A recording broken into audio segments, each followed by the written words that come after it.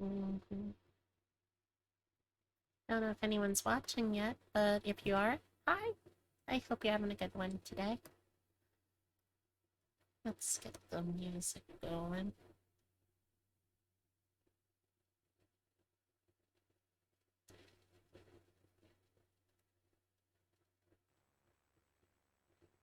There we go.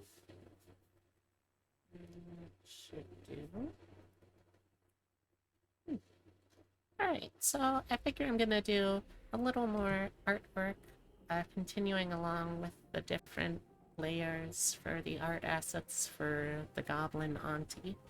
And then after that, I wanted to share a game with y'all that I've played a little bit on stream before, but I found that I really, really enjoy.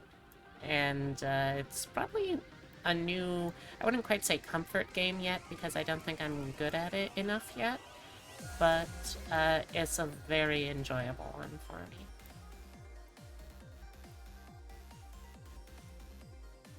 Okay, let's see. I believe we were on... Gosh, I really need to start making layers for these things, too. Hmm.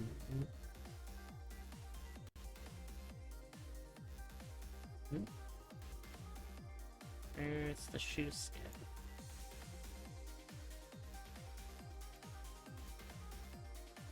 Okay, that's range. Let's see. We'll probably start making... Oh, no, not a new layer, sorry. Folder. Let's call this hair front. And I will put all of the things that go in the hair there.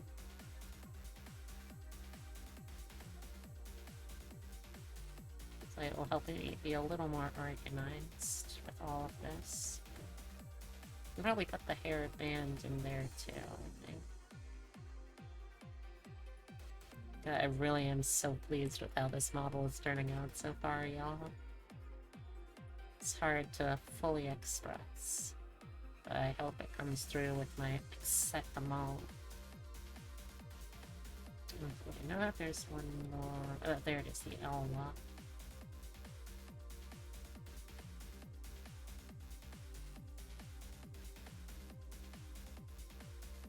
Excellent. Okay, that helps save up a little more room. Oh, let's do another couple of these too. Let's have this one be fun.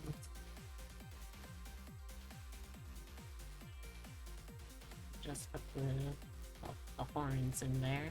And also the horn jewelry when we get to those. Alright, let's see.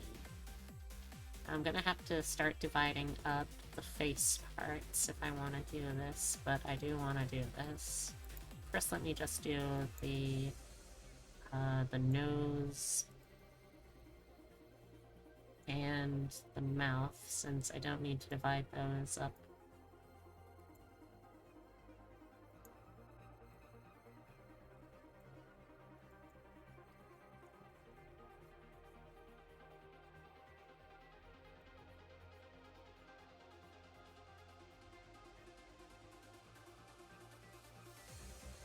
We also turn off the sketch layer for a little bit.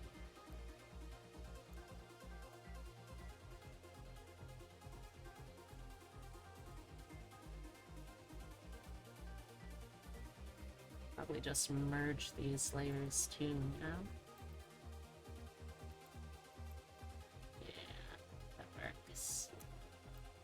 Add in there. Merge this down with the bottom part of the mouth.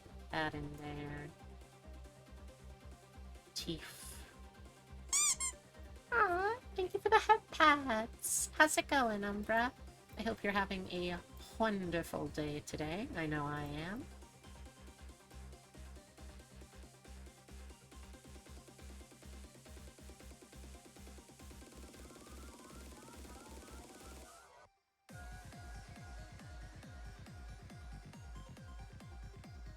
Thank you for the head pat.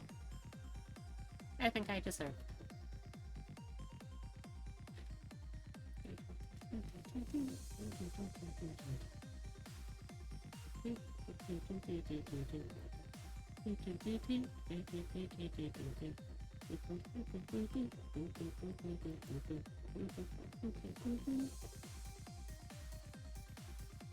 Not great, but it's fine. Oh, well, I hope that I can help make it a little better then. The least I can do. Alright, let's start dividing some lines for some areas. Let's do left eye stuff first.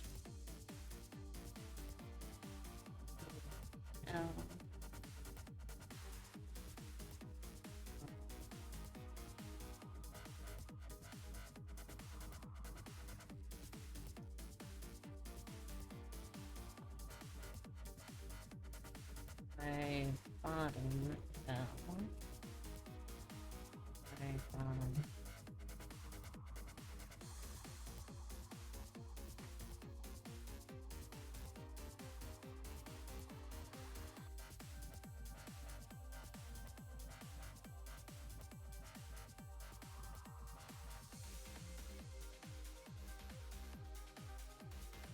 My side down. Oh, something in my eye.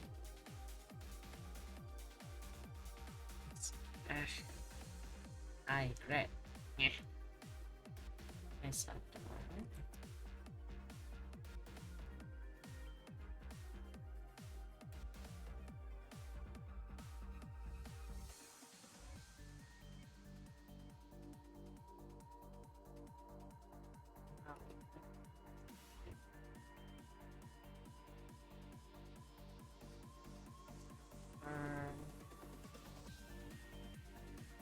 Oh, the highlights are already divided. It's convenient.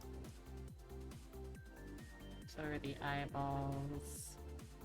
Eye whites. Okay. Now let's start making another folder. Of this. Eye towel. All this.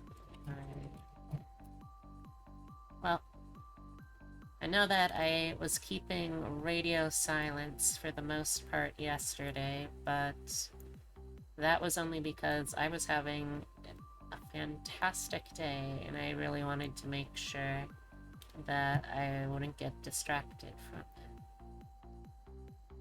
So, me and my partners, Epitome and Abigail, we both, well, all three of us, went to Salem, Massachusetts, which is not really that far of a drive anymore, which is kind of nice.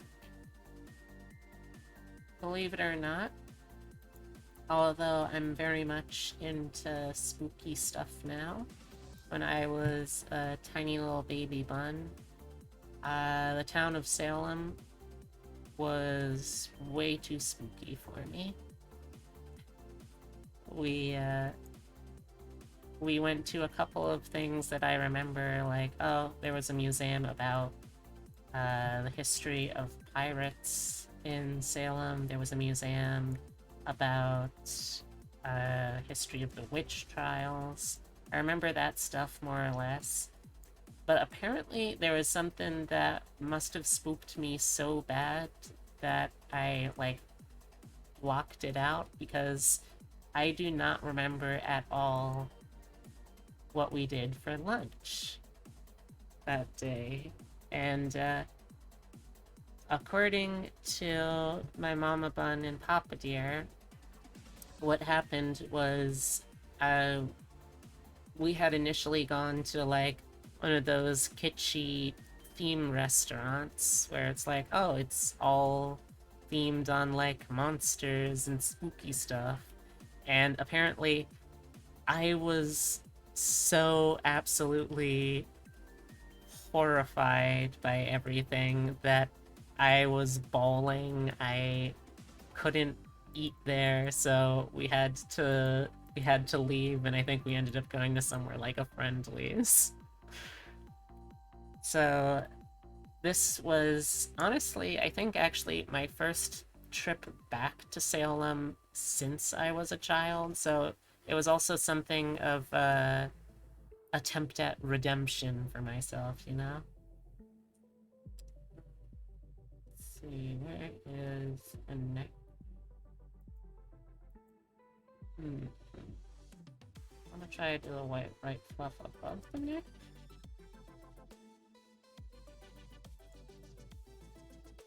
Find out. Hmm. Honestly, that might work. I think it looks kind of good. Anyway, so yesterday was also something of a redemption attempt for myself since, you know, now I'm older, I am wiser, I scare a little less easily. uh, I didn't think to ask my parents what the restaurant was, and considering it was almost 2 decades ago, well, no, it couldn't have been 2 decades ago, but it was well over a decade ago. There is a good chance that it just doesn't exist anymore at all. Redemption attemption, exactly. So I didn't bother with that, but I did try and pick particularly spooky places to go to. So when we got there, we started off with the wax museum. There's actually a couple of different wax museums. We went to one about one that was a wax museum for like the general history of Salem. Like it covers, okay, these were the people that founded it. These were the historic figures involved within the witch trials. These were the ones involved within like the sea trade and all that. Because you know, Salem was actually the first place in the U.S. to have sea port like seafaring trade going on with places like China, and that's honestly really cool. It's a really cool part of the history, and I did learn stuff like that. Uh, so we we did that, and honestly, I think what distracted me the most during that initial museum is there was this tableau, right? It was a scene of, oh, here's one of the women who was tried or like imprisoned for the crime of witchcraft, who like before her execution or long-term imprisonment could have elapsed, she was freed by the courts. As it turns out, uh, once once the local governor of Salem had his wife accused of witchcraft, suddenly it's a pressing issue that he needs to stop. Weird how that works. But anyway, the reason that particular exhibit stuck in my mind so much is because they they have a prison warden, right? Who's like opening the cell to let her out, and the prison warden is an absolute dead ringer for Ted Cruz. Like I knew that he was the Zodiac killer, but I didn't realize in one of his lives before being a Zodiac killer, he was in fact a jailer involved with the witch trials of Salem. But I can think of no other way to explain it. The man looks exactly like him. So I'm only left to assume that we've learned another chapter of the sordid history of the slightly human-looking immortal known as Theodore Cruz. There was also a jail cell, like a tiny little jail cell set up for photos, so I put both of my partners in jail for horny crimes. I put them in horny jail. Okay, there we go, we got that. Now we're on to the arm here. That was like the first museum. Then after that, we went to a museum that kind of covered, like, in more generality, the history of, like, the concepts of modern witchcraft. Like, sort of tracing, in the Western practices at least, where some of the origins come from, how that overlaps with Salem's history. And you know, a lot of the stuff I did kind of already know, but it was still really interesting. It was nice seeing more details and such, you know? Imagine being an immortal, but just ending up being Ted Cruz. Truly a fate worse than death.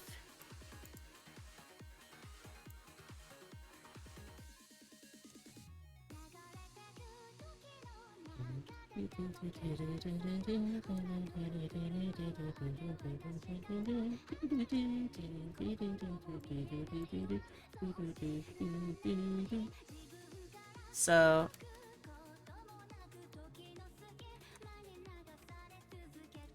let me just grab some samples here, and then we'll get back to story time.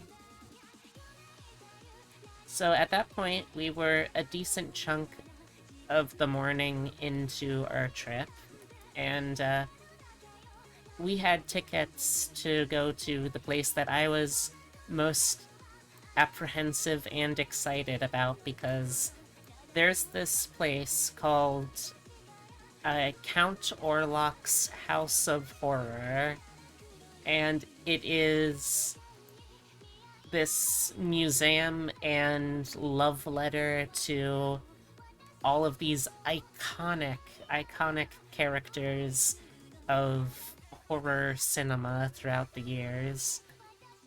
And it was... I mean, I'll get to that stuff. I have to gush because if I don't gush, I worry that I'll forget. And I don't want to forget because everything was so cool there.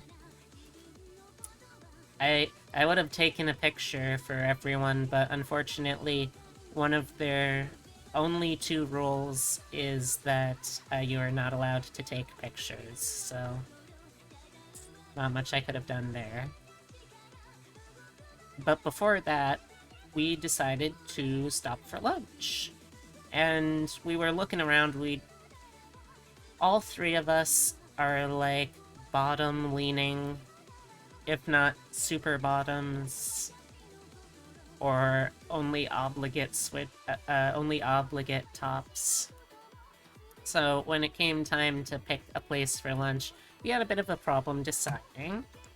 You've been there, and unironically you did the Salem walk they do. Hey, there's nothing wrong with it, leaning into it. Like, real talk, when I was there, I saw some people in chef's kiss, fantastic goth and other kind of alt-fashion outfits. Like, no joke.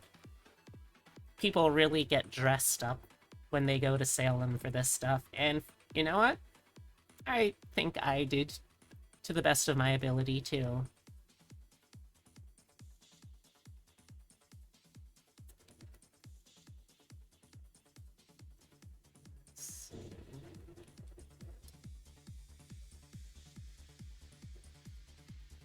I bet, yeah.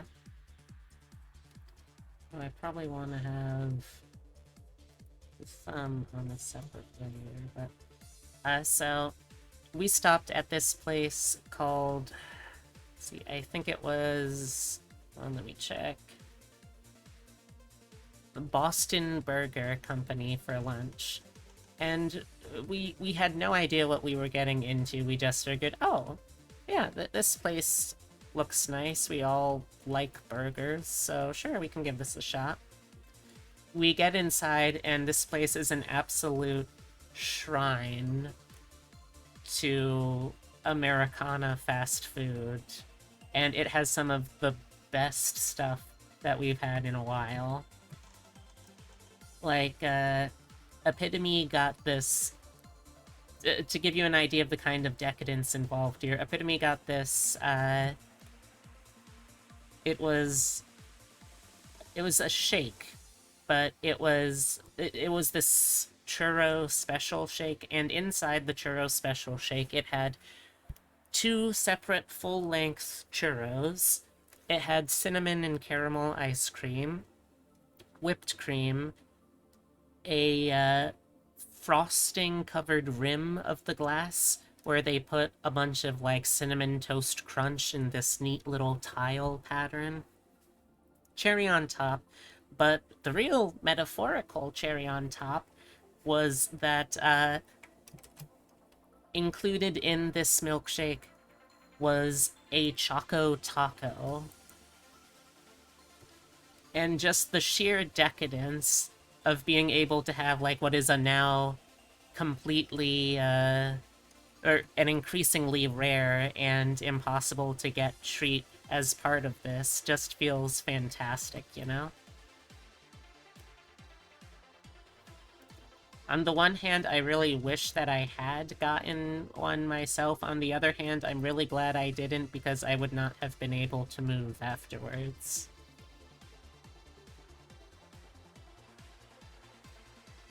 But I got...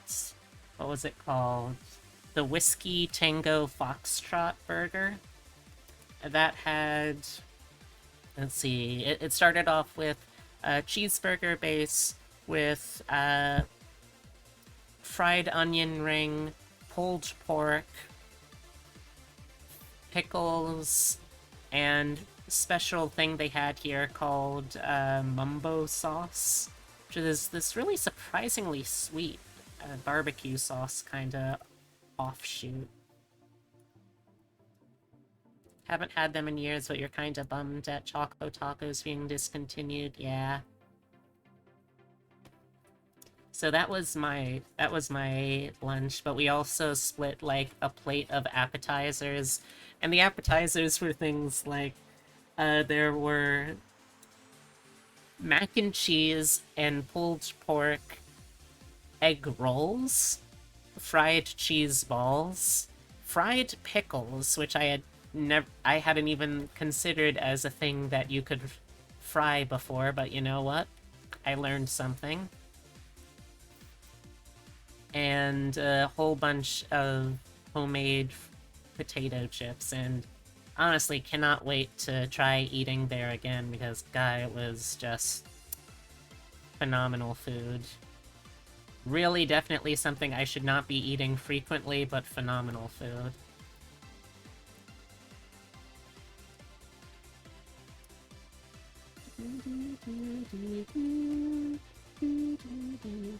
So that was lunch, and then we actually got to, from there, we headed over to Count Orlok's, and it was,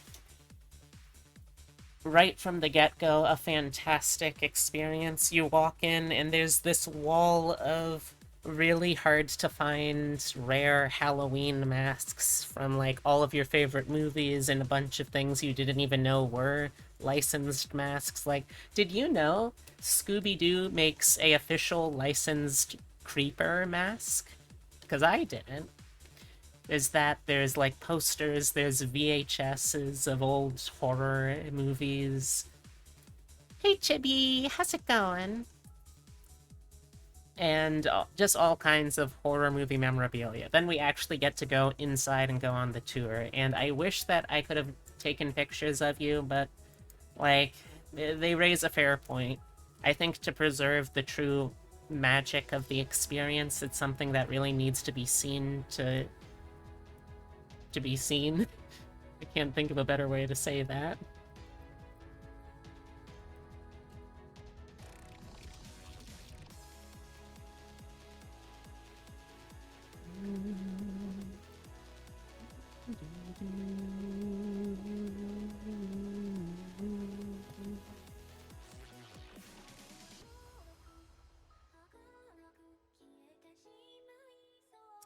Let's see.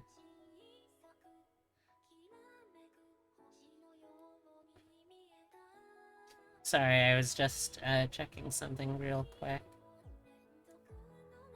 Okay, so that some of us have bad memories. Yeah, that's fair. Nice shrimp. Shrimp.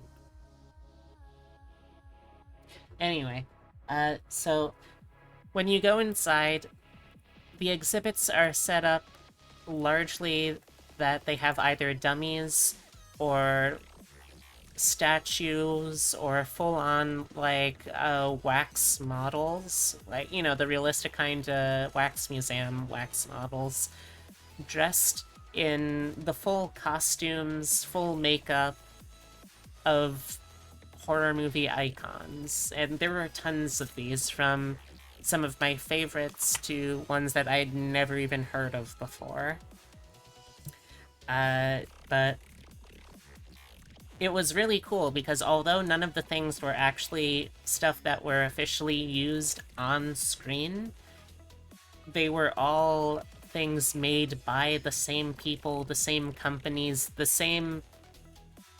Alright, let me switch over to whispering. They were all made by the same exact people, artists, and companies that originally made the real deals. So, like, it's basically as authentic as we could get while still staying within an affordable price range for all that. And like, right when you go through the door, the first group that you're greeted by has Christopher Lee as Dracula. It has the creature from the Black Lagoon, Frankenstein, Dr. Oh, not Dr. Jekyll, the Phantom from Phantom of the Opera. It was all so cool. And what's great is I I hadn't actually realized just how big of a horror fan I was until I went there and spent the entire time just gushing to my partners about all of the trivia and stuff that I knew from the different movies. And of course, it makes me feel like a huge nerd, but it was so much fun. I think out of all of them, I would say probably... Honestly, it's really hard to beat Christopher Lee just because, like, he is such a sex symbol.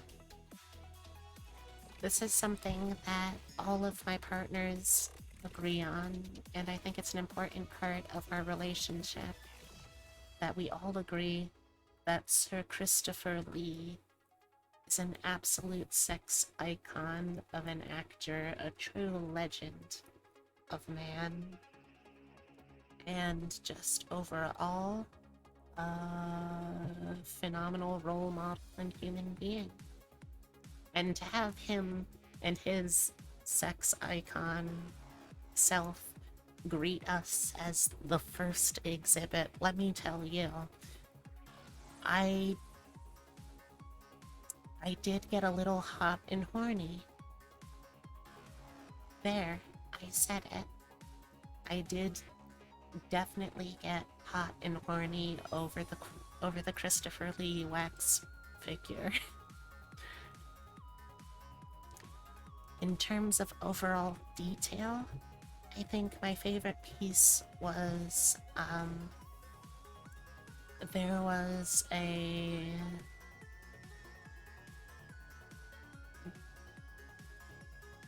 In terms of...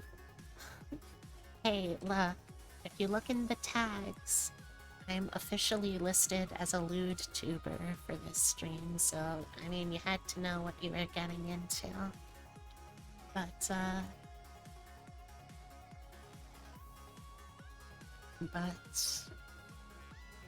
it's cute.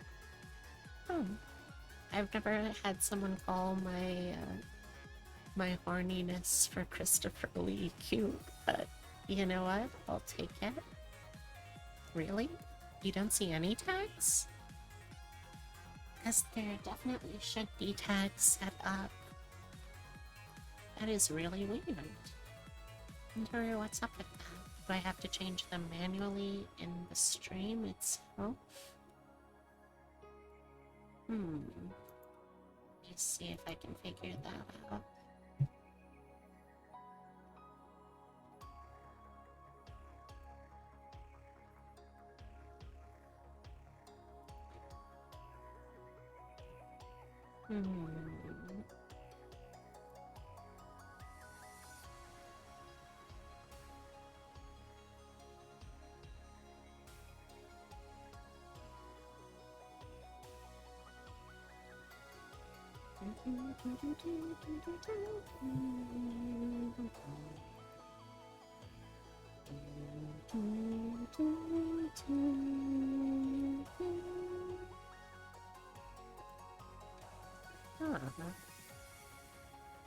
For all I know, it's just on your end. Does anyone see tags? Because I know that they changed how those work now, but it should hopefully still be showing them.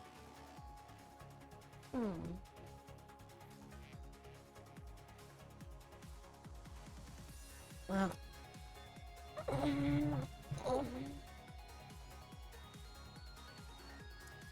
I think probably the most impressive thing that I saw there was a,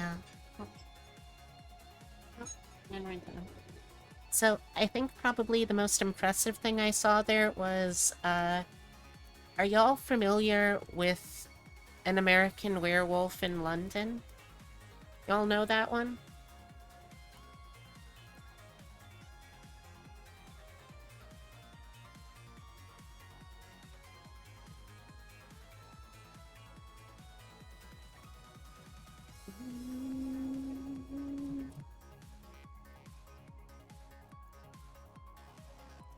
So it's actually pretty straightforward in terms of its whole deal.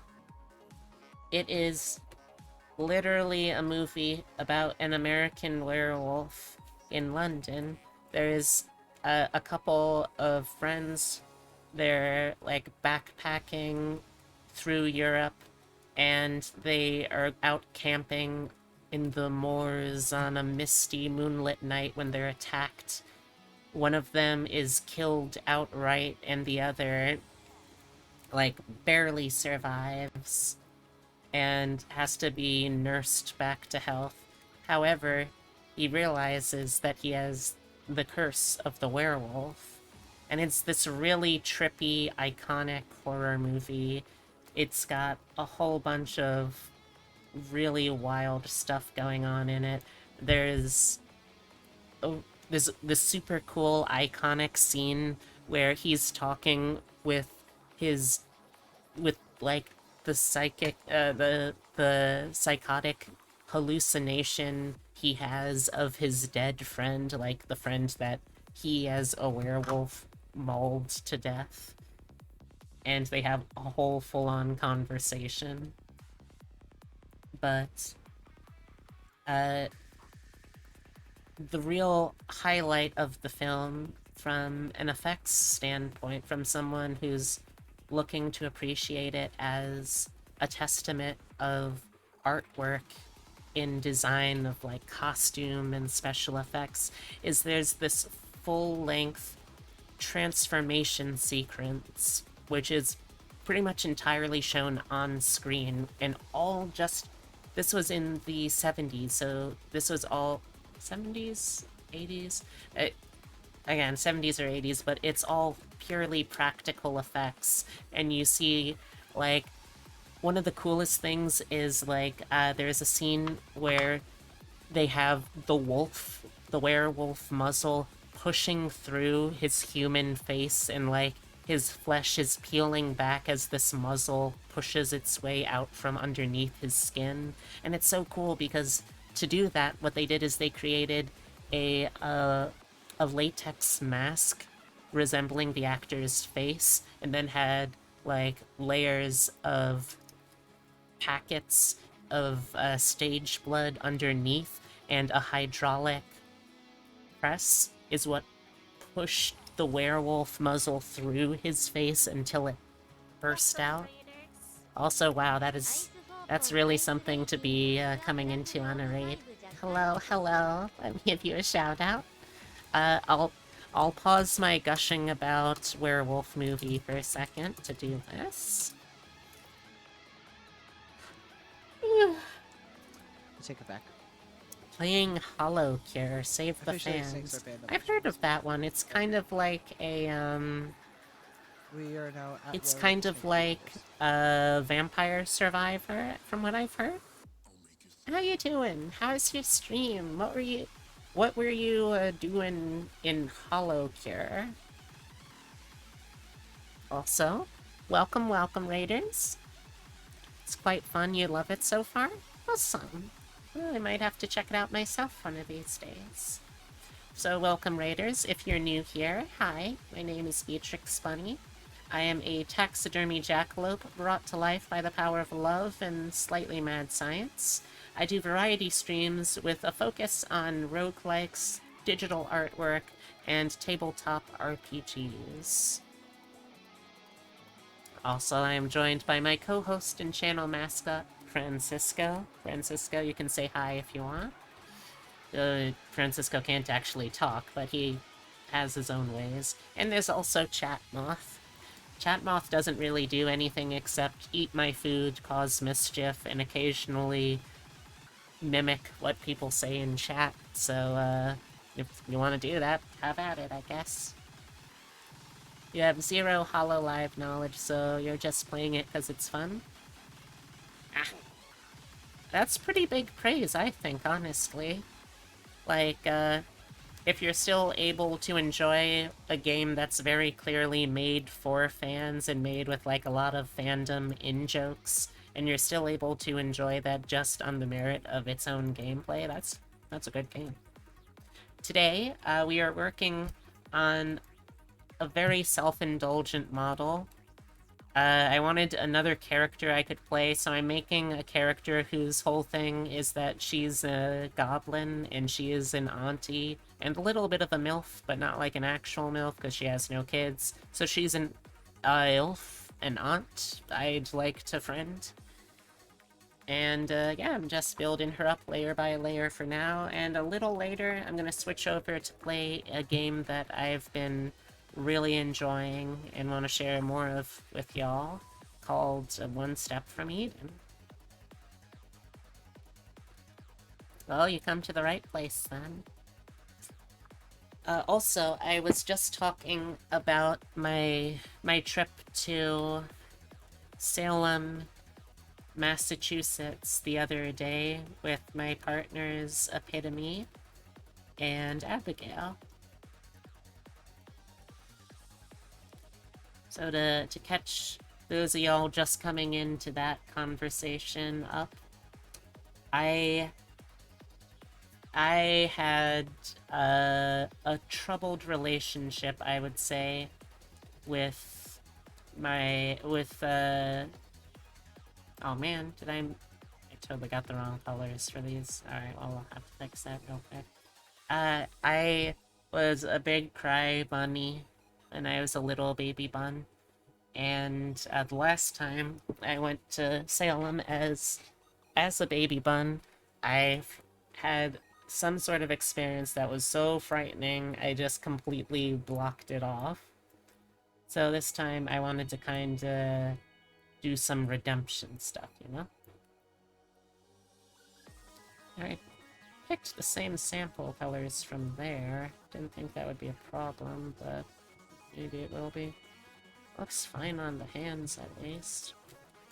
So, first we went to the Salem Wax Museum, where we learned that Ted Cruz was also one of the jail wardens during the Salem witch trials, because the guy that they have, the model that they have there for the wax dummy, is an absolute, no joke, dead ringer.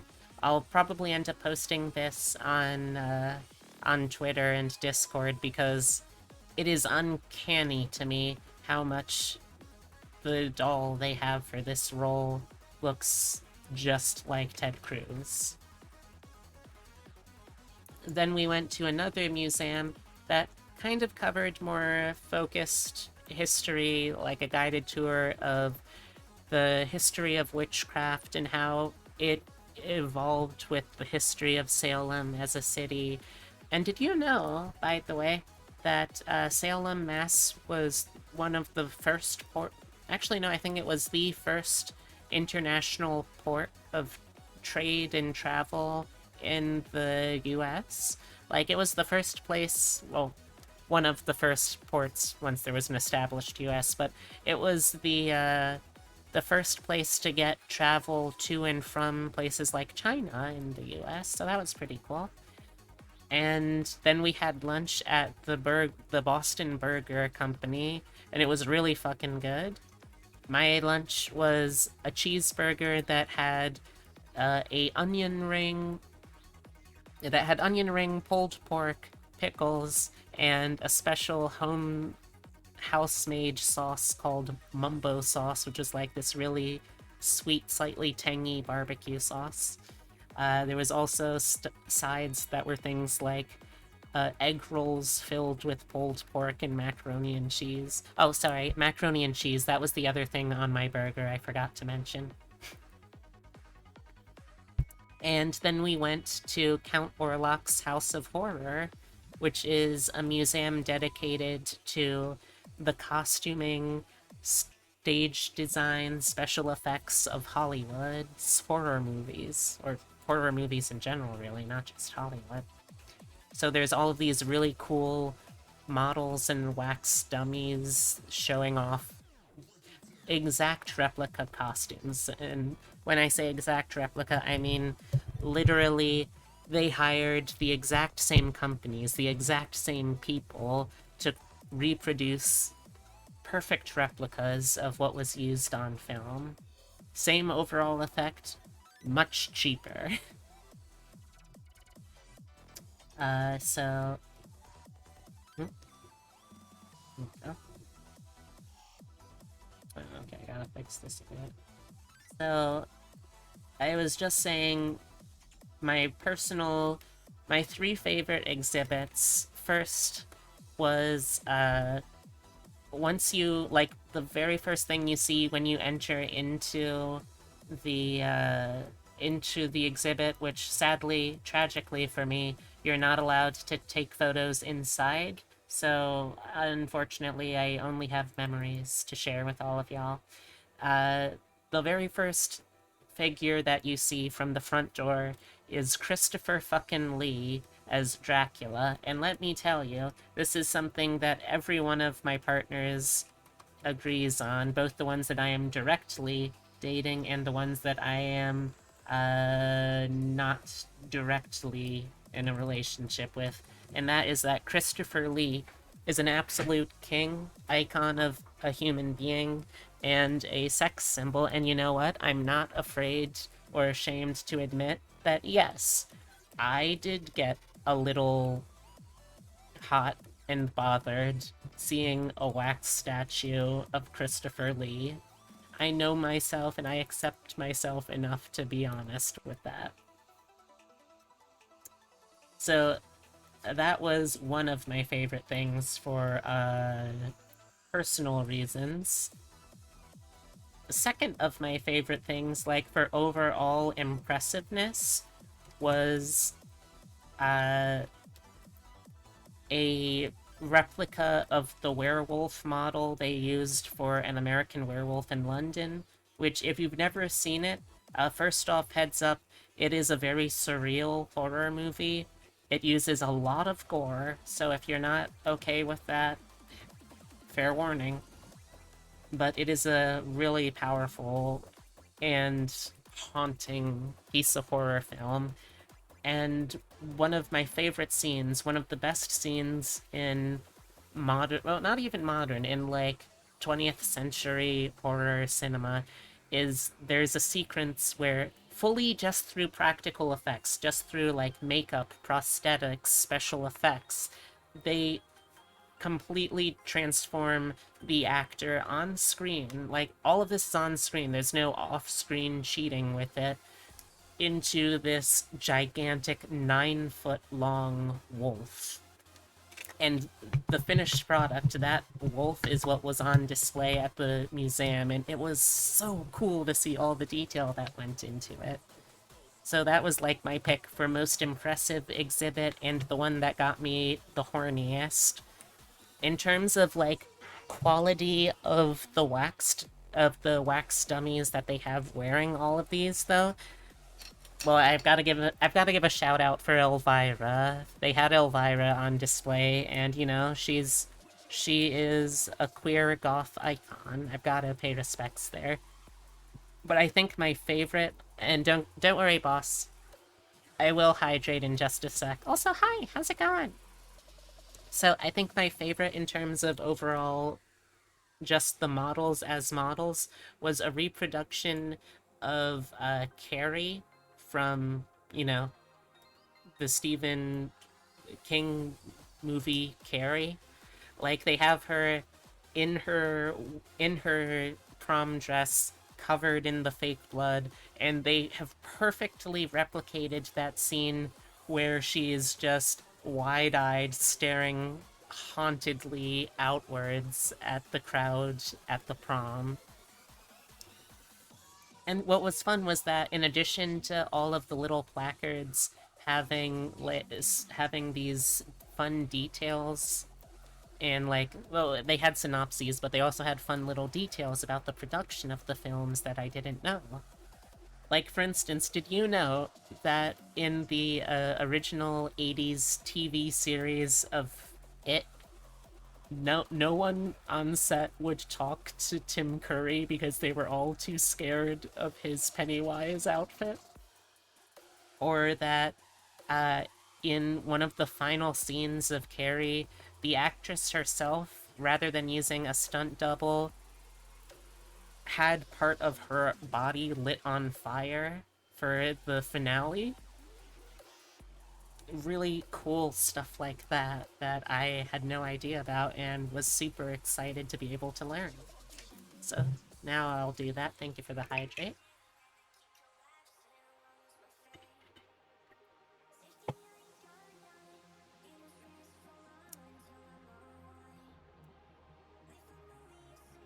Also, while we were there, they had a bunch of cool. Some of them were like specifically spooky. Some of them were just kind of in general cool pieces of artwork, like full paint on canvas prints, and we got a couple of those to take home to fill out the household. There are two pictures. They're both of. You know what? I'm gonna see if I can post a picture of it later, but they're made by a local artist, and there are these little, like, busts, shoulders up, of two bats, like, bat, bats, squished noses, little puppy ears, pointy puppy ears, that kind of bat. They're two bats dressed in formal attire, and I absolutely love them, and I'm gonna share them with you all later.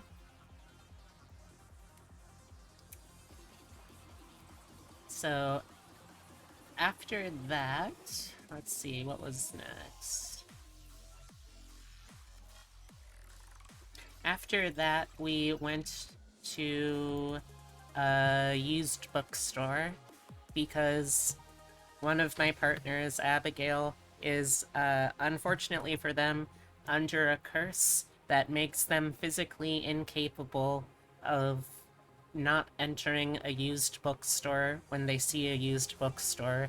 And even more unfortunate, they are not capable of then leaving a used bookstore without buying something. So we got a book which, again, appropriate to the theme of the day, was this horror novel modeled after like schlocky 70s and 80s horror movies called My Best Friend's Exorcism. So I'm looking forwards to starting that soon. Let's see. We did an awful lot of wandering from there. We were trying to find a statue that I wanted to get pictures with. The statue of... I, I don't remember her exact name, but I'm gonna look it up real quick, because it's a credit to her as an actress. Okay, yeah, so,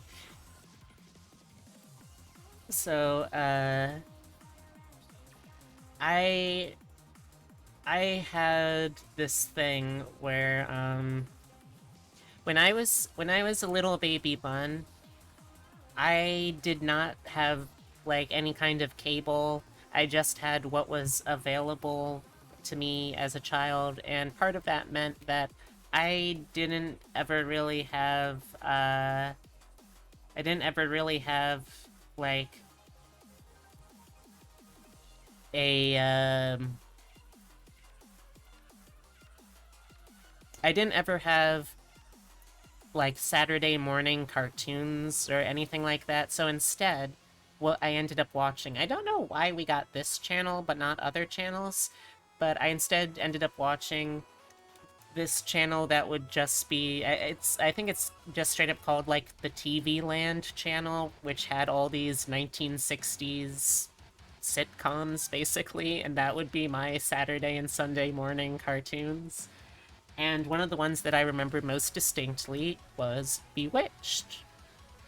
And flash forward like 20 years, and I learn, oh, hey, there was a statue made of Elizabeth Montgomery as Samantha, the main character of Bewitched.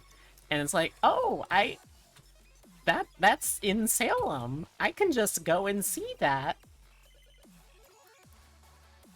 And we did. It was a lot of fun. Yeah, we got pictures of it too. Also, I still maintain that Bewitched was a very important TV show, because it had a lot of things going on that were very like progressive for portraying women on TV.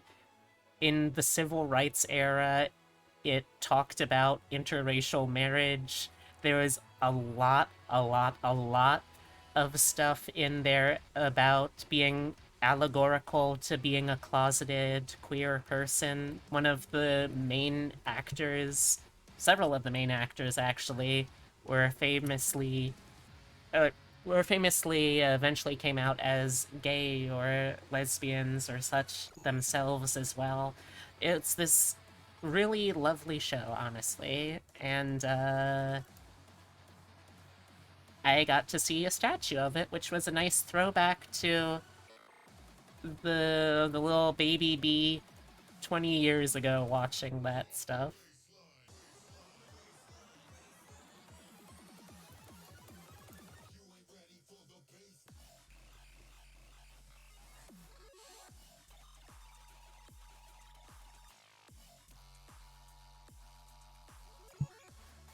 So let's see, then from there, we kept on wandering for a little while, and eventually we decided to start circling back. Our last main stop for the day was the Pirate Museum, and it wasn't the Pirate Museum I had gone to see as a child either. It was this pretty new Pirate Museum that actually just recently opened up. And the museum wasn't about piracy in general. Well, okay, let me try to explain this as best I can. So,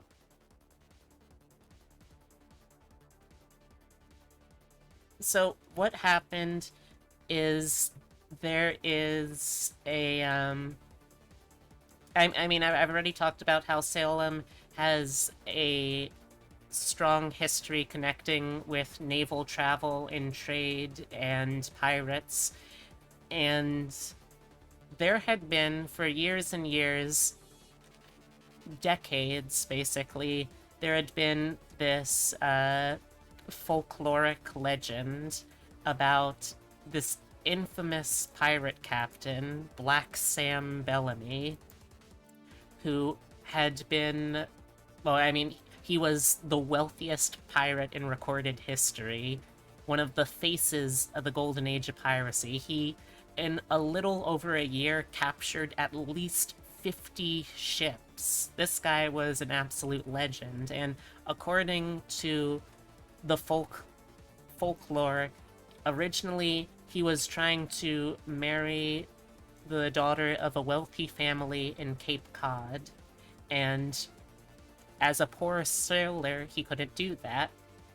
So instead, he ended up going down to the Bahamas, first looking for sunken Spanish silver, and then when that fell through, he sailed under Benjamin Hornigold, who was actually the captain who's second in command, some of y'all might know as Edward Frickin' Teach Blackbeard, aka the character that Taika Waititi has made me down bad for.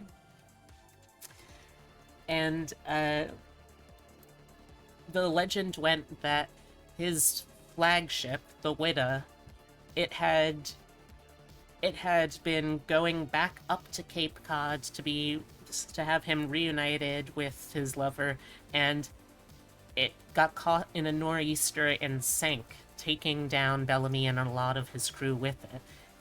And for years, it was like, okay, well, this is just conjecture. We know that it sunk somewhere. We have no idea where it actually sunk. But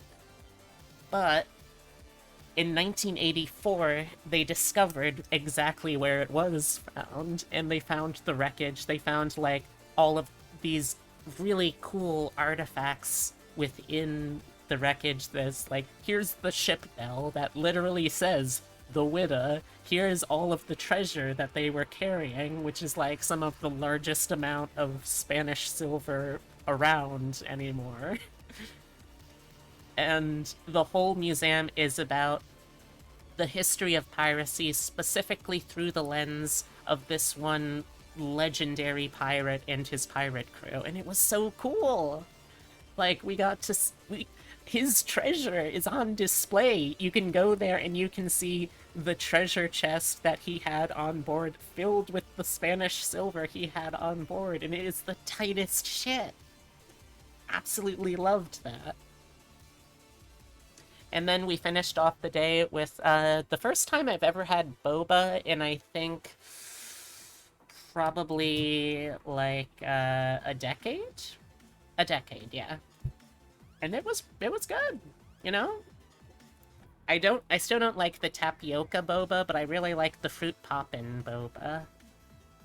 And then we headed back, and I got to have a lovely, magical fucking day in Salem, Massachusetts with my two partners. And now I get to share it all with you. You love boats? Boats are pretty cool. Boats are pretty cool. You have one for me to go to next time. Ah, thank you for the hat pat. Oh, and the hydrate. You have one for me to go to next time I'm there? Well, I mean, we're definitely going to be going. Like, we realized that we're only about 45 minutes or so away from Salem, so it's very easy.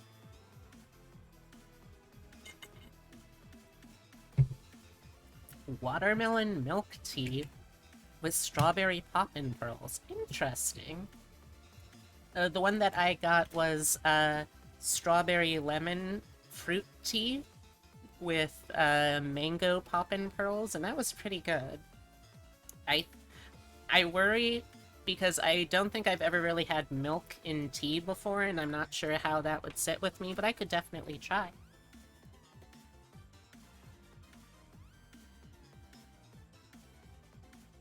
So yeah, that was my day. Now that I've fully explained it, I will now open it to questions from the audience, I guess. I don't know, but if anyone has questions, I'm happy to answer them because I like talking.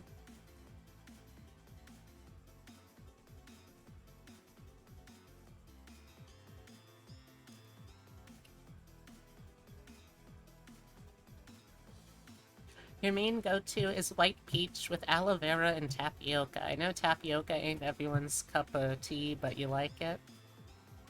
That's fair. Also, I see the door is cracked open. The sun boy Totoro has entered the room. Sun boy Totoro, are you gonna come over here and say hi? Or are you just gonna lurk over there behind the boxes? You're welcome to come in if you want. I know you're there. The door does not open by itself here. I have tested it. There you are. Hello. Hello, baby boy. I love you. What is up? What's up? Oh, thank you for the kisses. Are you still upset that we couldn't take you to Salem yesterday? I know. The history has a good the city has a good history for cats, but I mean, it just wouldn't have worked out. You don't like long car rides, and you probably aren't quite a black enough cat to really get the full experience there.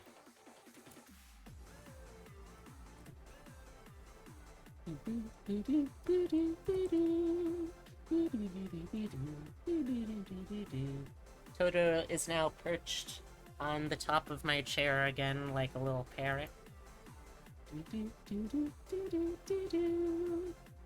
Yes, hello. Hello, baby boy. I love you. I love you very much. What is up? Did you have a nice day yesterday?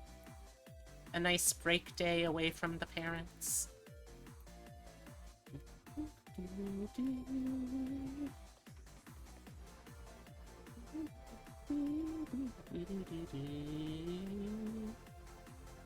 Parrota must have liked the pirate parts. Oh, he would.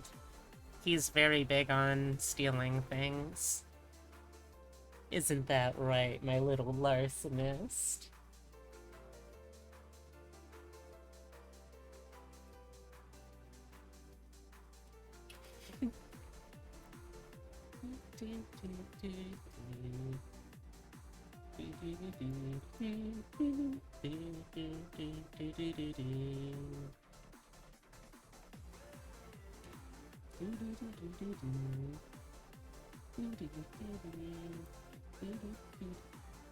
Okay, so we're working kind of from here, basically.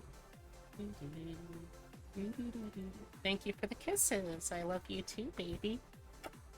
There, I gave you a little kiss too.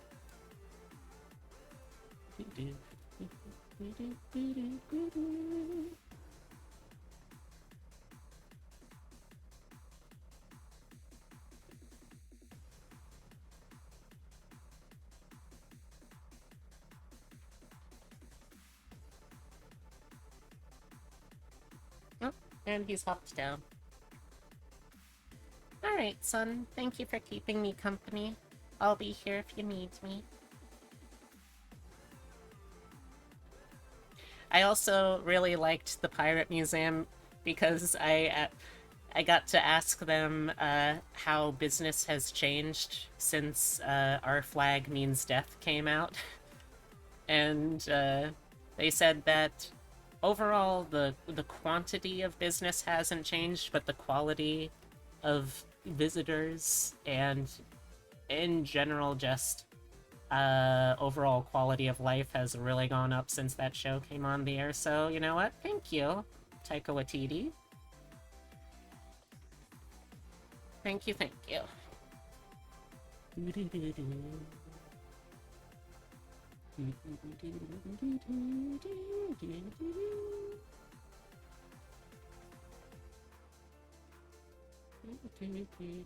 But yeah, apparently,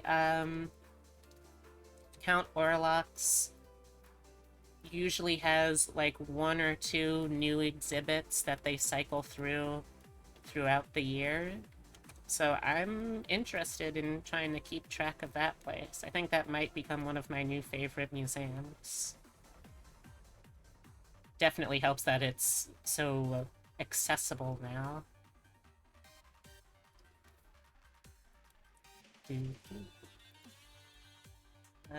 I guess for us, Salem will be made for lovers.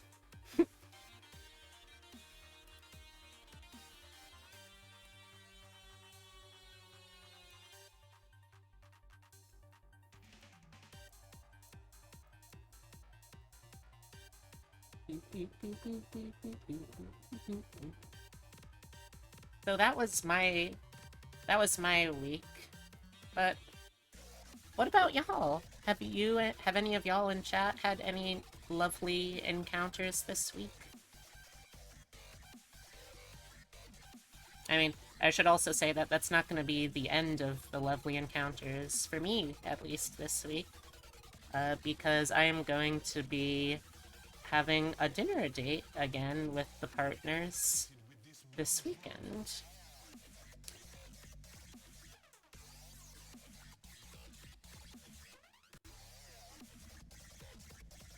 You wish? Oh. Well, I will send all the best positive vibes I can your way, and hopefully you'll catch some of those, and that will help, I hope.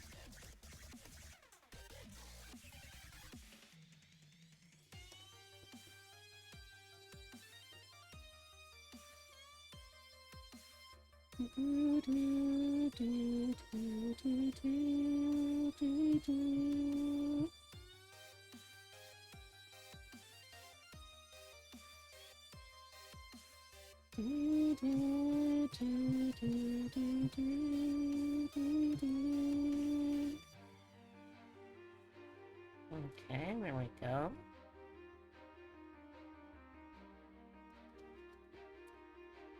Merge this, that, and this is gonna be our fingers. Okay. Okay.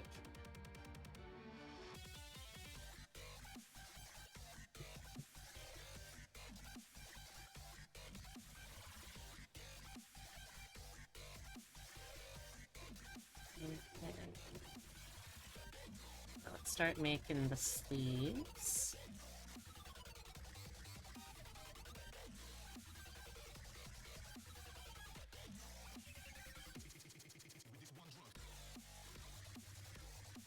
We'll need the cuff and the sleeves. Let's hide a few more things here so we can more easily get the stuff.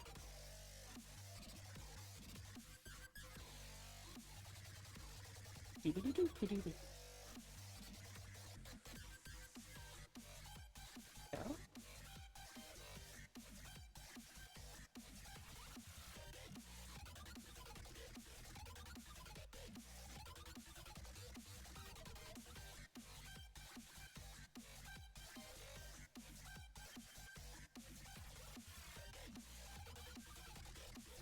Probably clean up the line art on this one. Let's do that before I do the other side.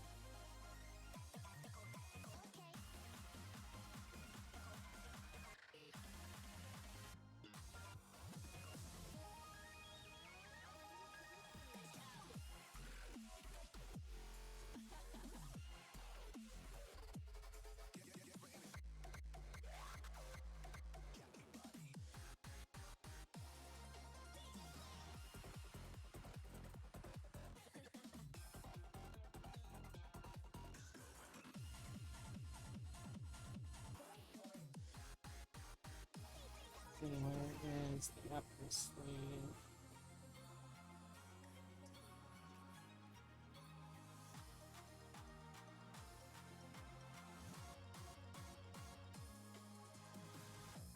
Alright.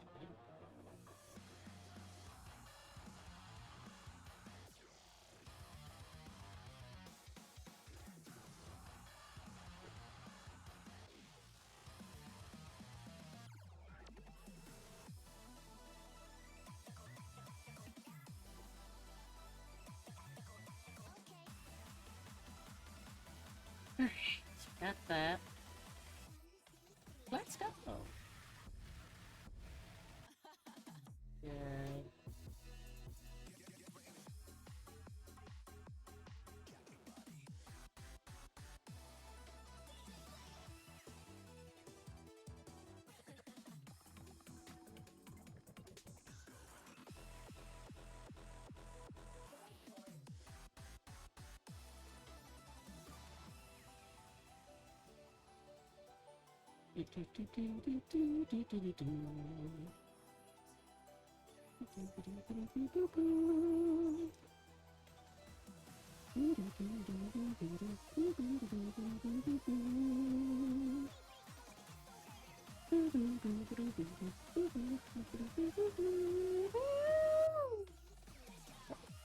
Sorry, doing a little stretchy.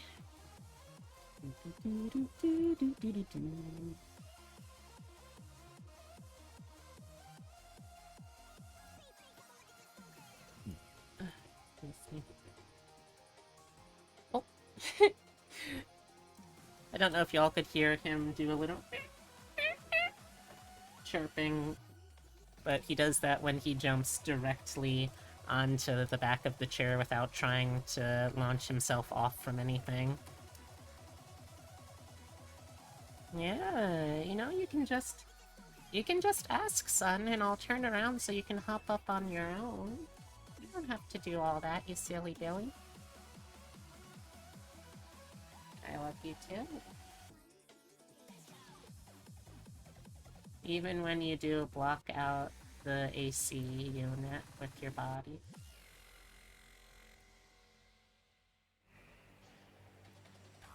Oh, yes, I love you. I love you, baby boy.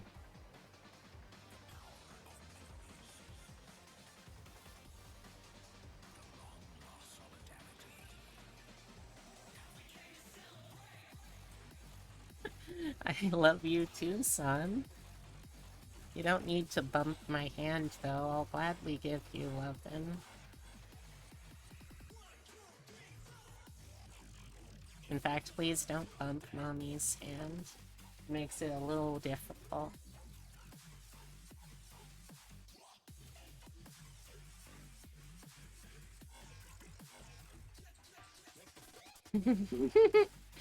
Thank you for the kisses.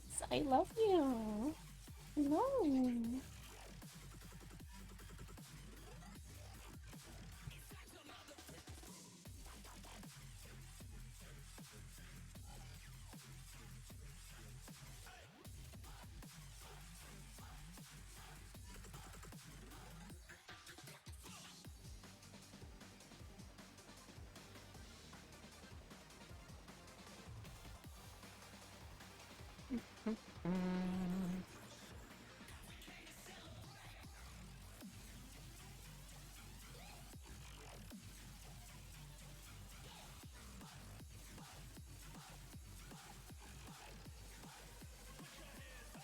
Hey, chat, can you do me a favor? And if not, I totally understand.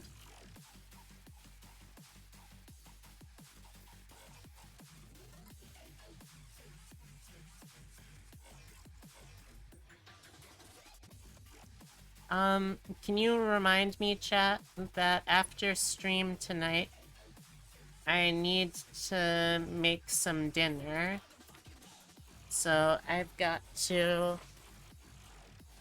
I gotta cook up some pasta to make me and I some mac and cheese. Okay?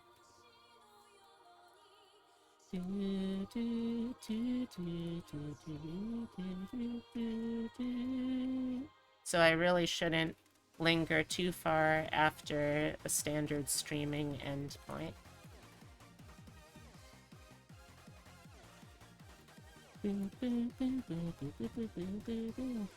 Oh, also, if anyone wants to remind me that I need to post pictures from the trips yesterday, that is also good. That I can also do. At the very least, I want to share the picture that proves Ted Cruz was at the Salem witch trials. Because I think that's an important thing that people need to know about.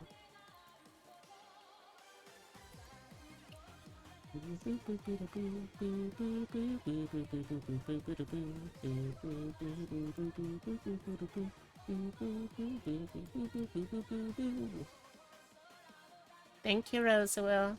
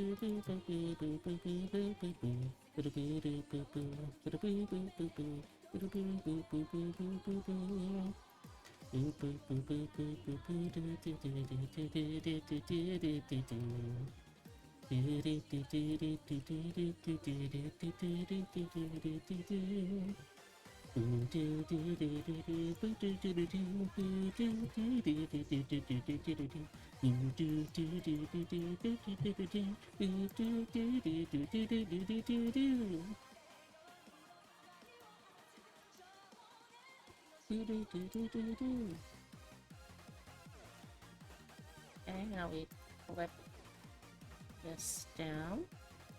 Oh, hey! No, do not grab that mommy with your paws.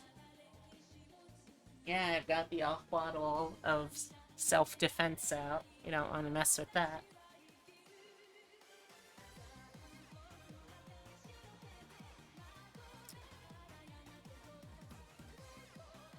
Whenever he's being too much of a grabby boy, I bop him away with a little axolotl. Oh, also, I don't think I ever... no, I think I did that hydrate. I think I'm good.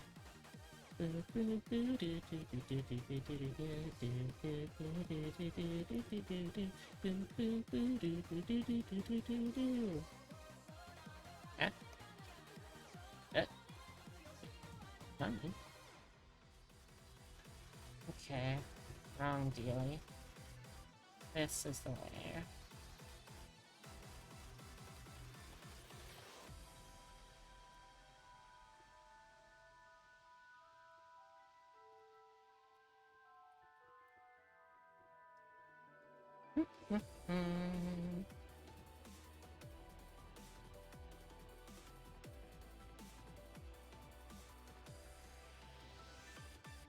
Thank you so much. Oh, Saratamon, thank you so much. That's closing in on 2 years. Thank you so much. I'm flattered that you've been enjoying it enough for that. Thank you. I hope you have a wonderful day, okay? Even if you're only, like, lurking or whatever. Because lurking's still loving. Lurking is loving.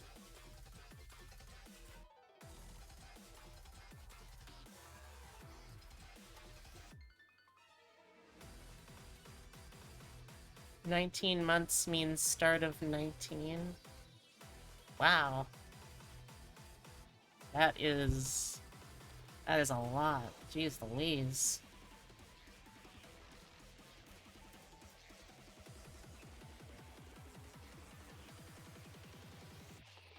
Again, though, thank you. Oh, by the way, if you're still interested in any kind of model work, my commissions for that are open again. I still need to fancy up my commission sheet for models and such, but they are open. Proud of you, you gorgeous Aaron. Oh, thank you.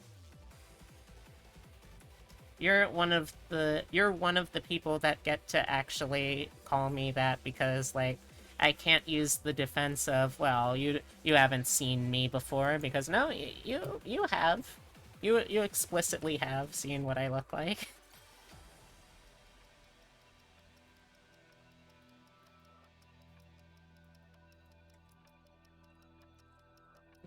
Yep.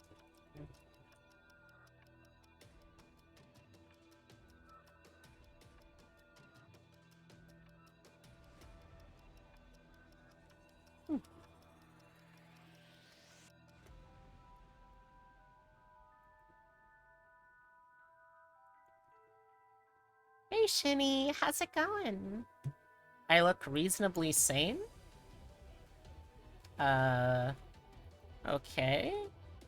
Not sure what to make of that, but alright. How you doing, Shinny?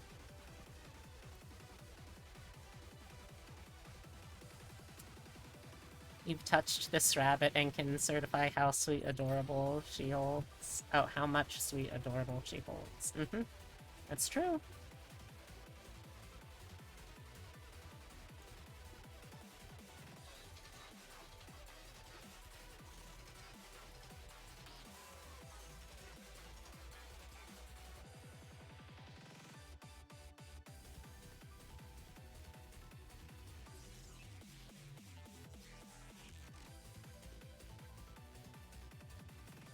You didn't play Dark Souls, did you? No? If I played Dark Souls, I would be significantly more unhinged, I have to imagine.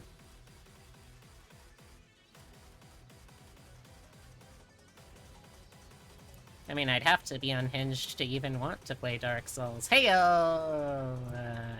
I honestly, I got nothing against the game. It's just not for me.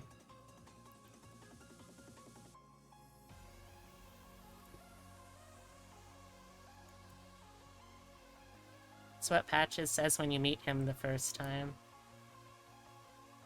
Really? He says, right, you didn't play Dark Souls, did you? That seems remarkably meta for his character, but I wouldn't put it past him considering he's apparently an interdimensional traveler in canon. Is Patches just like secretly an old one, and that's how he's able to be in every one of these different universes? I mean, I assume he's like in Sekiro, because it would be weird if they had a FromSoft game where he wasn't, right?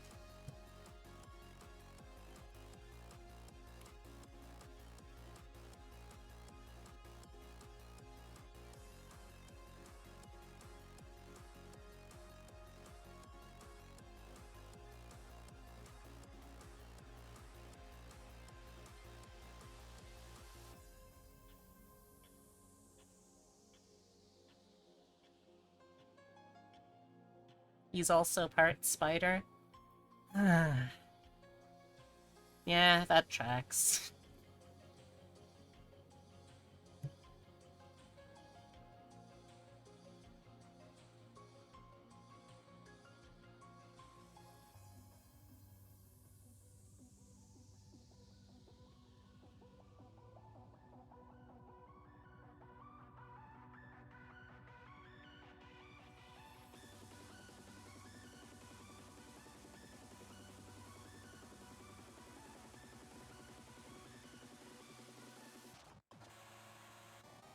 But no, he says, good day, you look reasonably sane.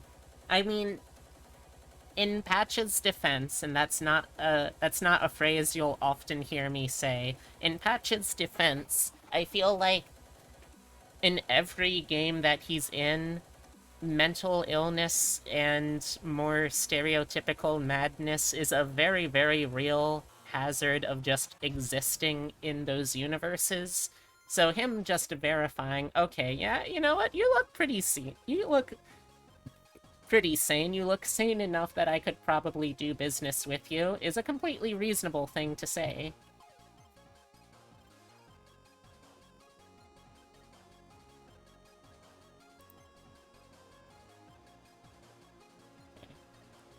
R, upper, speed.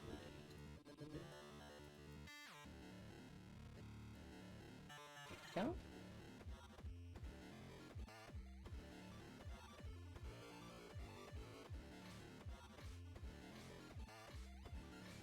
Hey, son. Back again? Thank you for the scent sharing. He then proceeds to kick you down a hole twice. I mean, that's not very good customer service, I've gotta say. Y'all can understand why, knowing that that was a thing he does in past games, I killed him on sight, right? I booped my son's nose with my stylus. Ha ha ha! I'll do it again.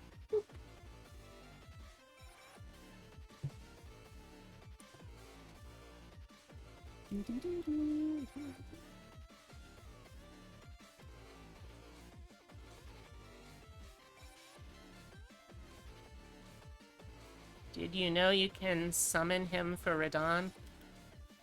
Yes, and if I recall right, what happens is he takes one look at who he's fighting and then immediately leaves. Which, admittedly, that is pretty funny. I do love that. I love that, I respect that. I do not regret killing that either, though.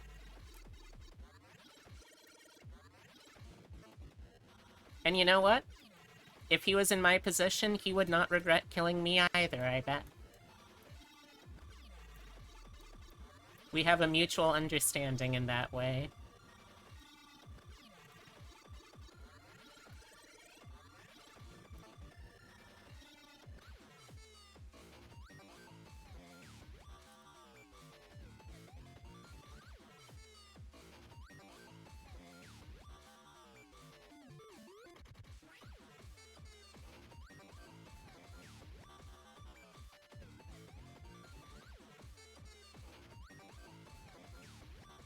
Look, Skylar, if you want to pay for the redeem, although that reminds me, hold on. I still have a redeem that I owe Arrow Ace. I'm gonna try and do that right now before I can forget again.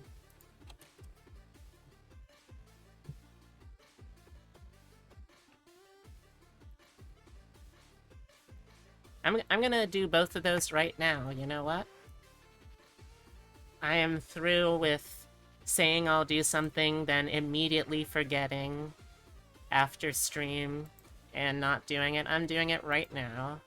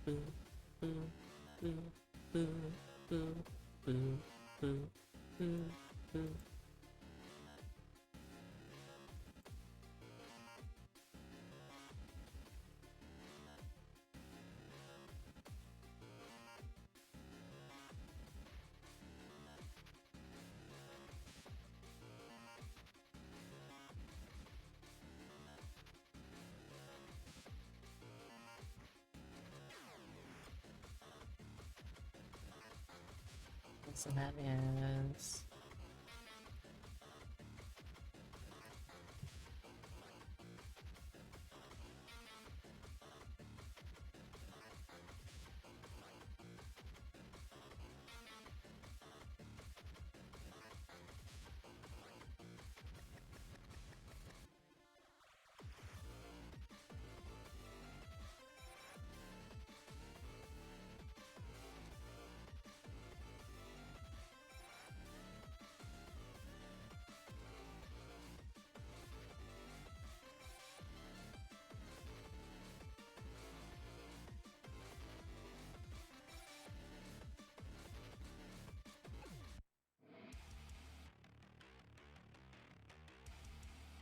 Okay, I have just enabled the exclamation point boop command. You have to say exclamation point boop and then someone's username to have that work. And let's also get this one.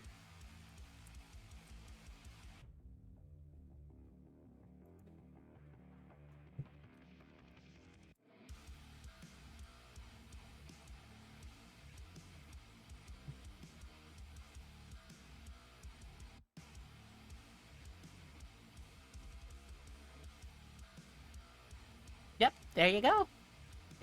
You've been playing Binding of Isaac lately? Nice. Is this a new game for you, or is it something you're familiar with and just coming back to?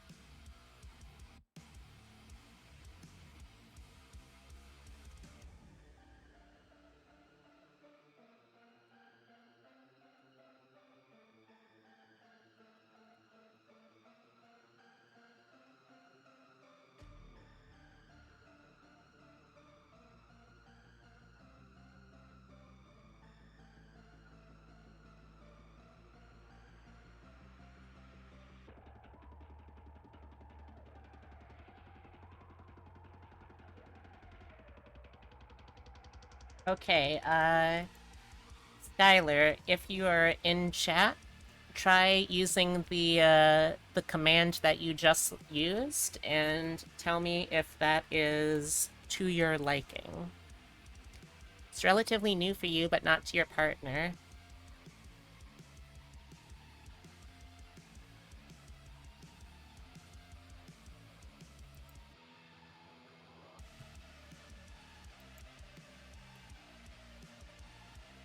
Does that work for you?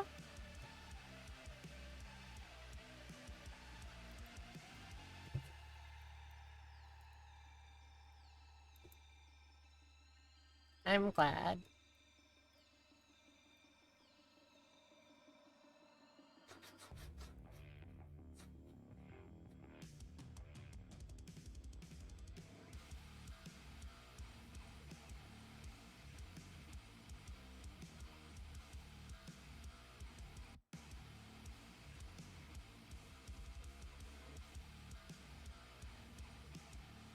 You like cool lurk stuff?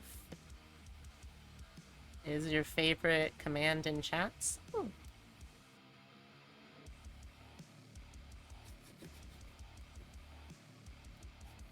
Alright, I think those are the only make a command for me redeems I had on the backlog.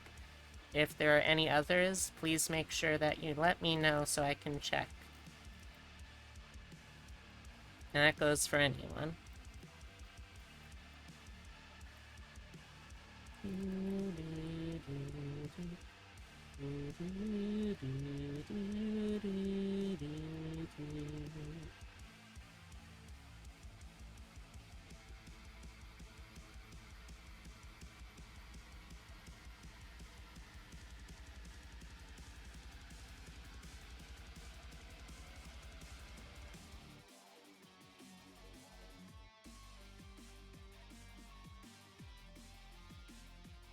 No, no, no. No, no, no.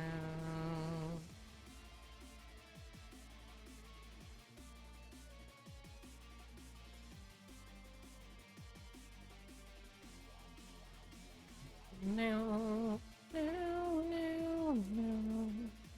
You have to upload a bunch of your recordings to a channel today? Yeah. I completely forgot to upload several things, so now only the back half of the D&D one-shot is saved. The other one has been lost, unfortunately. Such is the price I pay for my own forgetfulness.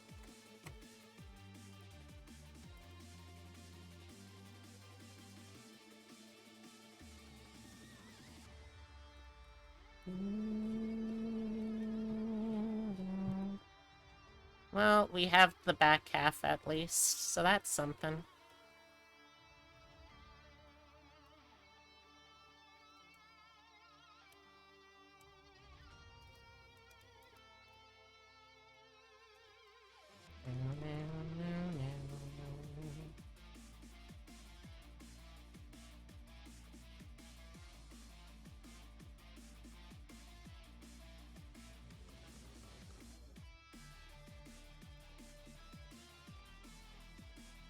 So it goes up and then kind of ends around there. Do that.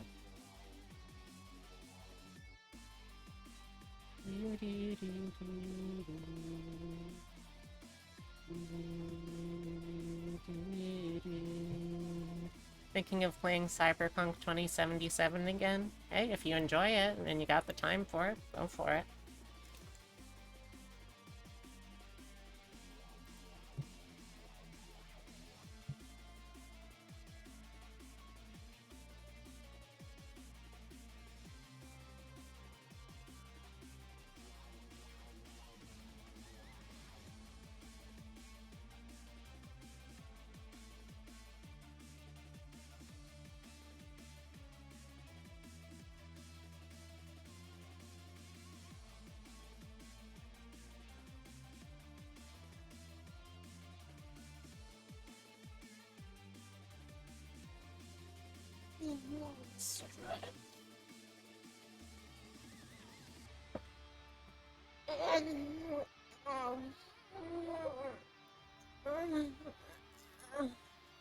There we go.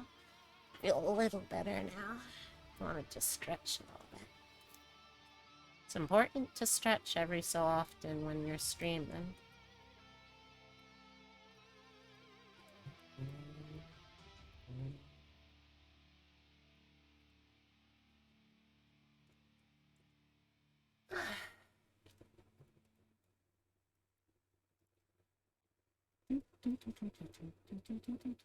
Hot, mature goblins in your area are looking to chat with you.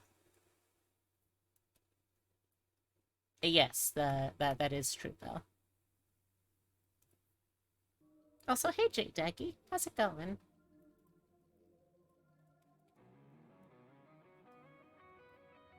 We have added 2 new commands to chat that anyone can use. Although one of them really wouldn't make sense for anyone to use except for one person, so... It's going? Hey, that's the spirit! I had a fantastic day yesterday, filled with witches and pirates and horror monsters and really good burgers. It was great.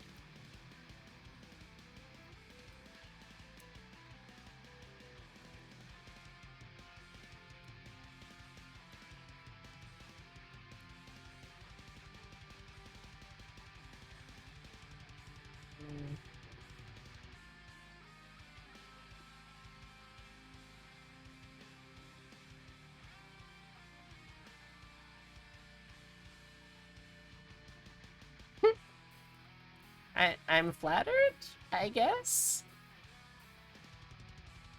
I'm flattered, I think.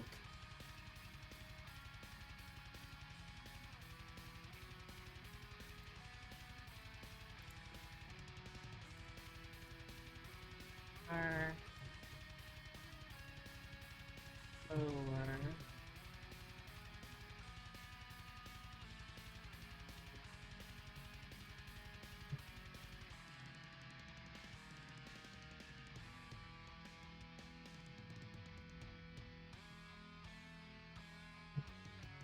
Do I have... Okay, well first, let me try and organize the left stuff, I guess.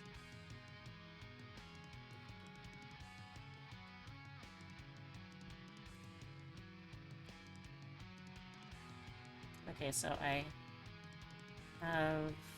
have the sleeve going over the wrist. Got it.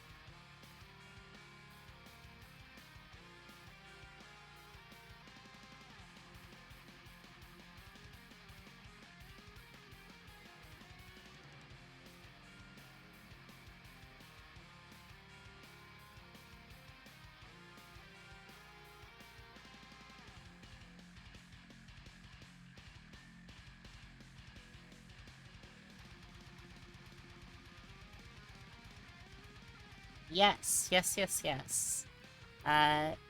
One of the redeems I offer is you get to basically give me a specific thing you want a command to do, and I will add it in. I think the first one was...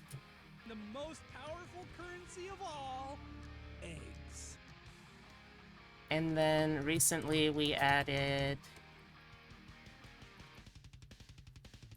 just today...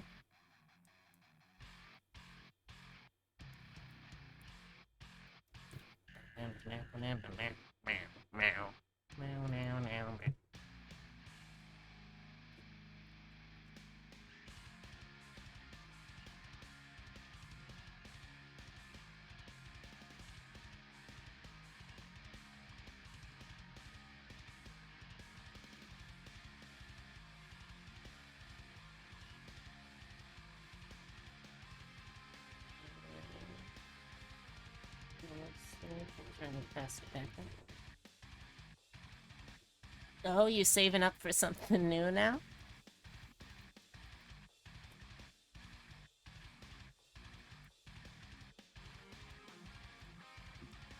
Excuse me.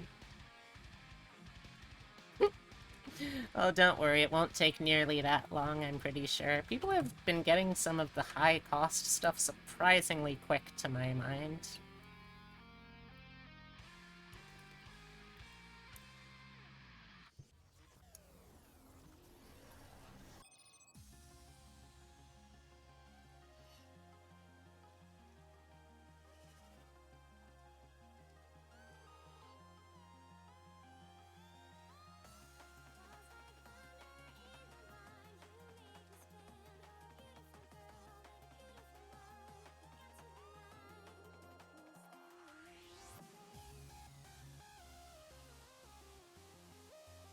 I mean, if you want, I guess. It's set so that anyone can use it, but for most people it just won't make sense, you know?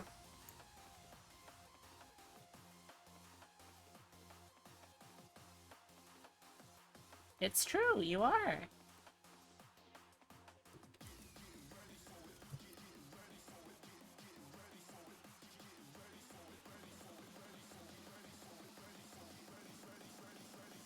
Get ready for it.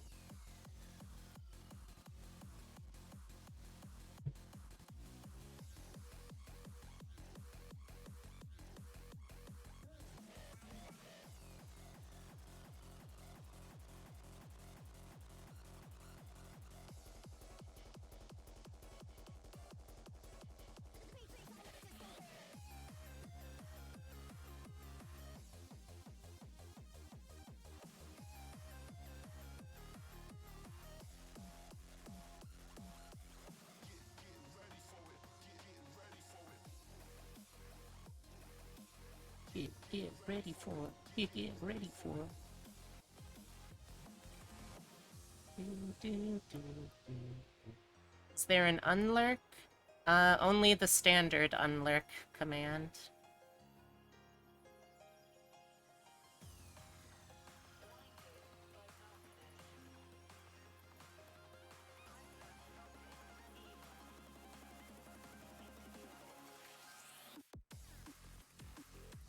Oh yeah, it just does, that's all.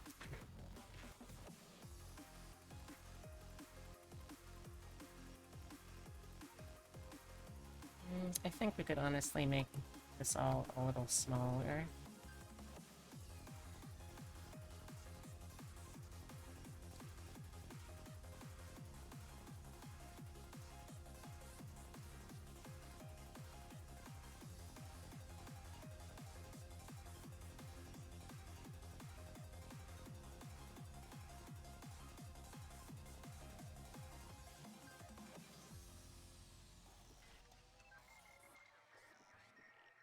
Right.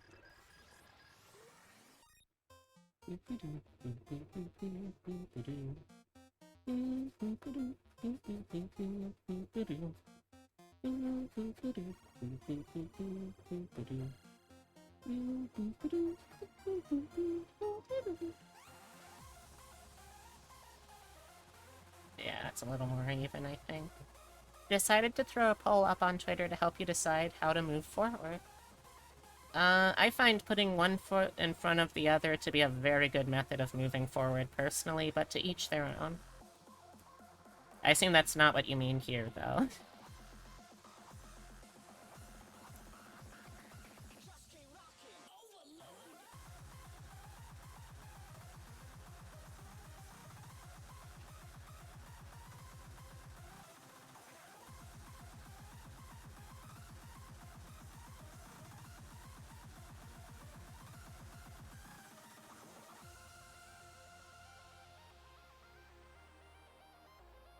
Yeah, I think that'll work.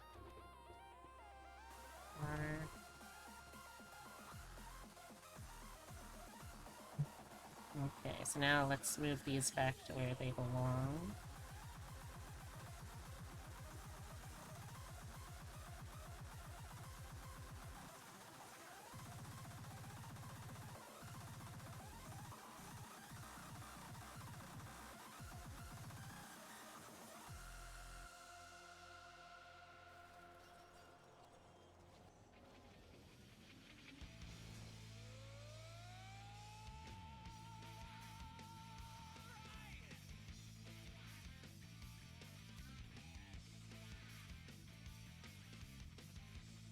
Hmm.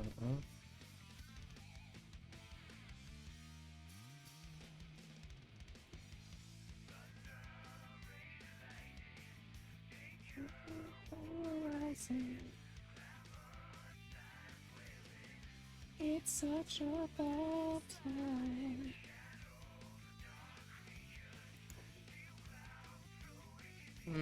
No, that doesn't quite work. It's gonna happen to us. All the things do. That's better. Kind of. Because this also needs to be beneath this. We'll follow and we won't change. And maybe we can... Oh. Hold on much longer, but I will never let go. Okay, no, it needs to go above that. And there we go.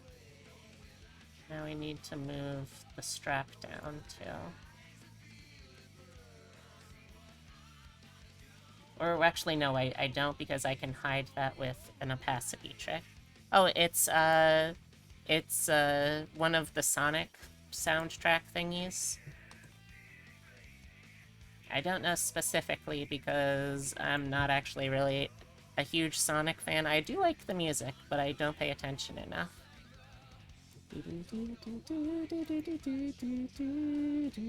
Crazy! All your cunning tricks make me sick. You won't have it your way. Hold on much longer, but I will never let it go. Very good. I'm glad you enjoyed it.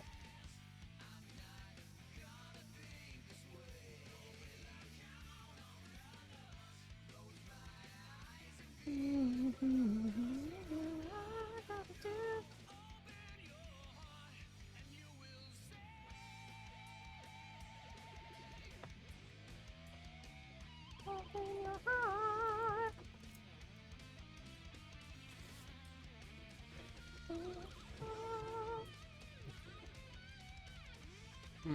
Although if I do that, hold on.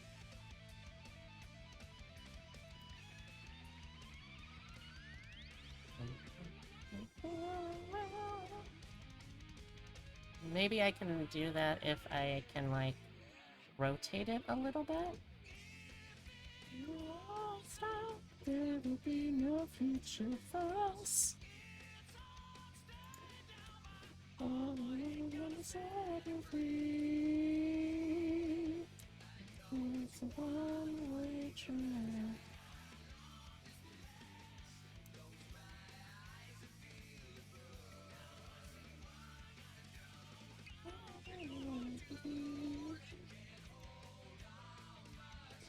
But I will never let it go.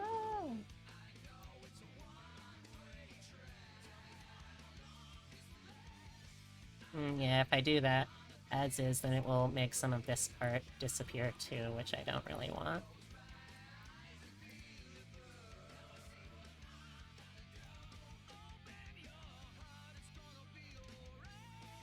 Also, I want to re-enable a test layer, I think.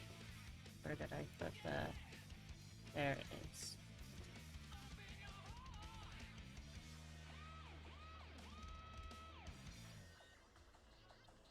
It's so nice to hear others enjoying it in the wild. Yeah, it's a good song.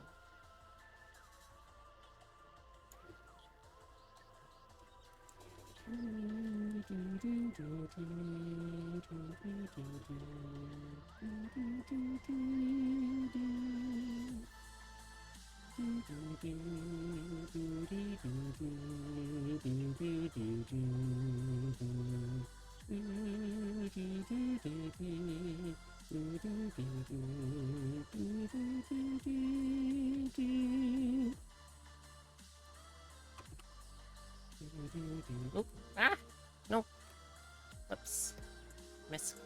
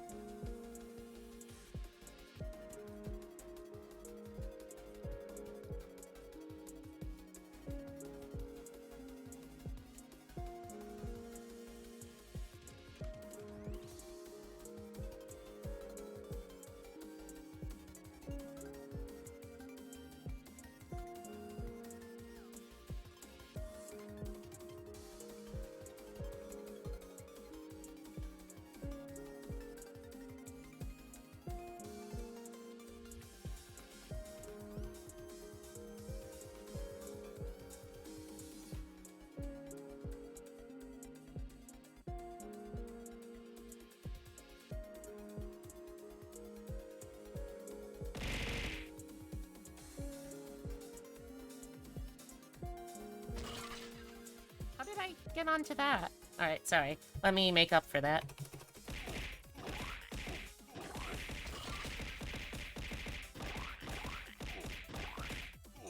Eh.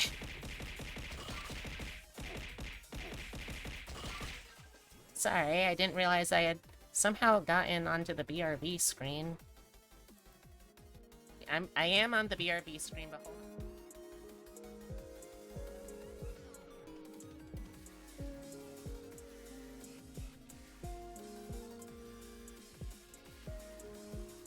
Okay, I changed the name of the BRB screen, so hopefully I shouldn't accidentally click on it again.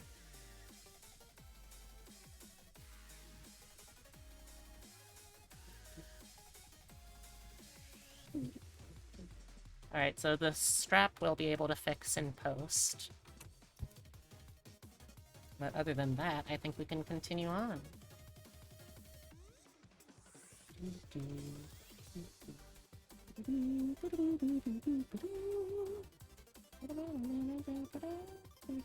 I guess I could also maybe make it into just straight up a bra, but that feels a little much. I was not AFK. I promise. I was not AFK and I'm all better now. Okay, let's turn on the guidelines for this.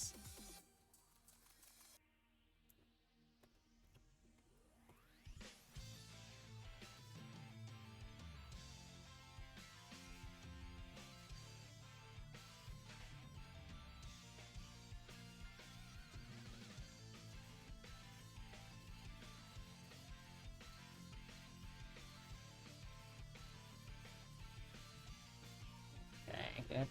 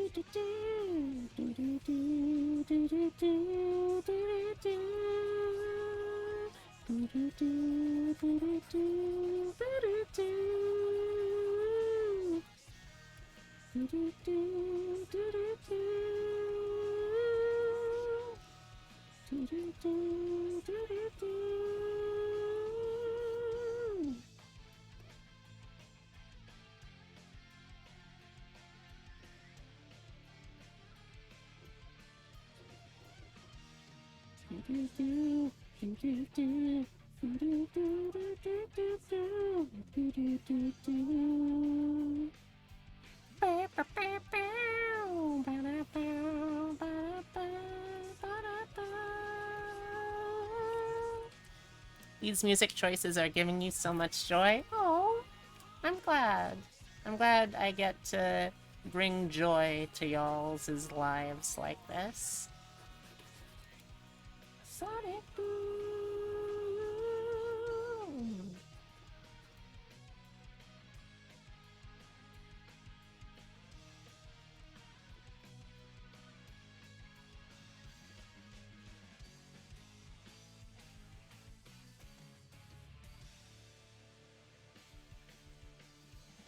Sonic Boom! Sonic Boom! Sonic Boom! Sonic Boom! Sonic Boom! Sonic Boom! Sonic Boom! Sonic Boom! Sonic Boom!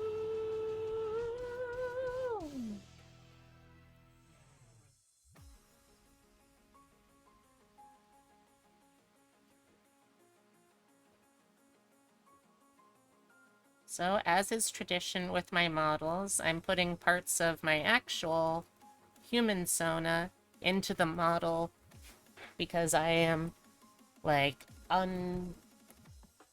am insecure and unconfident about them. So it helps me feel better by putting them into the models.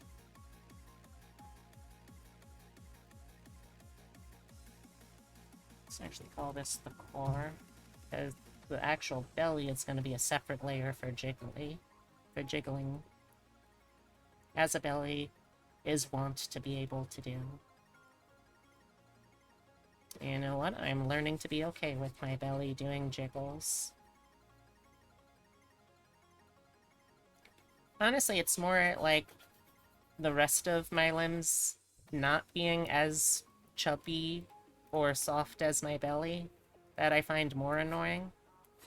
Because, like, at least then I could lean into just being, like, a cute little marshmallow that is still actively trying to be healthy, too. But it's really just the belly, and it makes me a little dysphoric, honestly, because, like, that's the only part that seems to be retaining a lot of weight. Whereas other parts, like my arms, my legs, my booba, my butt, not really getting as much love from the fat deposit. It's probably my fault because, like, I waited for too long or something to get on HRT, so I had difficulties with, like, redistributing body weight, but hopefully exercise will help with that. Hopefully.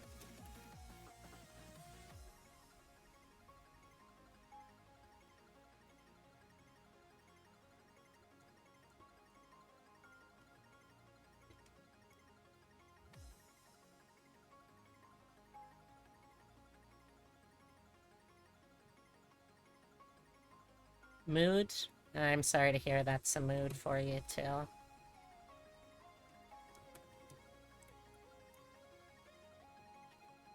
Did I miss those spots?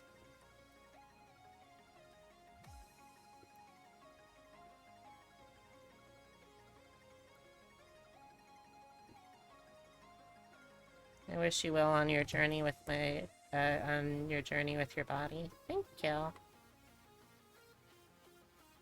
I'll almost certainly be relying on chat for the occasional emotional support, but I'm gonna do my best. Even if my best is gonna be changing day to day what that is, but I'm still gonna be doing my best every day.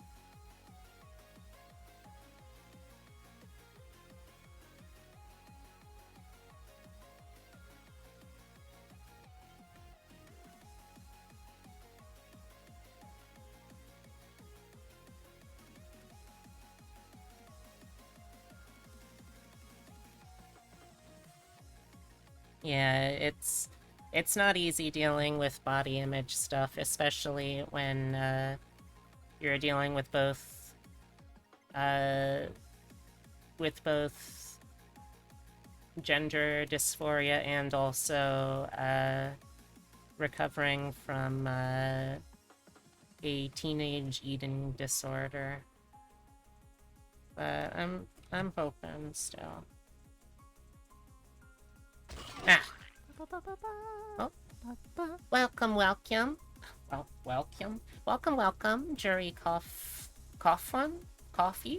Well, welcome, Jury. Glad to have you here. Make yourself at home, and, how you doing? How's your day?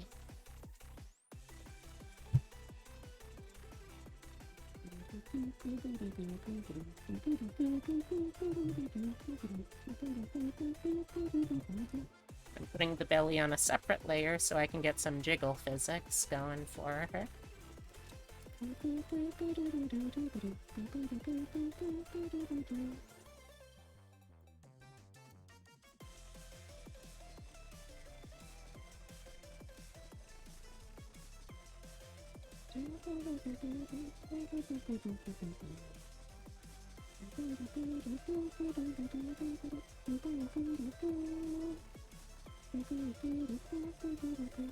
For real, you still have this weird problem of I don't look non-binary, and it always ends up looking at my fat that's all in one place.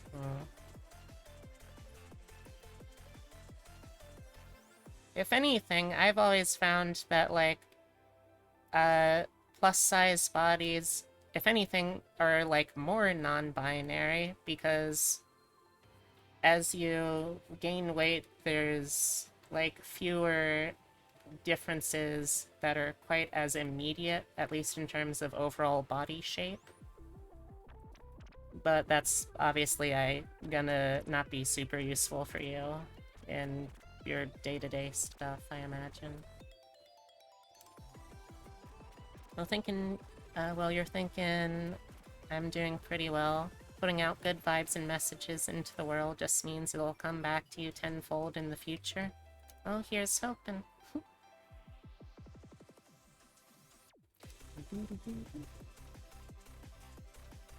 Slightly smaller brush.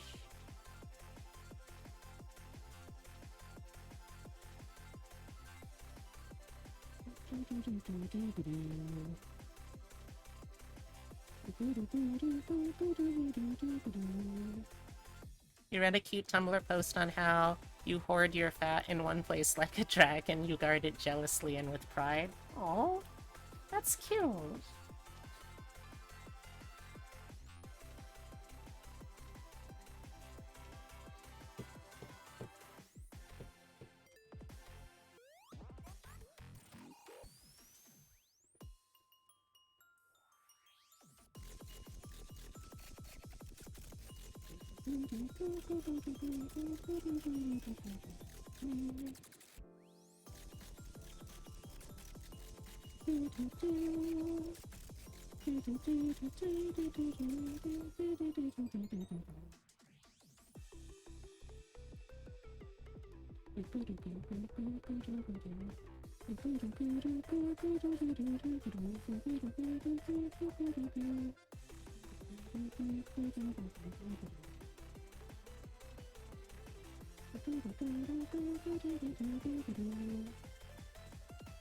Have I had a chance to try out Cult of the Lamb?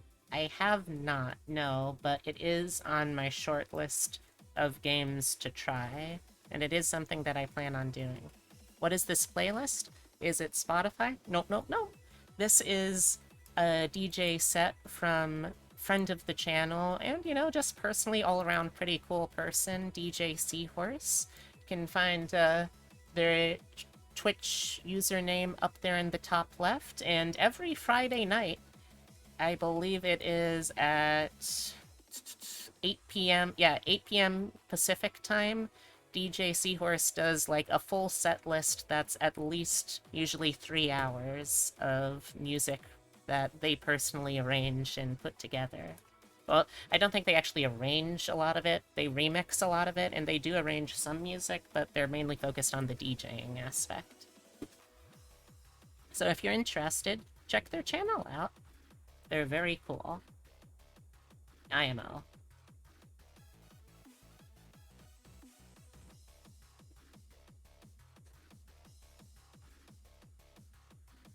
Oh, that's not gonna quite work.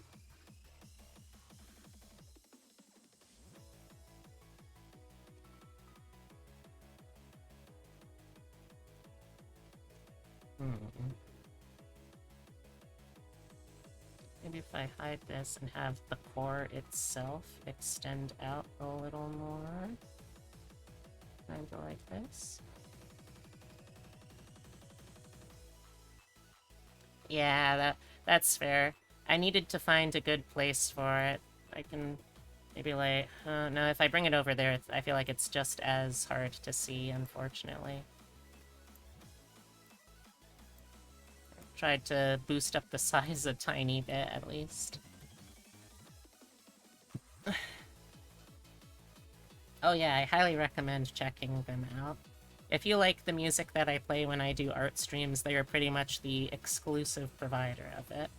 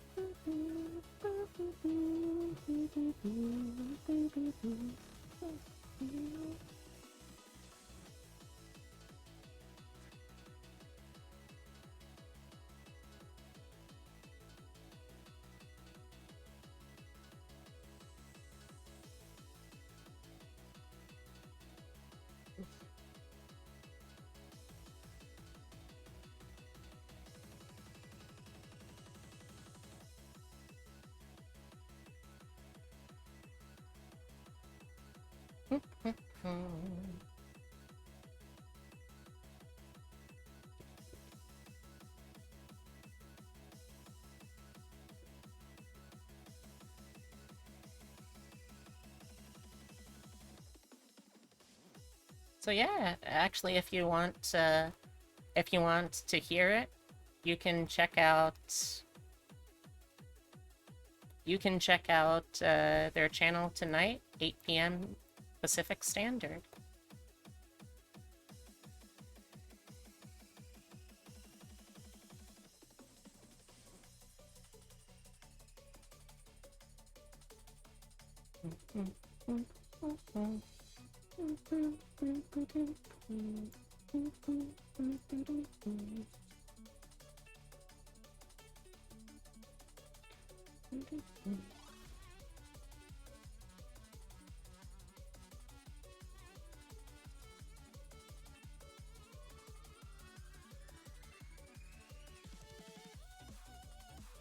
Like we need to raise the core a little higher up.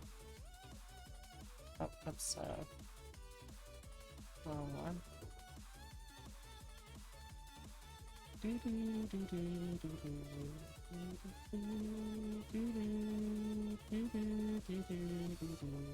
Oh.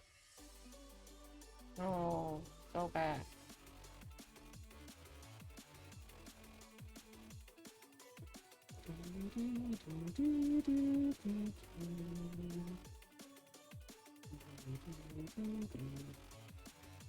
Is it a specific playlist? Seahorse usually has a couple of songs that they regularly include in their set lists, but also a lot of it changes week to week as they find new music and switch stuff around.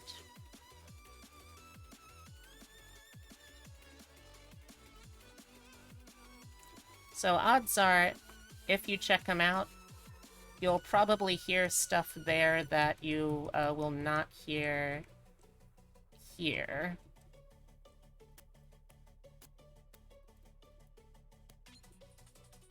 Plenty of stuff.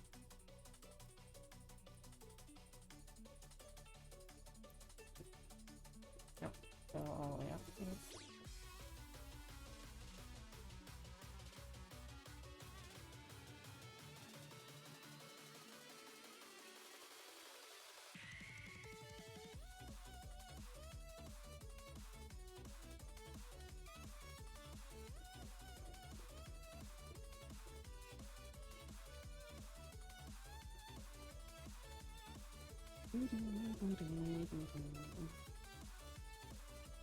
Yeah. And find them you shall.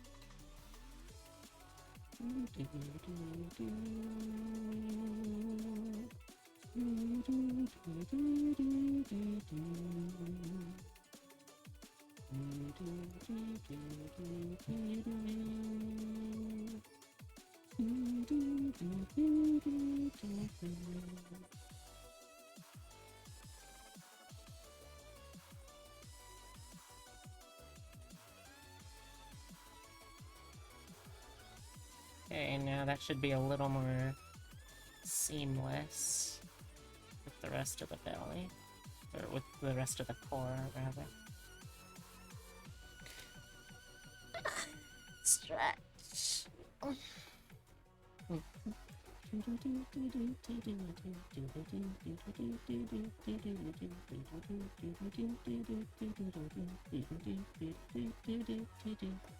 Let me quickly look up.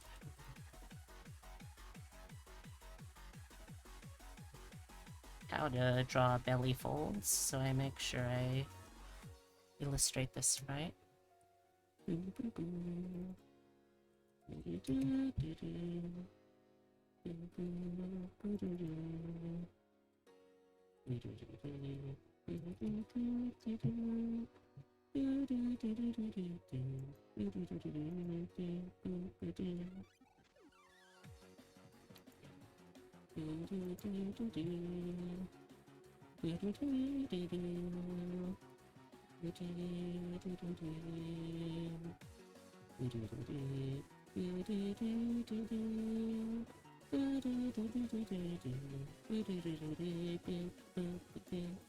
Kinda wanna take a nap? Hey, if you want to, go for it. I ain't gonna stop ya.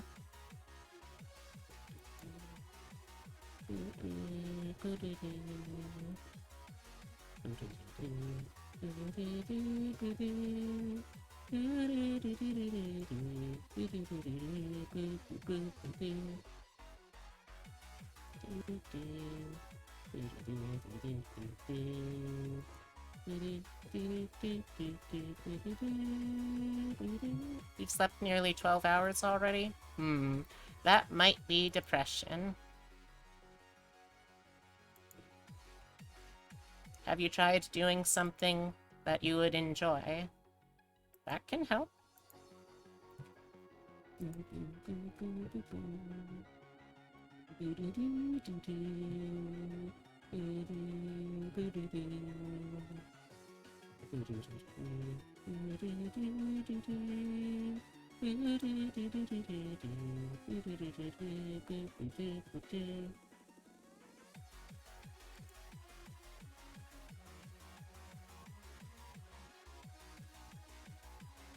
You have, but you're kind of burnt out on all of it?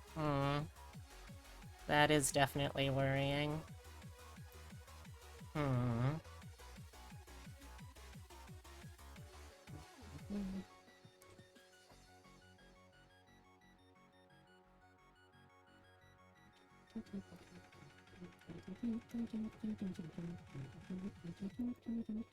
Oh, you know, that's right. I should also edit the neck a little bit, I think.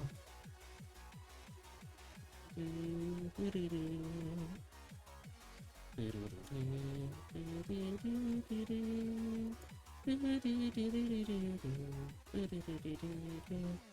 fact that you forgot your antidepressants last night might be a factor. I'm not sure what to tell you that might help then. I wanna offer something, but I don't know what.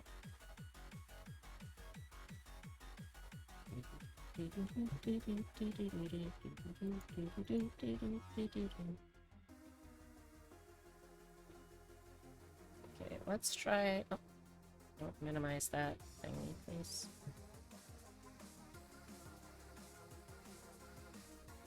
Let's make another layer that... Put down here.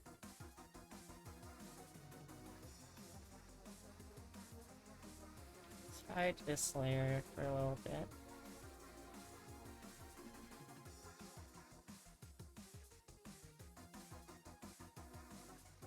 Belly, belly, belly, belly, belly. Oh wait. Wrong thingy.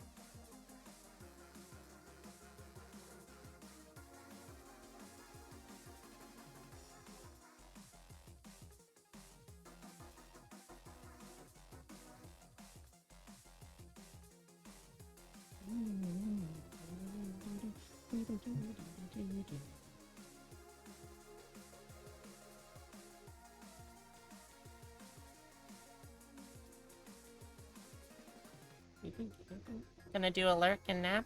Alright. I would suggest, though, trying to give yourself some sort of timer just to, like, you know, hold yourself accountable for it, right? Just so, like, you don't give yourself the easy out of, oh, I just, accidentally slept through the rest of the day. Because then you're gonna have to stay up all night if you want to try and correct the sleep schedule. And it's important to avoid that.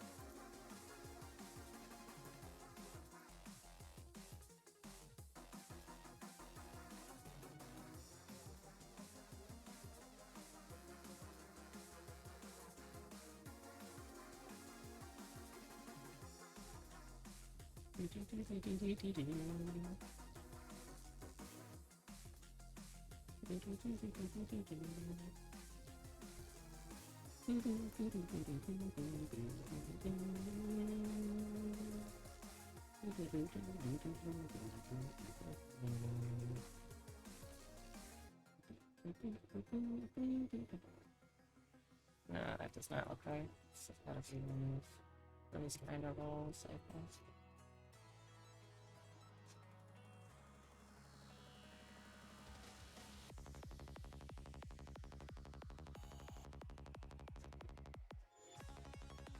And to correct a little bit here and there as we go.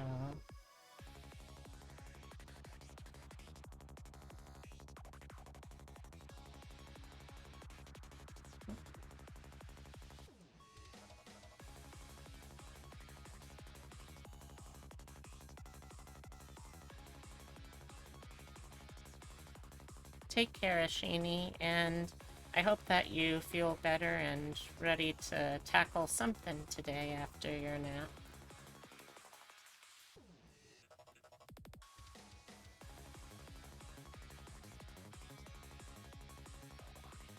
Well, I'd love to see you again later. Today.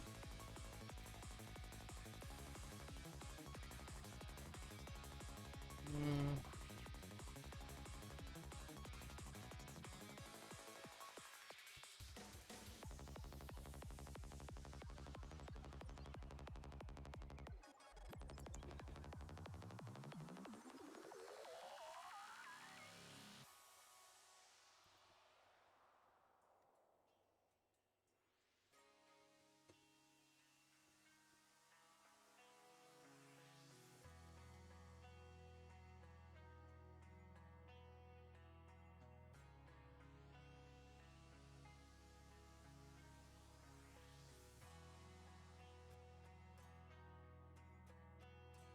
Yeah. Cool.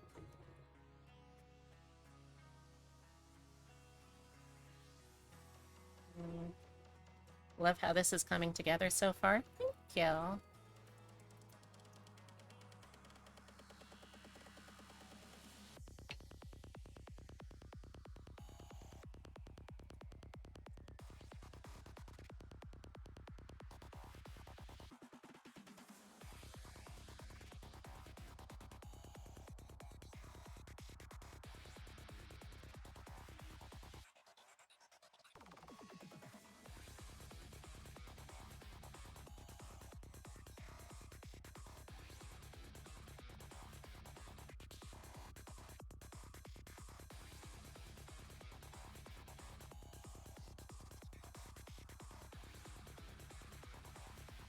Maybe a Dorcas stock would have a good reference that I can compare things to.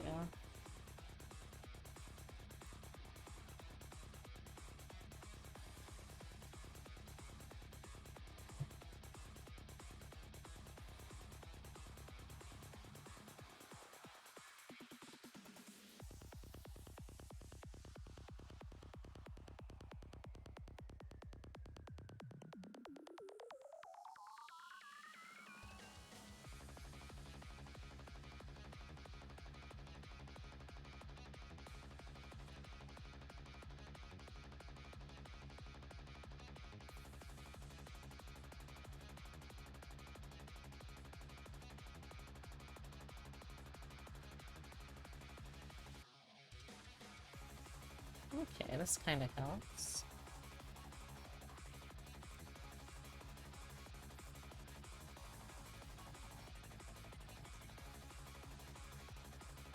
This top line is not really important.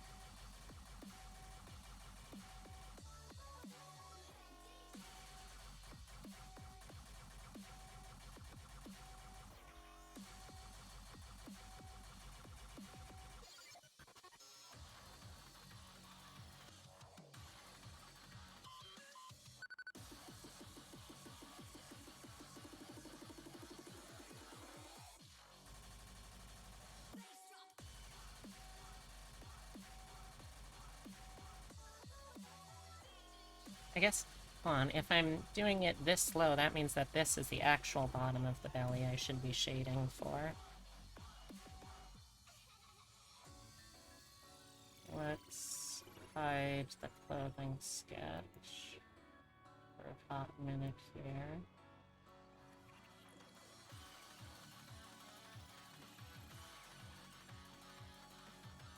Nope.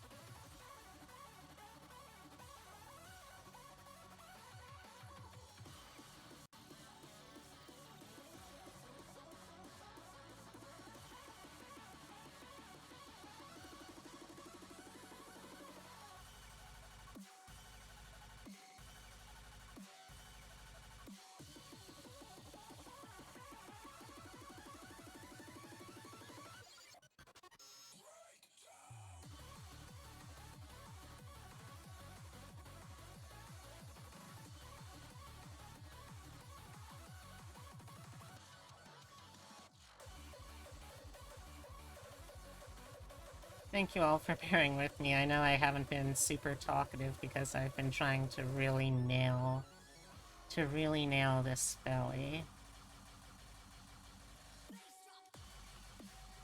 I want to make sure I do this belly respect, you know?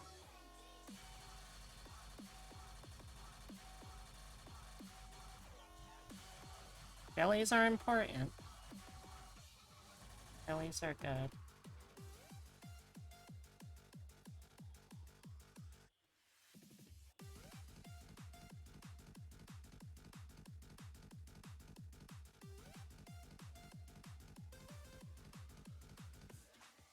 Because I also really don't want it to...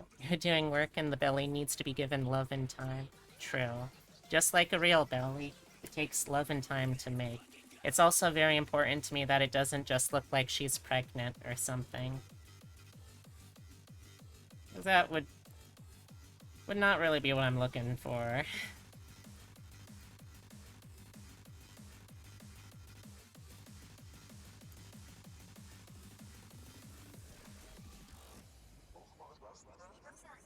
This is the school.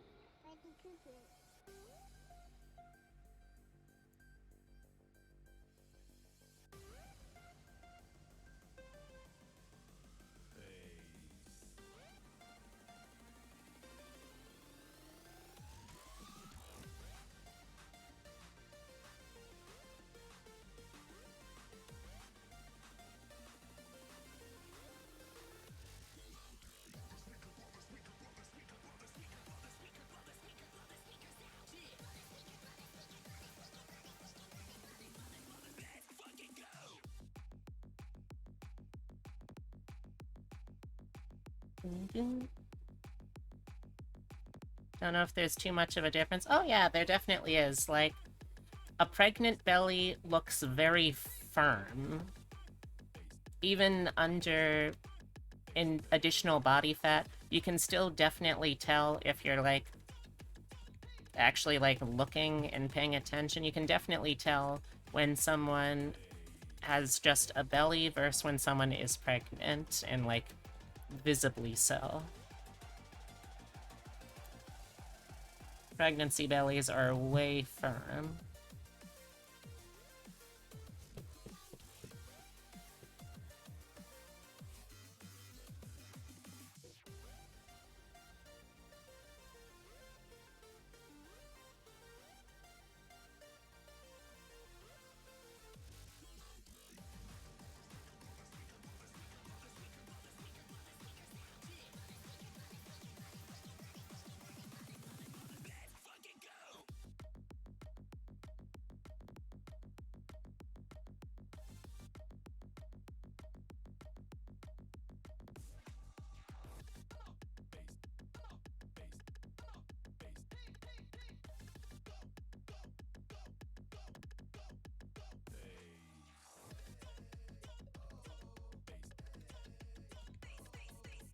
Because I don't want to give people the idea that this character, or I, for that matter, am pregnant.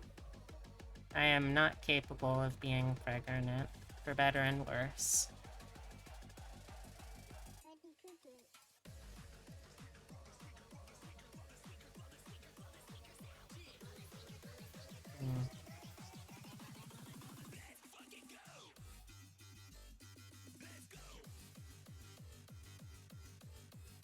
Oh wait, I remember. There was a pretty tubby character that I drew on commission a while back. Probably use that for reference.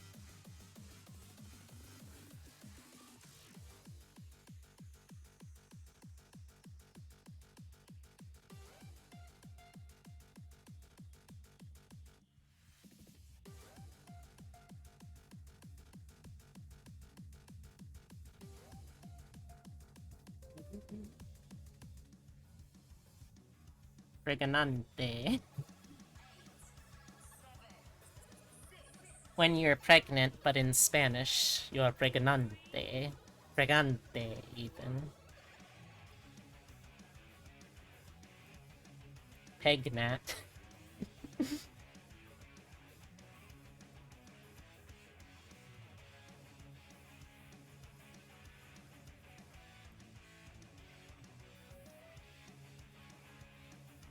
Preget. I follow you, don't worry.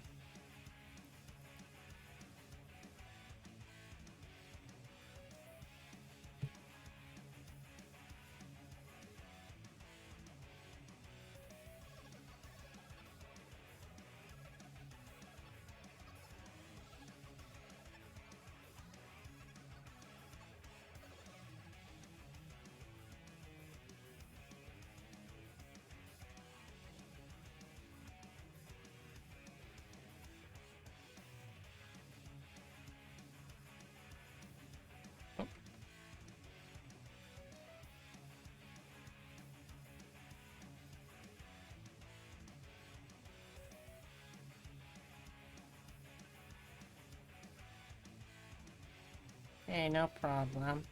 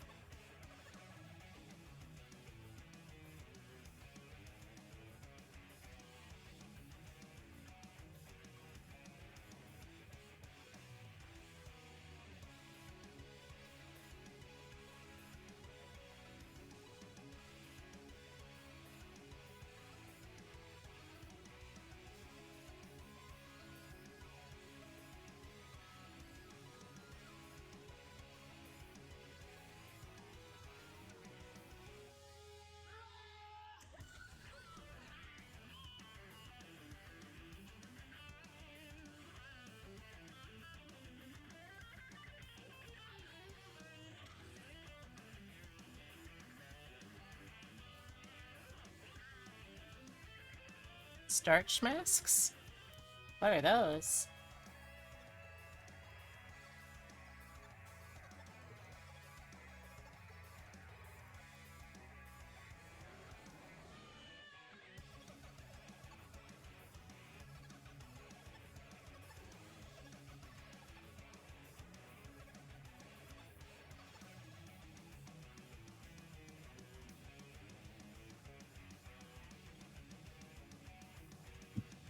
See some.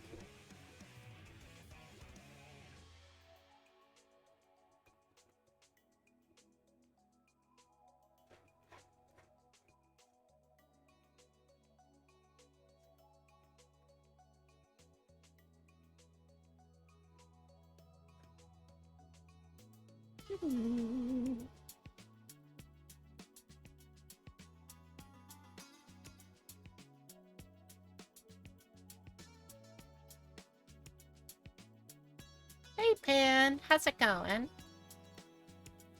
Stretch marks. Oh. I see. Wakarimasu. How you doing, Pan? I hope you're having a good one today.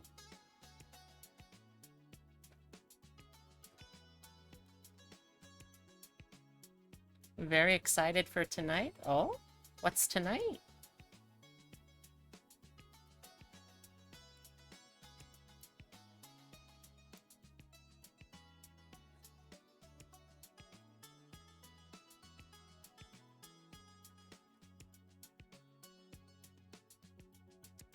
Hey! Congrats!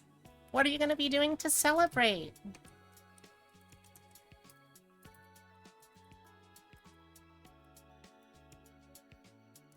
Watch I get imposter immediately and then be the most sus person in the room.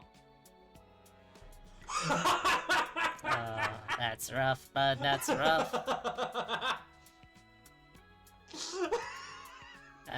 That's rough. Oh, you gotta include someone's username who you're gonna boop, Rosa will. Doing a rock type sword run as a big callback to the first thing you did. Nice. So I take it you're gonna be like speed running so you can get through the whole game of that in one stream? Like an absolute champion.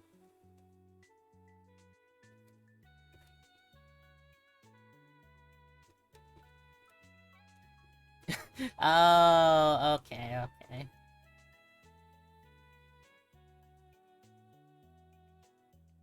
Oh, you need to include a username in it. Like, for instance...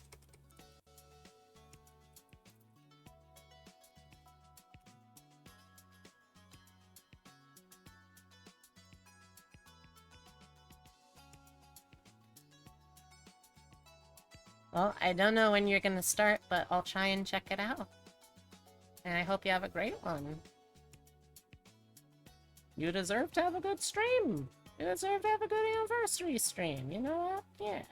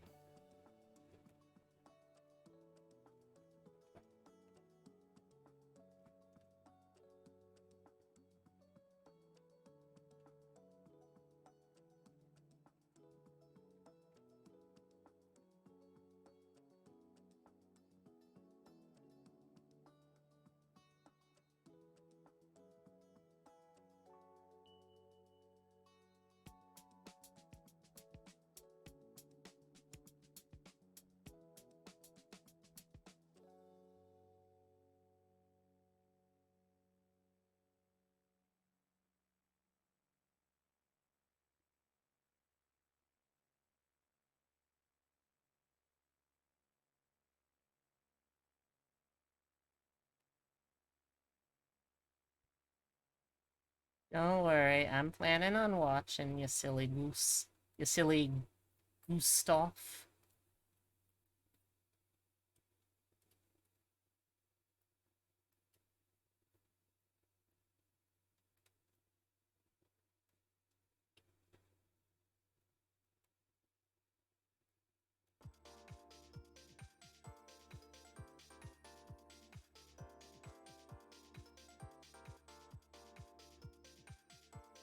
It reminds me of the old Facebook days. Oh, I'm sure it wasn't that bad for you. I hope.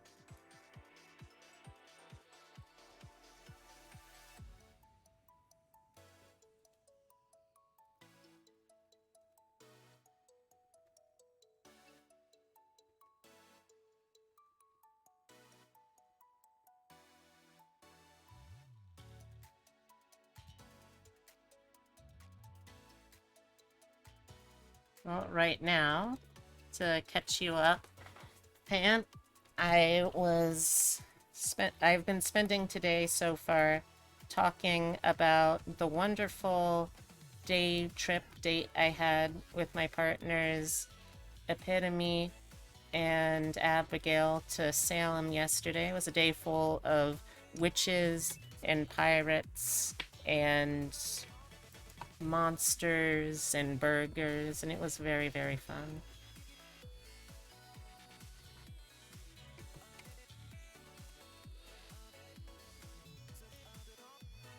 And then I've also just been working on this model.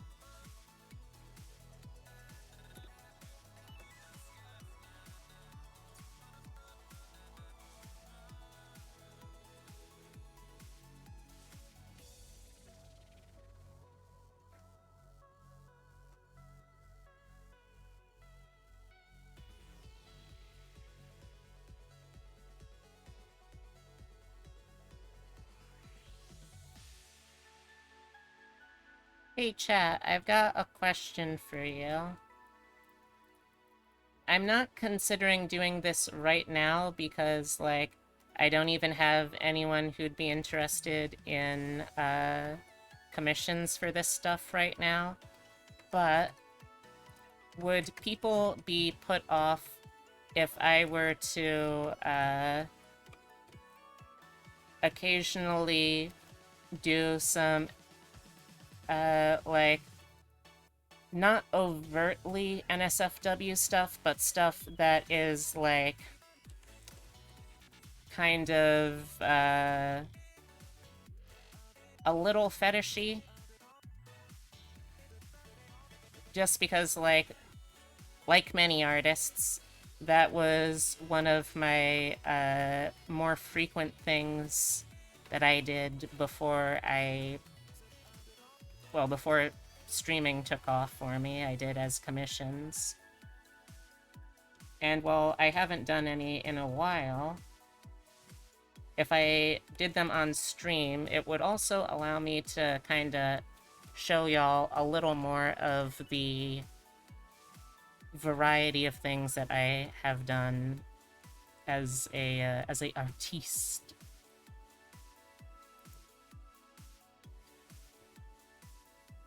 You'd be fine with that?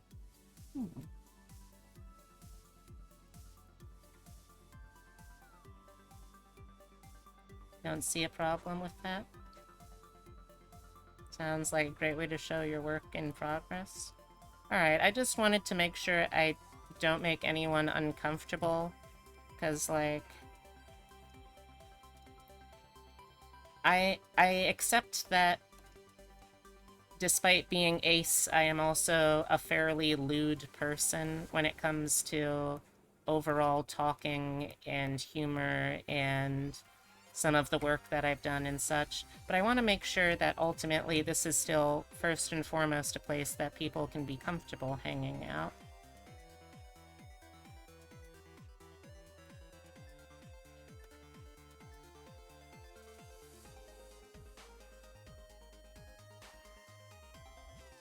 And obviously none of the stuff would be NSFW.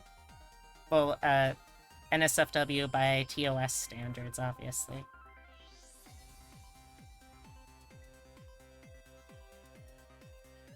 Well, this is sort of me posing it to chat, I suppose.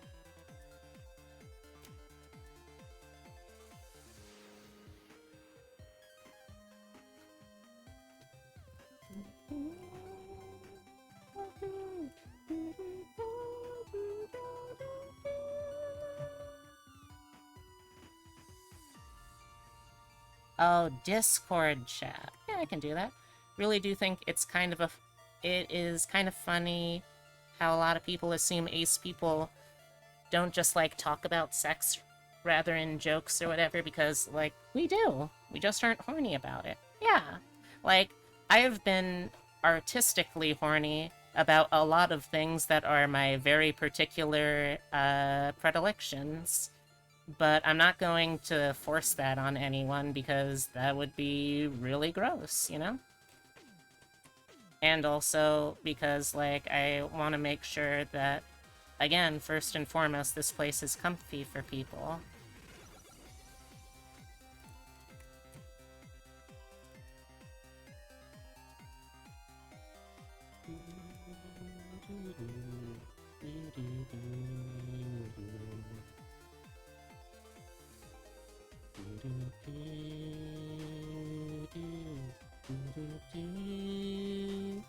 Like, sometimes I find it funny to consider, like, the horny logistics of a situation, because being more analytical about it is always way more funny to talk about. Also, crass jokes funny with good timing.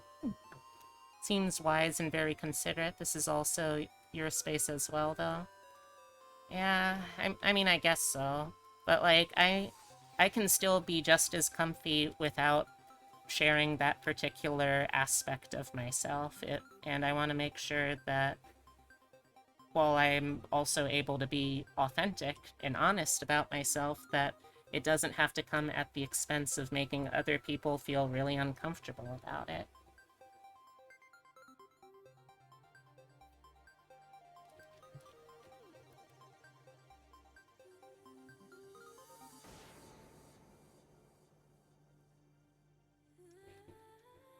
You know, one of the reasons why I actually made those two aspects of my career overlap in the first place was because of another streamer. Are y'all familiar with Proton John?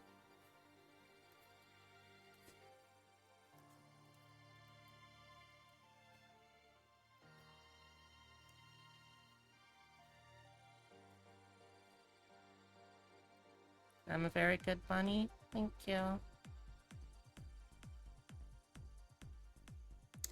Yes, so Proton John is a guy who's been at this for a while.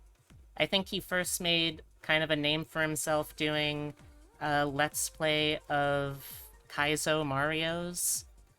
And after that, he kind of became like this figure of, oh yeah, this is someone who, if you want to have a questionable video game really sat down and taken apart and looked at, here's a good guy to go for that. Has his own podcast with a bunch of friends. I know that also, I can't remember if it's his girlfriend or his wife is also a streamer and a fairly, like, well-known VTuber as well. So, small world there. But, he's also been very open about his particular, like, I mean, I guess they're still fetishes, but they're presented in a way where it's like, okay, this is like not an inherently sexual feeling thing, and how he, like, talks about it and displays it. And, like, he'll share the artwork and fan art that people make of him in that context. And I always thought, hey, that's really neat. I kind of like that he's able to just sort of, like, not create this divide between himself as a guy who is the haha funny stream dude, but also is the figure who will do this stuff as well. Okay, so we got the wrinkles on the belly itself. Now we need to extend the stretch marks over on the base. How does this look, do y'all think, for the belly itself, in terms of, like, folds and stretch marks and such?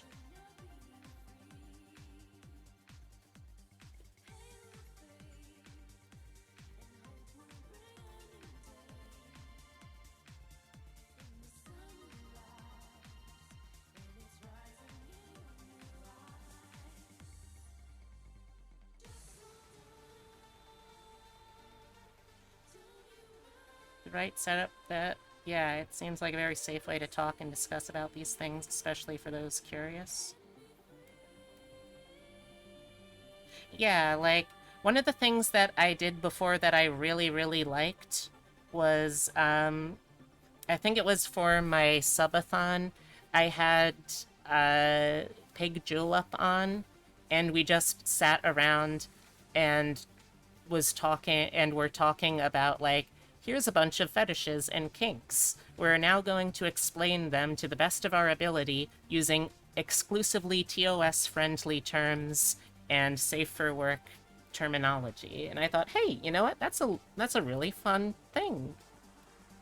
Oh, yeah. This is not Pro Jared. Proton John. Very, very different guy. Sorry, I should have made sure that part was clear. Pro Jared, to the best of my knowledge, still kind of a POS.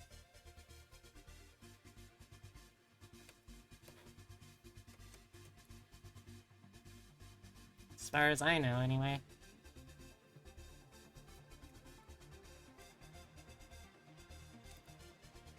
Would y'all want to see me do that more often, by the way, chat? Because if y'all would, then I can definitely do that more often.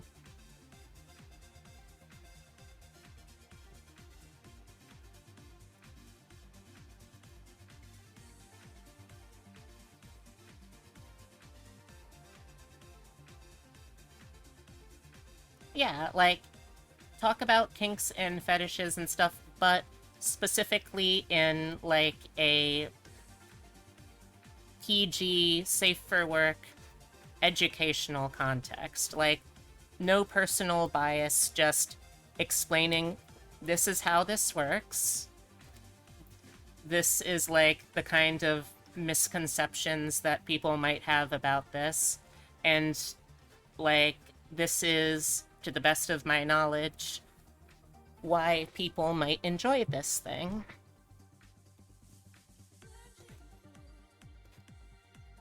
Like, it would be important for me to talk about that in the context of it being an educational thing, rather than just purely, oh man, I absolutely get many rocks off to this, ho ho, let me tell you, because obviously that's just kind of gross.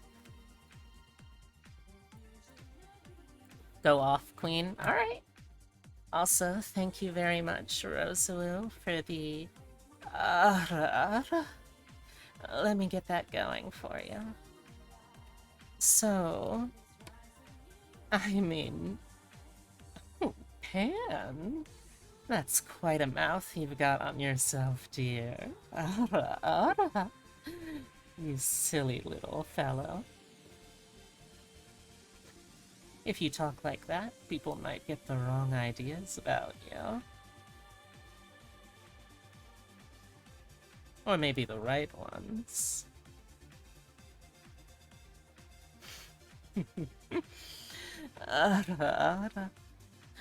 I'm sorry, I'm feeling a little silly now.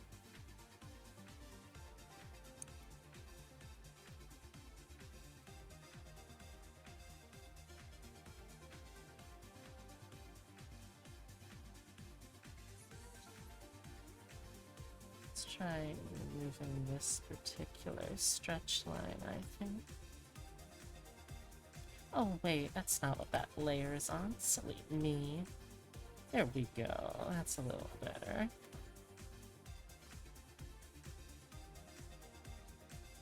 We can also turn the opacity of this layer down. Maybe something like 65?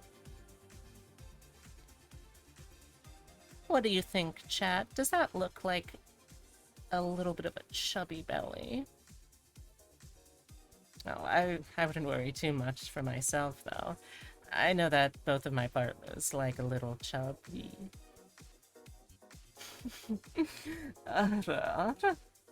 Listen to me go, though. I'm terribly sorry, dears. You know, I don't think I've done nearly enough of these, though. Let me give you a few more Ara, ara, ara, ara, ara, ara. Hmm. What do you think, though, dears? How does it look?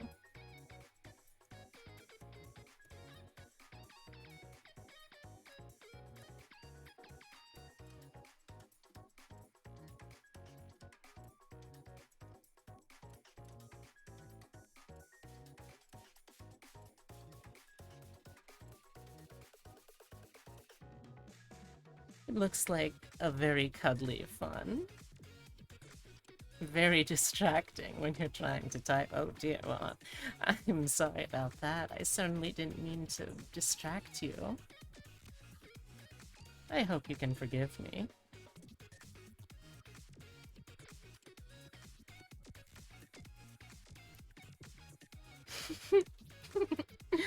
Ara, ara. What's that look for, J-Decky? You got that silly little face on.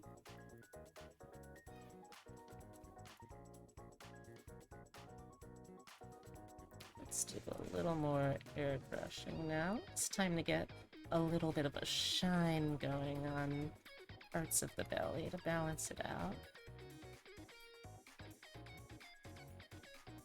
Oh, Rosewoo, what's wrong, dear? You look like you're blushing up a storm.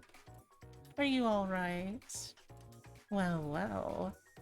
What about the good boy? Oh, what about the well? Oh, I'm terribly sorry. Is little Timmy drowning in it? Oh, Ara, Ara. Well, someone better go get him out.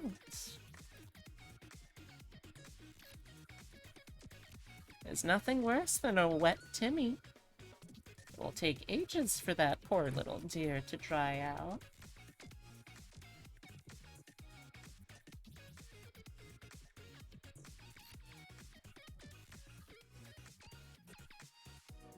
So what I'm doing right now, like I said, I'm just adding a little bit of shine to the folds here and there to give it a little more sense of three-dimensionality to it, you know? By the way, oh? Oh, Rosewoo, of course, dear. Rosewoo, I want you to know that you, yes, you, Rosewoo, you are a very, very good NB. Mwah. And just in time. He doesn't even have fairies to wish himself dry. Ugh, hate to see it. You know, I actually recently thought about Fairly Odd Parents for the first time in ages because of a webcomic I found. It was a webcomic that was like a hypothetical, kind of based off of that one episode where like Timmy is like gender transformed because he's trying to get in Trixie's head about what she might want for her birthday. And like it was just like, okay, yeah, you know what? Looking back at that as an adult who is trans, yeah, that is definitely just Butch Hartman accidentally, and I'm sure he'd be gnashing and tearing his hair out, gnashing his teeth, tearing his hair out at realizing this. That's just, once again, Butch Hartman writing trans characters without fucking realizing he's writing trans characters. Butch keeps on losing, and you know what? Good. That man needs to lose more.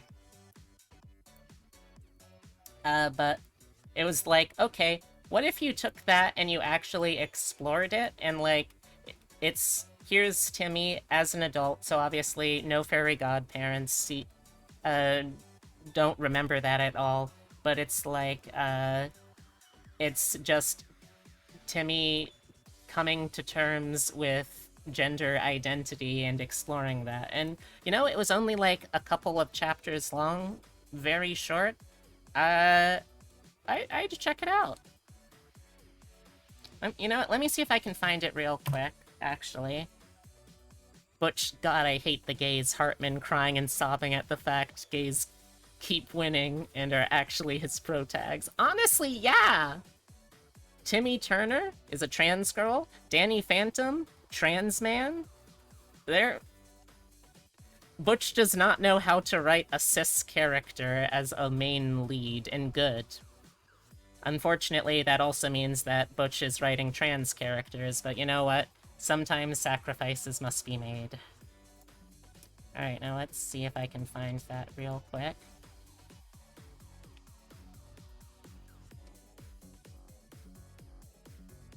Yeah, here it is. It's called Here by Accident, Staying on Purpose. It's 6 chapters long. You can find it all totally free on the artist's Twitter if you want. But you can also, if you want to help support them, let me also make sure, hey, what's your pronouns, Stanley? Hey, Stanley. He, they, okay. But you can also support his work on, the Gumroad account they've got set up, so yeah, if you want, you should check it out.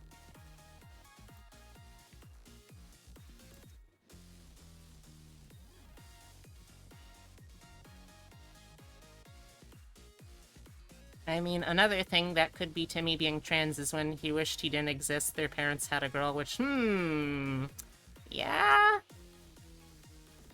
Yeah? You're not wrong. In fact, I would say, you're right. You're right, and you should say it. But to answer your question, Jay Deggy, first off, you have the subtext of Danny, a young teenager who is constantly bullied by a character who is portrayed as, like, this peak masculinity dude in the form of the jock bully dude, right? You've got that as a start, so you already have inherently a big part of his, like, issues is here is a character who is having a lot of internal struggles over being thought of as manly enough.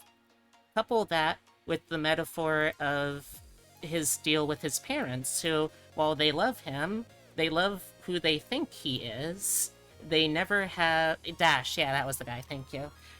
His parents, for most of the series, do not know that he is not actually just pure out-and-out human, and in fact, are actively hostile to people that are a part of his secret second identity. They're actively hostile to ghosts, so he has to constantly live in that uncertainty of, do the people that love me, would they still love me if they knew what I actually was?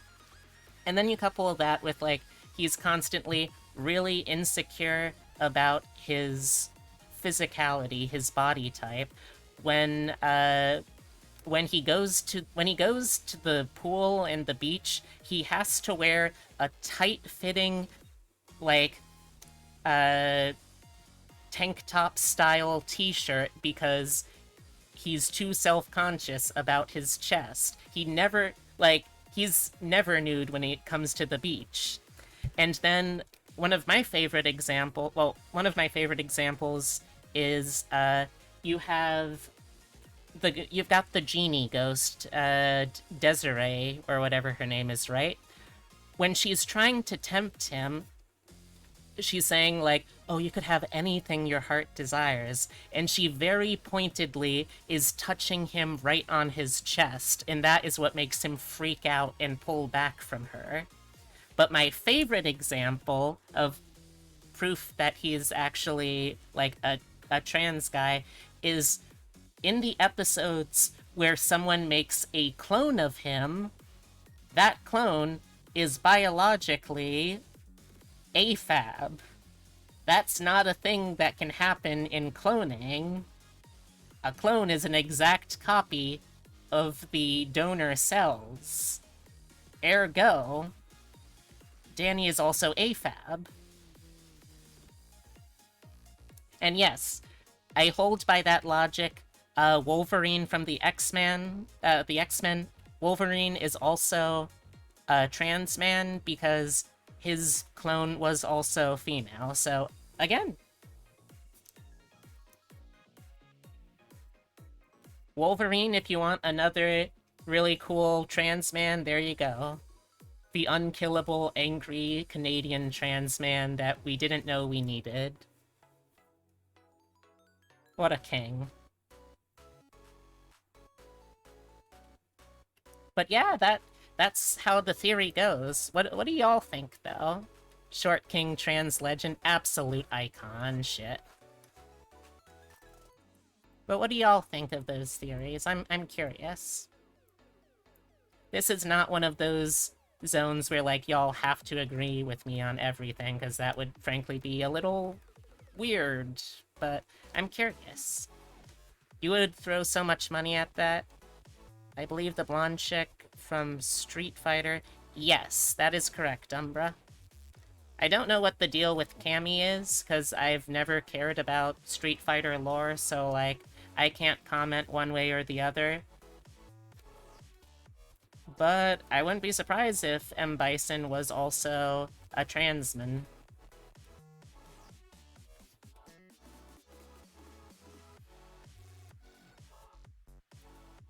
Alright, chat, also, apparently,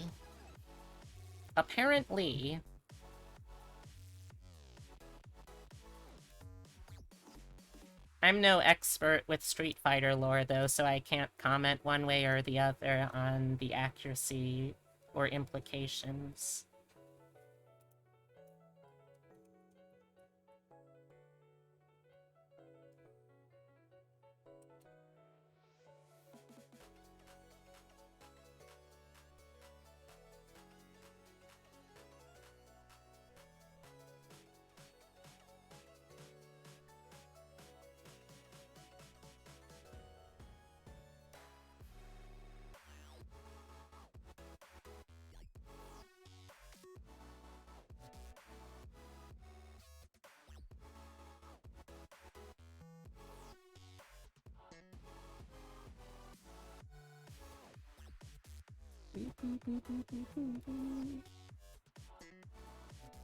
You learned so much today. I'm glad to be a part of your continued education, I guess.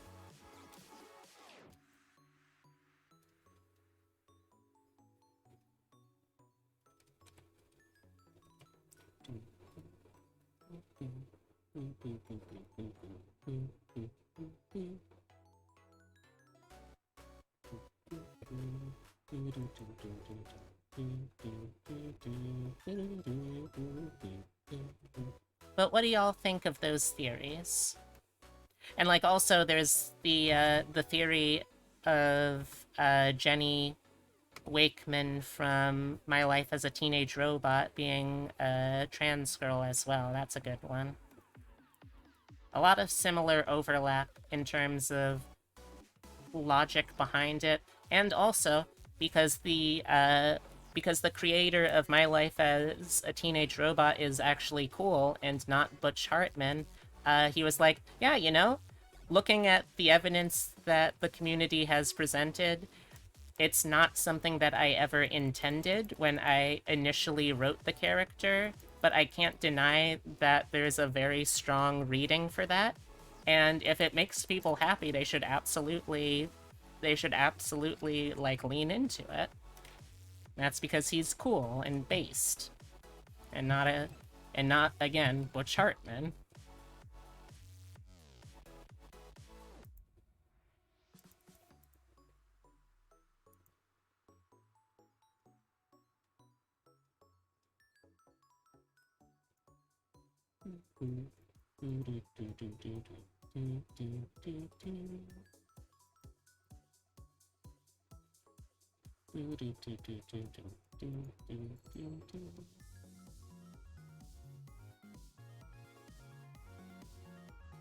Also, we got the belly done!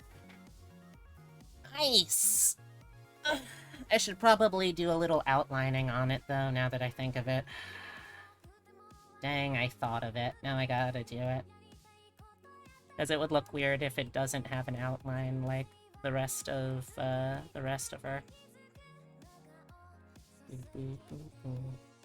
It was the mom part that got you emotional? Oh, you mean when Professor Wakeman, like, outright says to someone something like, I think it was something like, "Get your hands off my daughter," and Jenny's, like, absolutely ecstatic that her mom called her daughter. That was really fucking cute. It's almost like the dual identity aspect of superheroes as well as social outcast aspect of underdog stories are both highly relatable to the queer community. I think you might have something there, Umbra.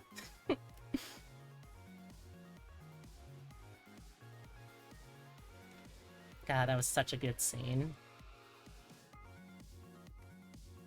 Let's also add some line art for this section, though.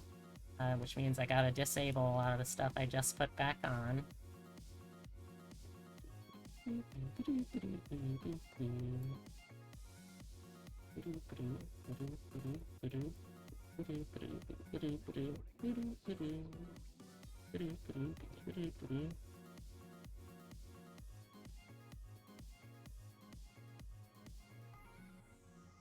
Oh, nope.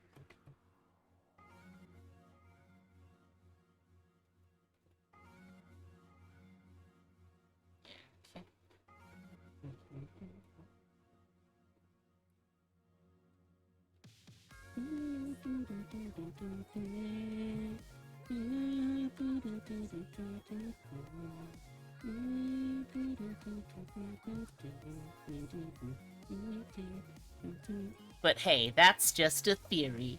A gay theory. Thanks for watching. Thanks for memeing. I appreciate that.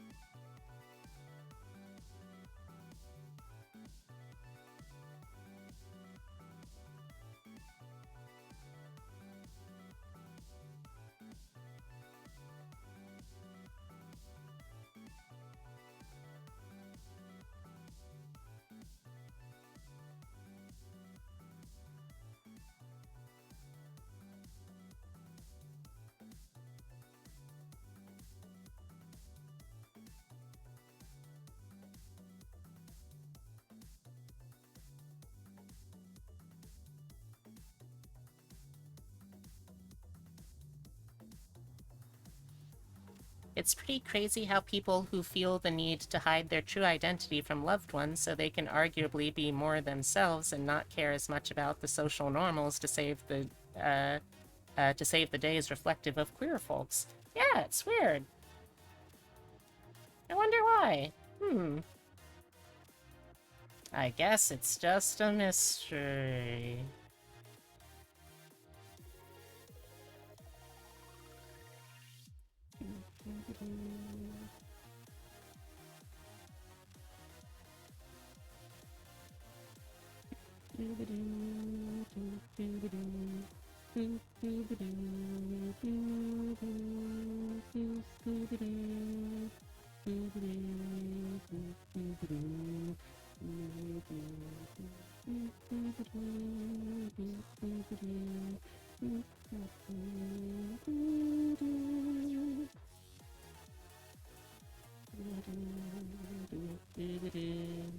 Haha, funny that. Not funny, haha. Funny true.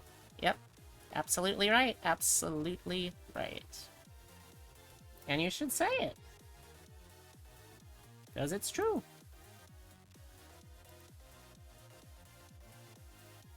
Let's get up, down to the chest, too.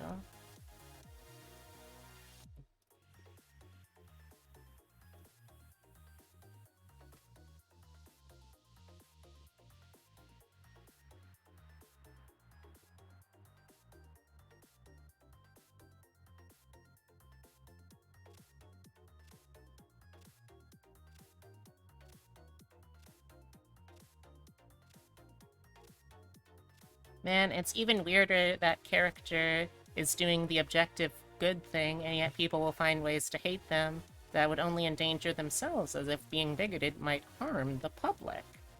Weird. What a strange and completely isolated into a fictional world observation that is. Haha.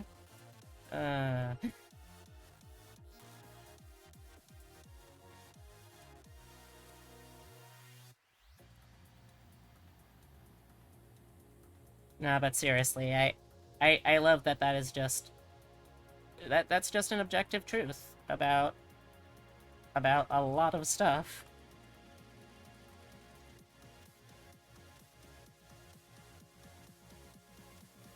I firmly believe that the best superheroes are always going to be the ones that are inherently at odds somehow with people that they're trying to help. I think that's just a very good and interesting and solid central conflict for someone. Okay, that's close enough.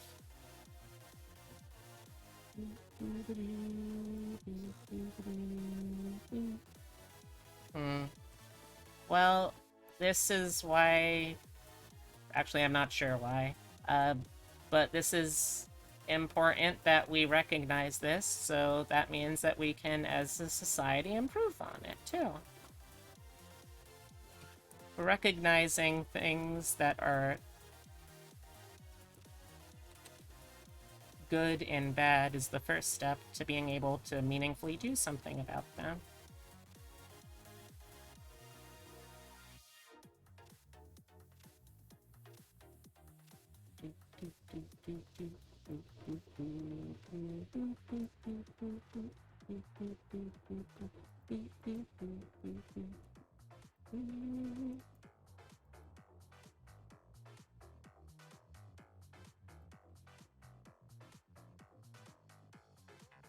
Excellent, excellent.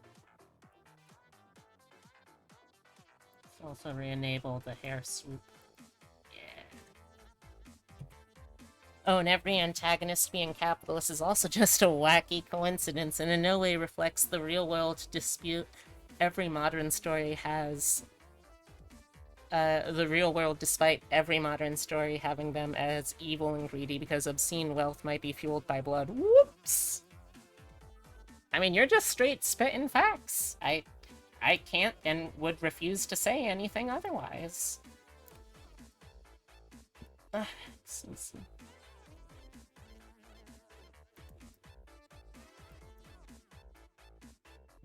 that's not gonna work.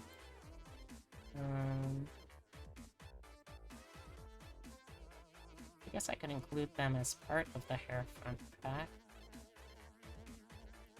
Yeah, okay.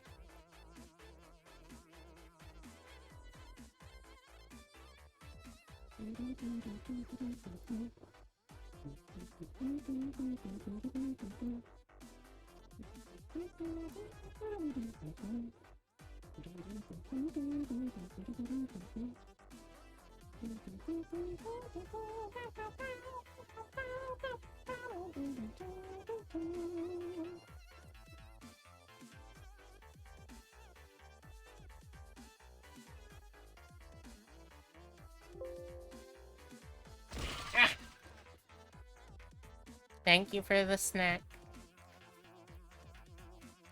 You must away briefly? Alright. I'll see you around later then, Umbra. Thanks for swinging by. Let's do a quick save of what we got. And our next step is going to be looking at the pants. And then the shoes. Speaking of shoe sketch, why are you... you know, I don't know why. I'm not going to question it.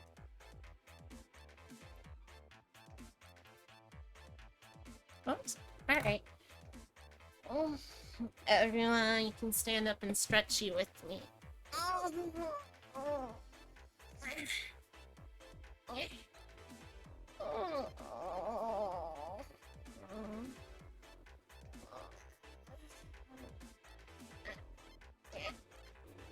do the stop, do the Zhongxi, do the sad Italian, do the gimme hands.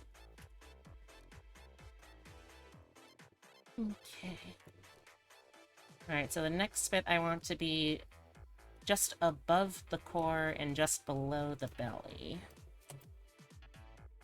Yeah, that's one of my hand stretches. I call it the sad Italian. Because it looks like an Italian sadly talking with their hands. Fortunately, I am an Italian. Well, part Italian, at least, on my Papa Deer's side, so I am very good at that part. Boop, boop, boop, boop, boop, boop.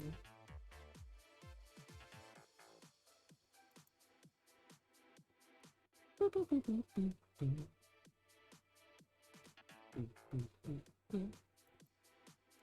Let's see, am I going to have the finger of the hand, though? Wouldn't that have to be above somehow?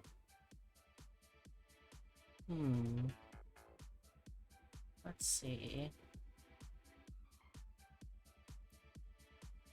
No, that's not gonna work. Because then I would also have to... I would put the tank top too high up. Yeah.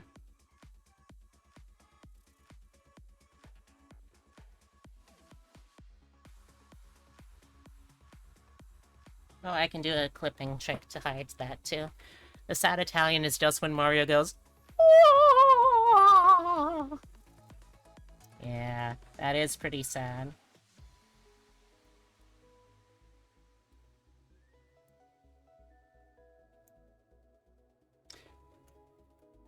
I guess I'm gonna stick with what I've been doing, which is, like, I do legs, and then I also do, like, clothing that will go over it.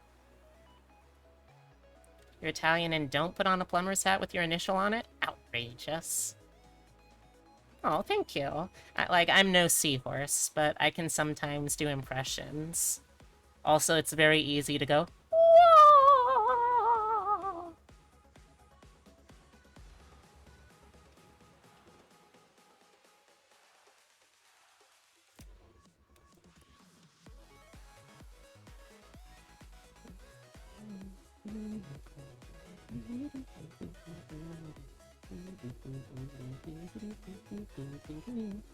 So the actual booty butt part of this booty butt is not going to be quite as big because there's going to be a separate part which is just the jiggle, if that makes sense.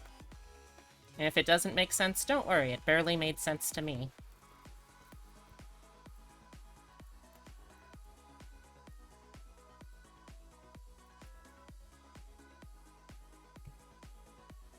Mm-hmm.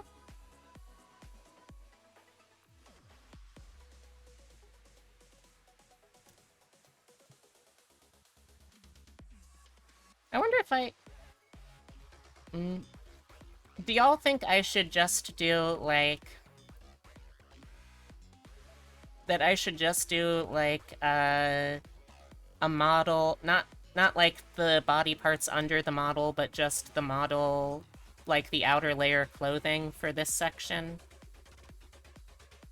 What do y'all think? Because, like, the advantage of doing the body underneath is that way, if I wanted to go back and make a new outfit for her, I could, and it would be a little easier. The downside would be, though, that it means having to do all of this part, too, which, not super easy. Also, it looks like this needs to go beneath this, too.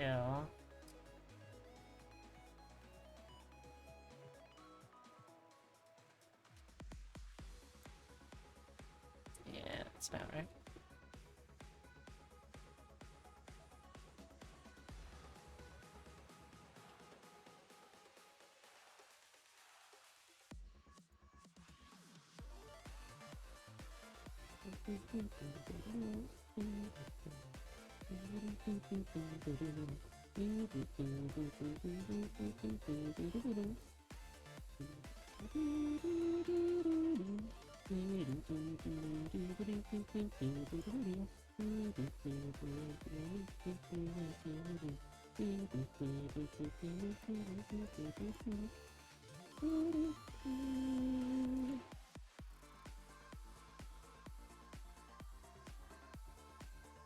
Think you'd enjoy the results of the effort? Yeah, you're probably right.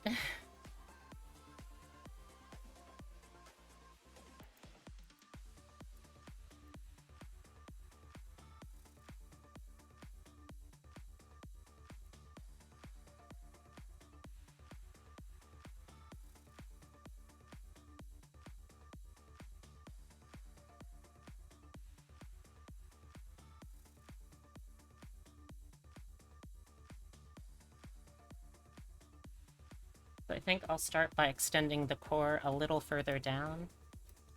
Should hopefully make it a little easier to work around this area.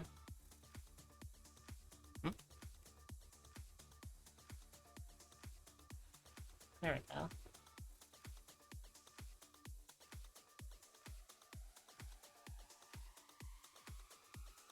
Let's hide the hand too for a hot second.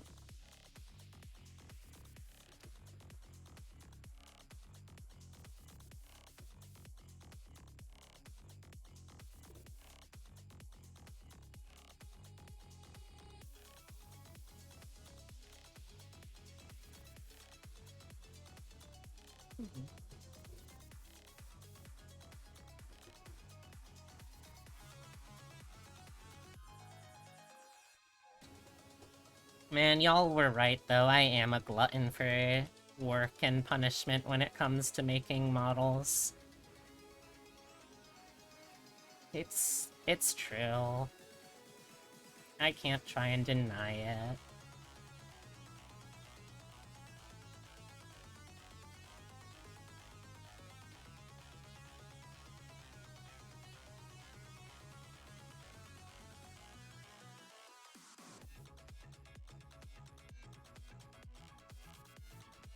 I'll fix the the fluff, I mean, in a little bit.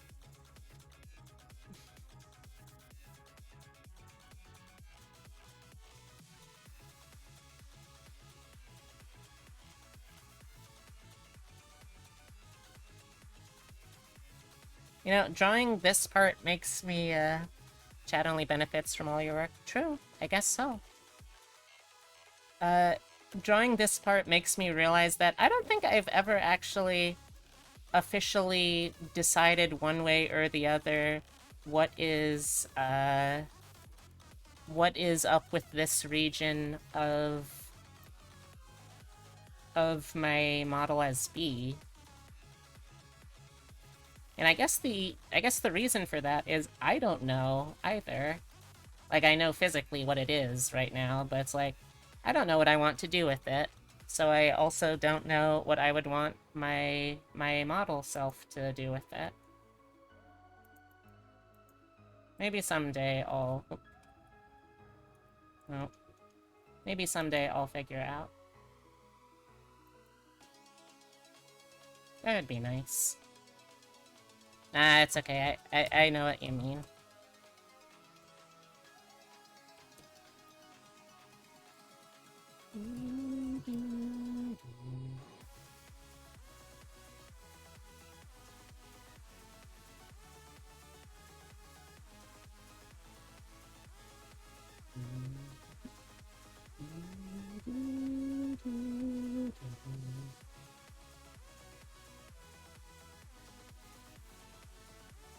It's alright.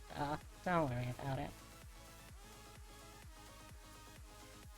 I think that's also part of...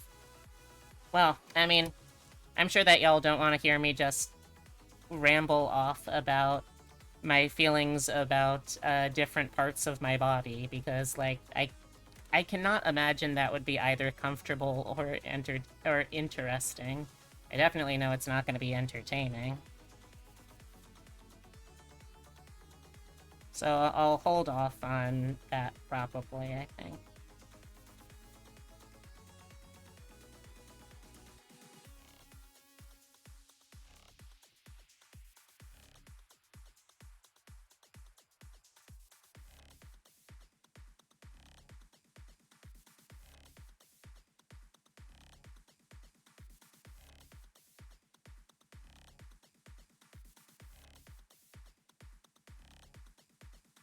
Yeah, it's not that I am personally uncomfortable with talking about it. It's more that I don't know who would be particularly comfortable hearing me talk about it, and I don't want to, like, force anyone into having to hear me talk about stuff that they're not comfortable with, you know?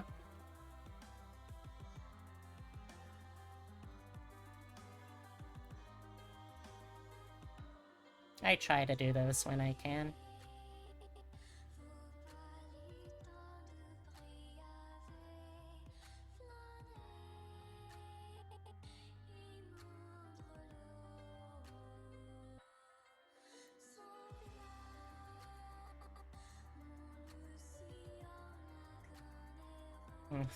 Thank you, then.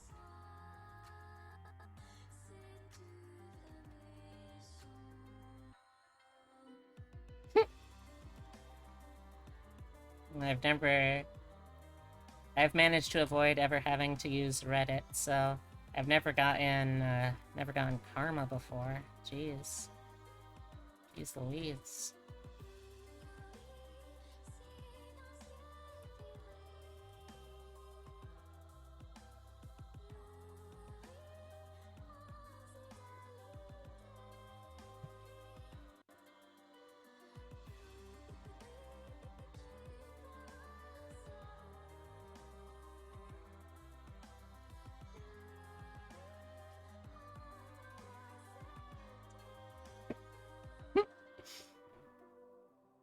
Well, regardless, thank you.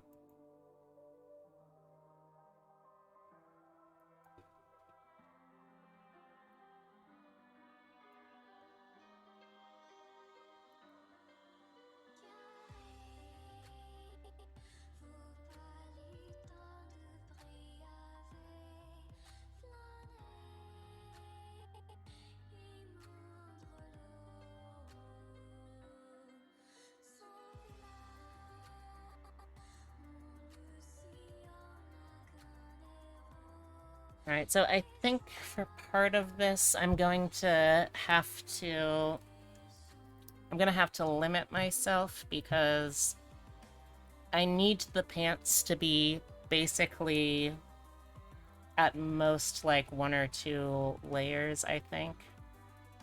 So that might make part of this a little difficult, but we'll see.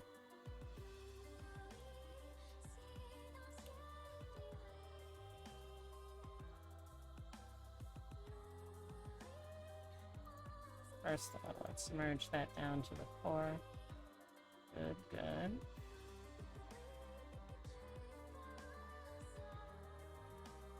And also, I think, delete a fair amount of the outline layer since I don't need a lot of it anymore.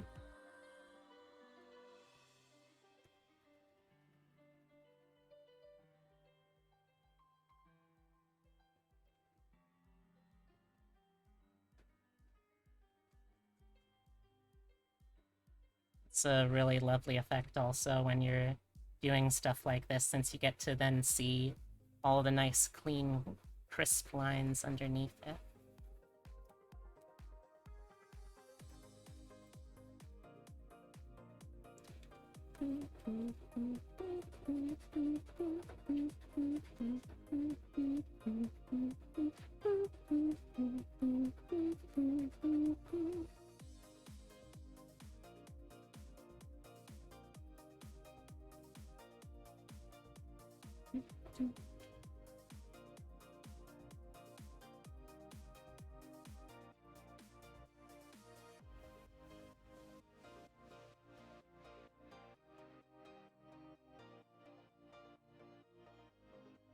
Oh, right, that would be this layer, I assume.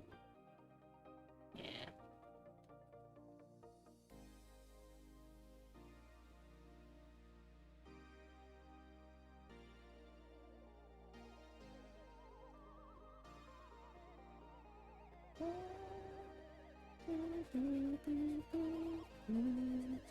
Hey, DB, how's it going? I hope you're having a good one today.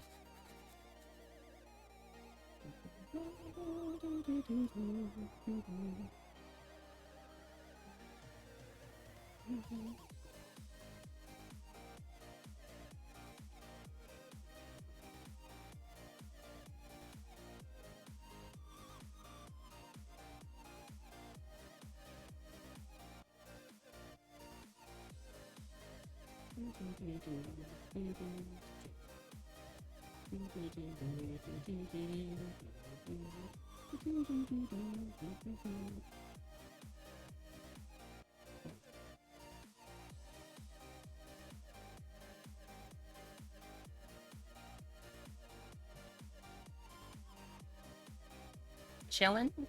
Nice, nice, nice, nice. Glad to hear it. Right now, I'm just cleaning up the sketch the sketch layers of my... Why is this not working? Yeah.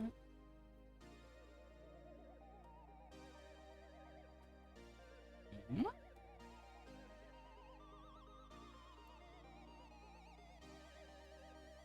Okay, can I do it with this instead?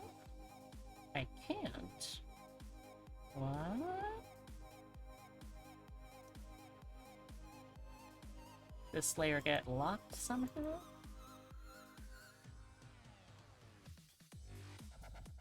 Whatever. I'll figure it out one way or another. Oh, I see. It's because that was still selected. There we go. Yeah, I love doing this part. Getting to wipe away all of the stuff I don't need anymore.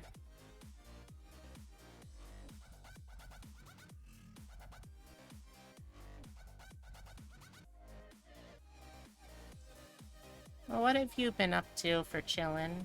I just got back from a lovely day trip yesterday.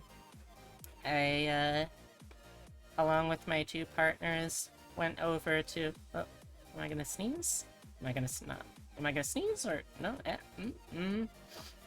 Not sure. I went over to Salem, Mass.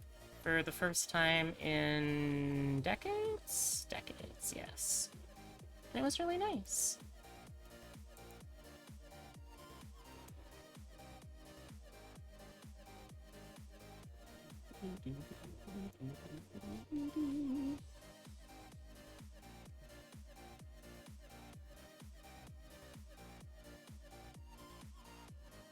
I think I'll work on this project until 6 o'clock, then switch over for the game.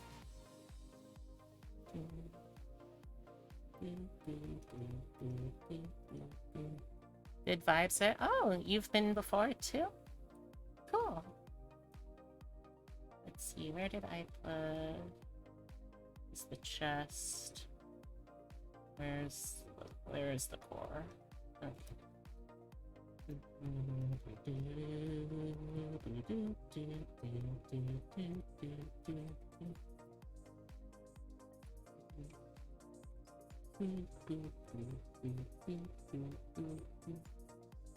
Start with the leg.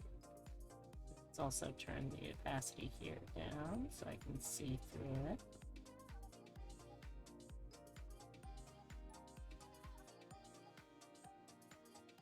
Right now we're working on the Hot Goblin Aunt model. Yeah, it was a truly fantastic day filled with all kinds of pirates, witches, monsters, burgers. Great overall day. Can't wait to go back again sometime.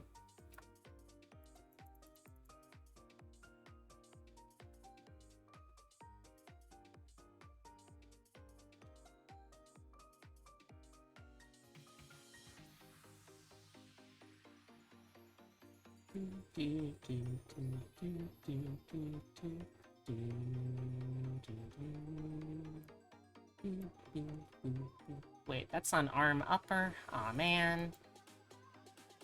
Well, let's fix that. That was supposed to be on this layer.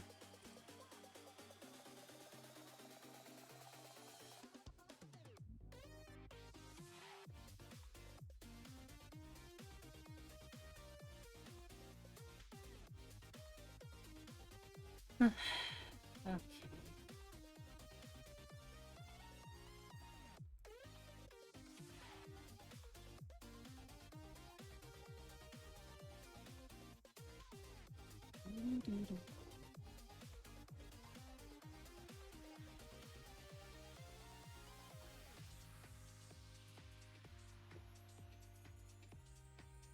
Oh.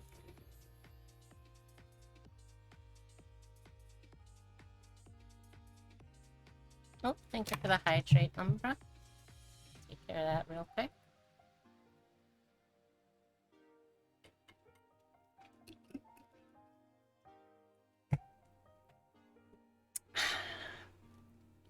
Thank you, thank you.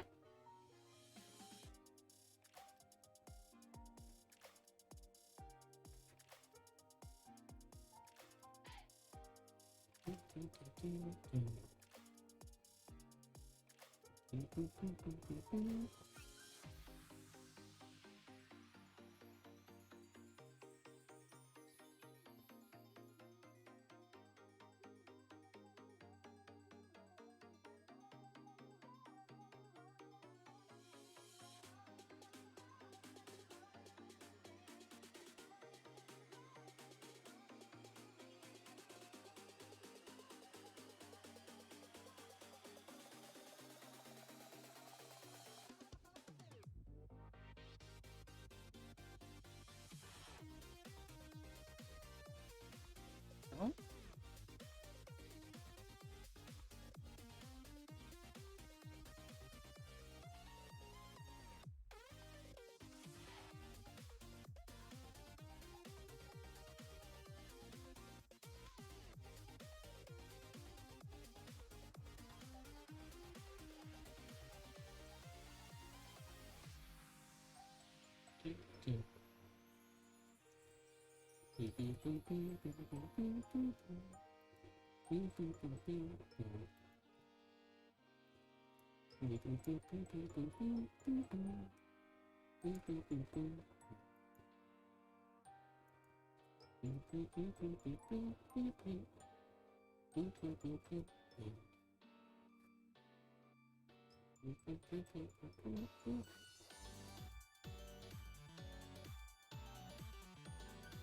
Yeah. Pulled out my own ding dang earbud.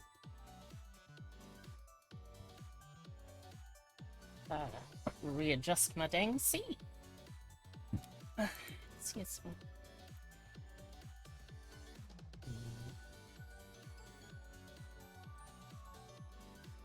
Left thigh.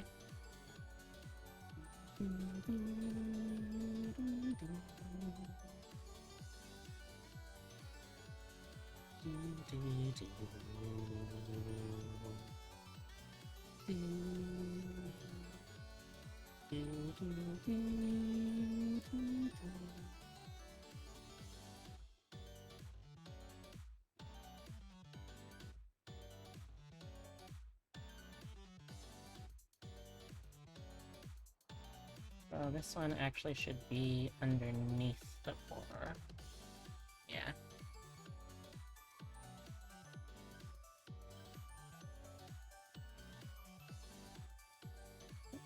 Hey! Alright. I'll see you around, J-Ducky.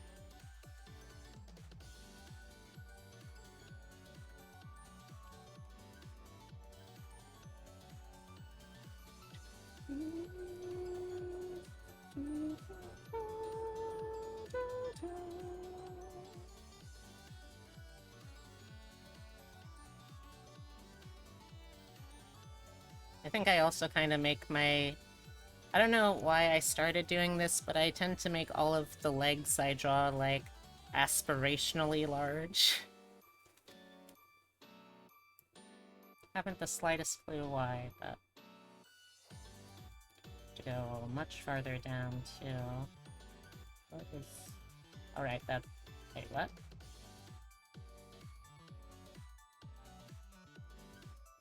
Okay... Not sure what that is, but I'll leave it there for now.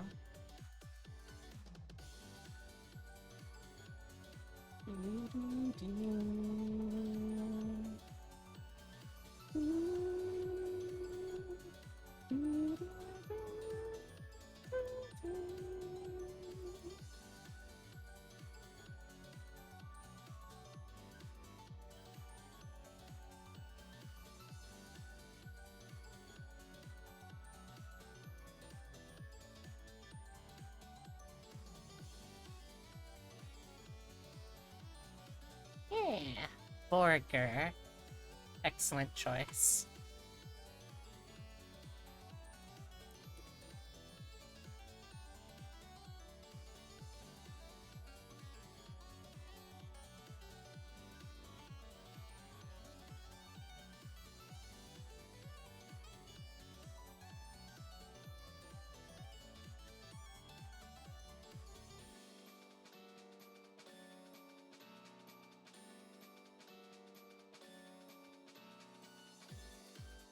You want a burger so bad? My condolences. I hope you soon find some schmeat that you can nosh on.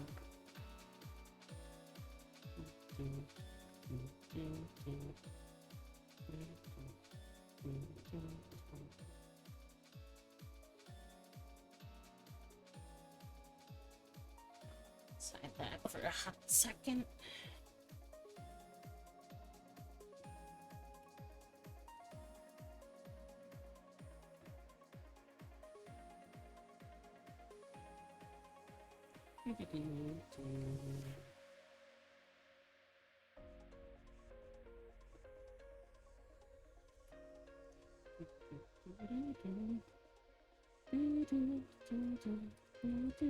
Welcome, Raiders. Hey Hazel, how's it going?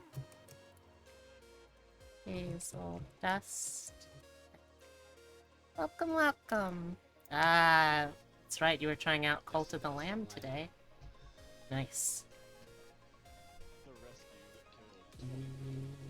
I'm actually pulling up my stream so I can clip that.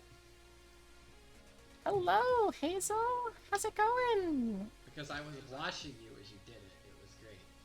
You have to send it to me or just post it in Discord, whatever if you do. Can I clip it? So, if you're new here, welcome. My name's Beatrix Funny. I'm a taxidermy jackalope brought to life by the power of love and slightly mad science. I do variety streams with a focus on digital artwork, roguelikes, and tabletop RPGs. So if you're interested in any of that especially, I hope you'll stick around. Joining me, as usual, is my co-host and channel mascot, Francisco. Francisco, you can say hi if you wanna. And also Chat Moth, who is here to ominously chant whatever thing you decide to put in its mouth. How is Cult of the Lamb been so far? I have caught bits and pieces of that on other people's streams, but I still don't really know what is up with it, and I'm curious.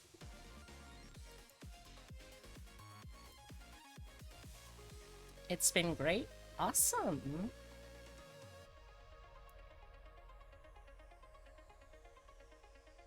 So, what's the gameplay like? I guess that would be a good start.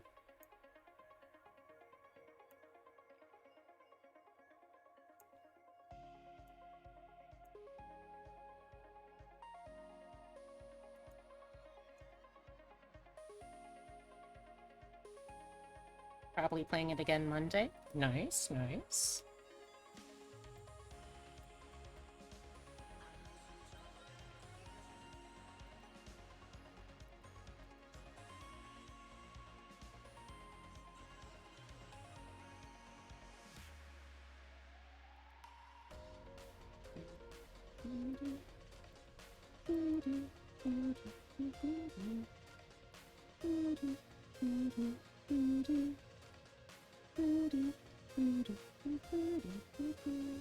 Roguelike with the building kind of management?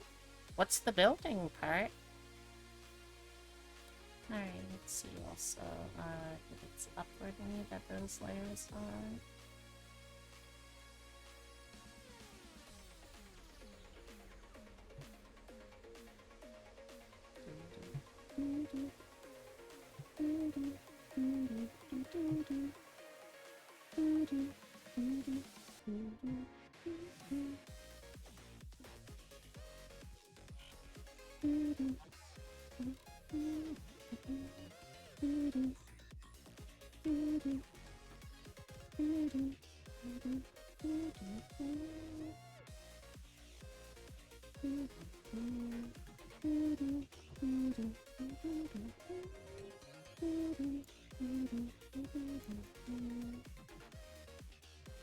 I'm very curious regarding this. I hope it's, well, it sounds like it's definitely been treating you well.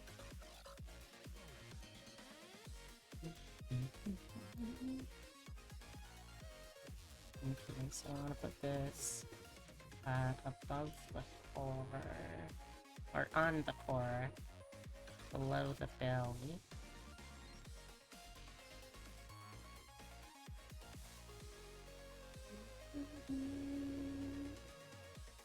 Hide the thighs for a sec.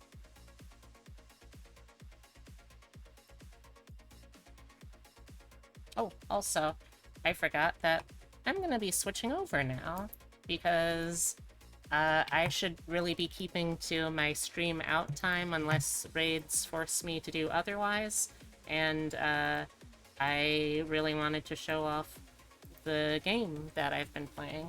So I'm going to take a quick break so I can feed Totoro and use the little cryptids room, and when I'm back, we are going to be playing some One Step from Eden, and hopefully hearing a little more about this lamb cult. Alright, BRB.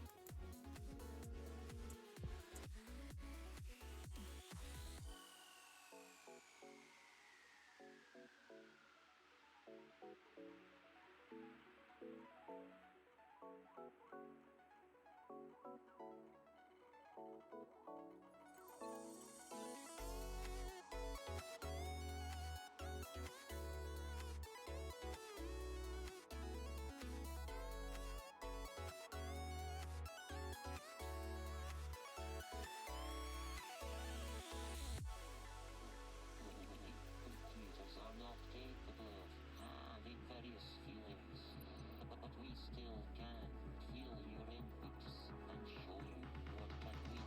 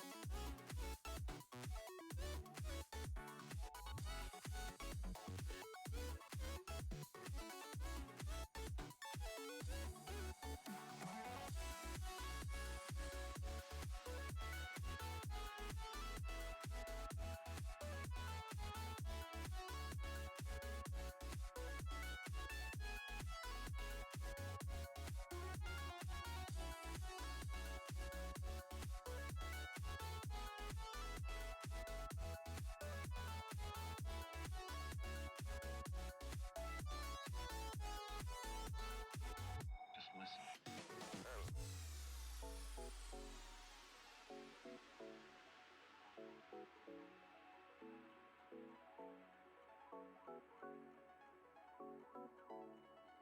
That's the way computers talk to you.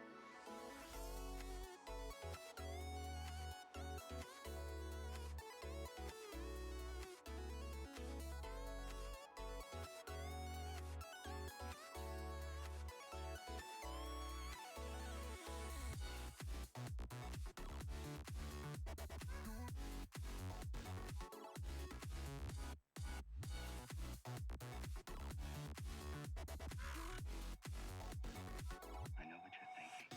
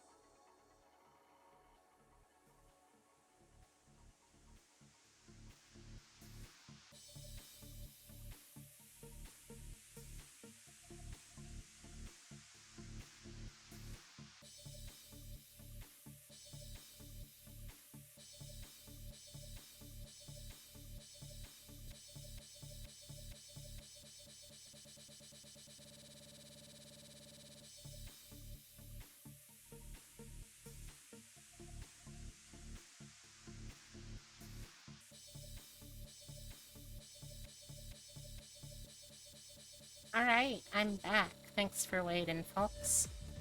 I'm just getting the game started up. Although I can also, right away, I think, pause the music because there's going to be in-game music. Let's get the game capture up.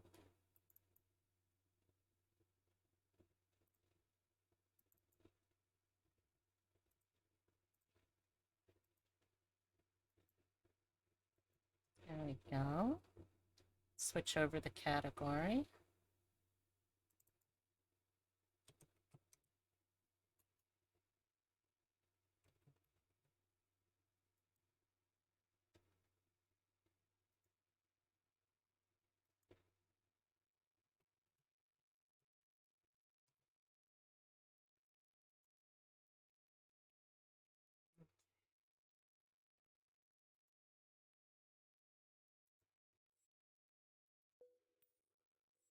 Settings.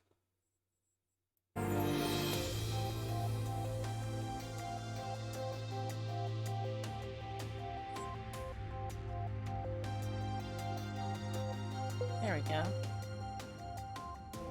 That should work. Alright.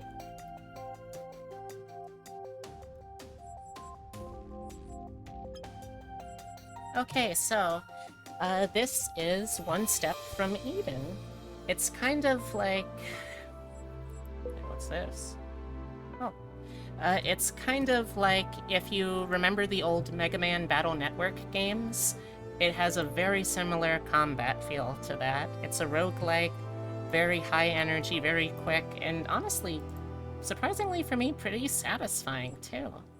So, I'm gonna start up, and chat, I would like y'all to help me out in figuring which character you would like to see me run. I've unlocked at least the base form of every character except Shopkeeper, which you have to beat in combat before you can actually play as, and she's like a super difficult fight. So we got Saffron, Reva, Gunner, I guess that's just his name, Silici, Hazel, Terra, Shiso, and Violet. Who do y'all want to see in chat? Or, in chat, tell me who y'all want to see. It's alright. I assume you don't know anything about any of them, so it doesn't matter. You can pick whichever one you want. I promise I won't get mad.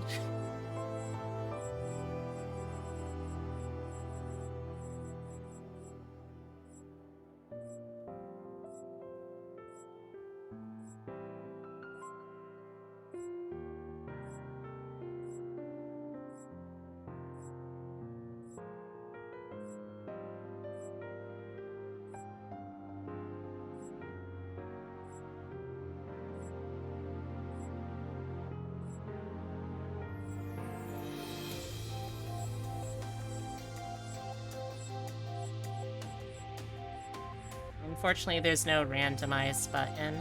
So, who do you want, chat?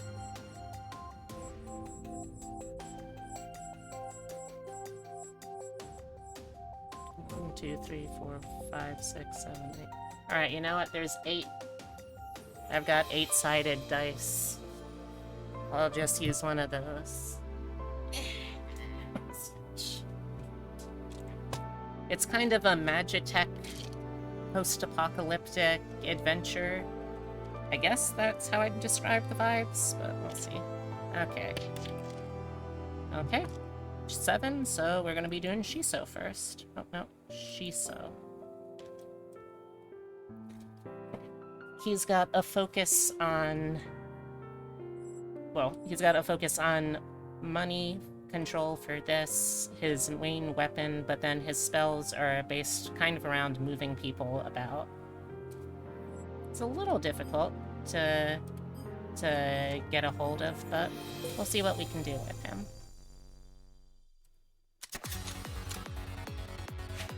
Oh.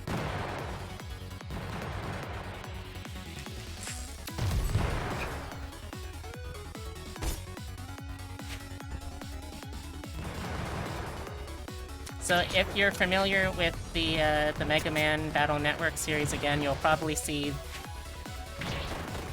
the inspiration right off the bat. Also, I'll probably need to turn down the desktop sound a little bit.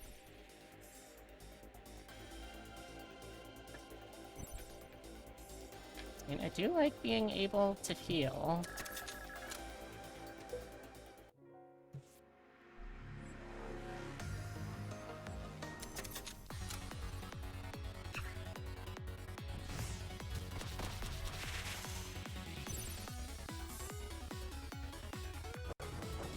Oh, come on. Ow. Whoa, oh, okay. There we go. Wow, I'm very low health already. Oh, I'm still not very good with him.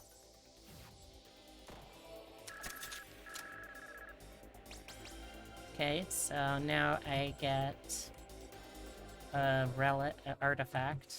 Basically just items, passive stuff usually.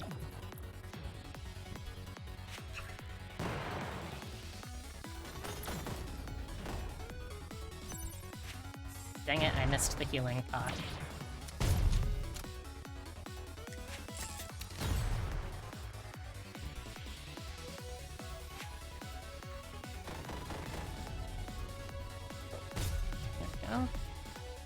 Well, we're very low on health, but hopefully we'll be able to recover from that. That would be nice.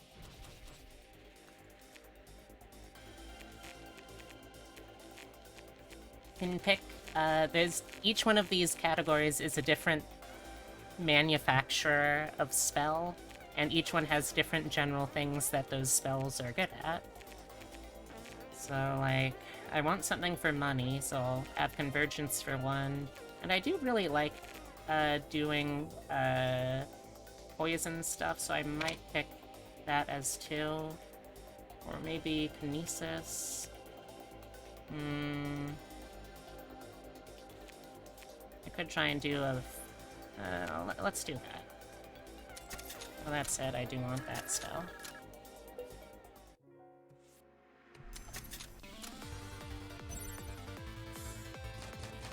Oh.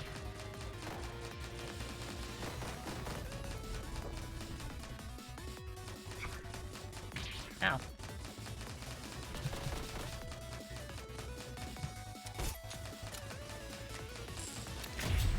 Dang it.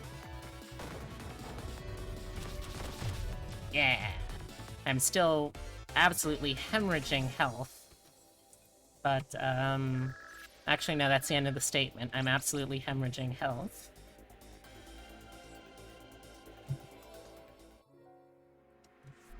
So if any of y'all got questions as we go, please feel free to ask.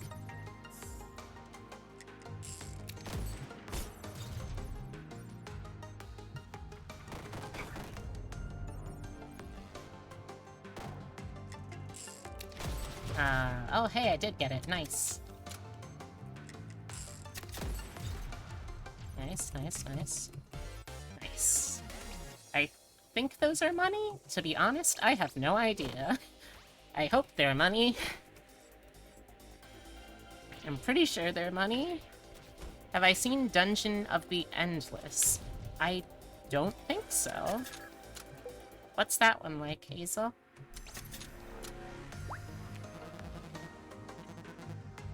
So Shopkeep here is who I would have to beat if I wanted to be able to play as her, and having fought her once, very difficult fight.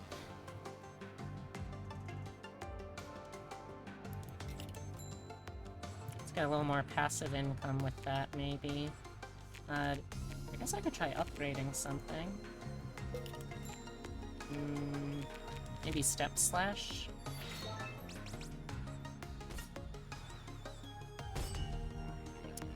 That could be useful, yeah. But yeah, what is Dungeon of the Endless like? Also, we have, again, very low health. Can't stress that enough.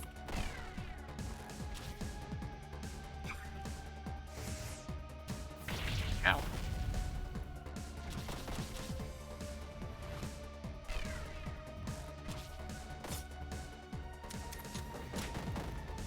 Gotta keep moving because of explosions. Oh, fuck, there's more explosions. Ow.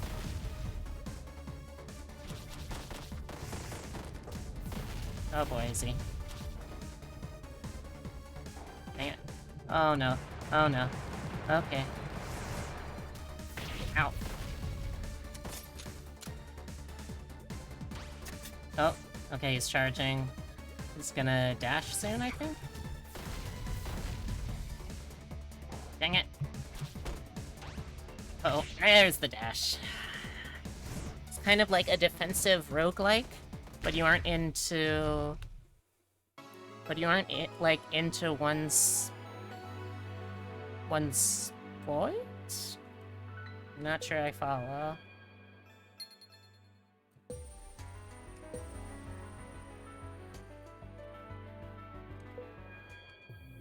Alright, so let's see. Does anyone have a request for who I play as next, chat?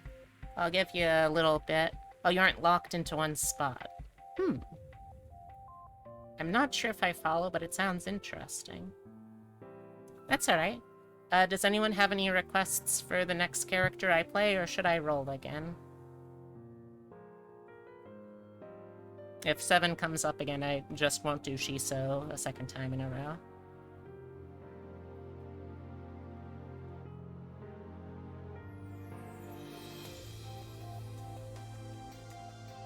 Okay, that's probably enough time to give people a chance to answer. Okay, we're gonna try doing 8. That's a Violet build. This is a difficult one too, I think. Play D&D for a reason, roll with it. Ha ha.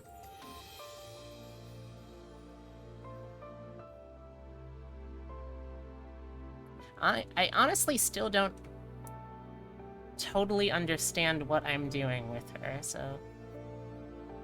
Because, like, Corset is self-damage, which on paper does not seem good. Also, I have no idea what Grace does. What's your ranged fighter? I mean, all of them can be ranged fighters. Let's see if I can figure her out at all.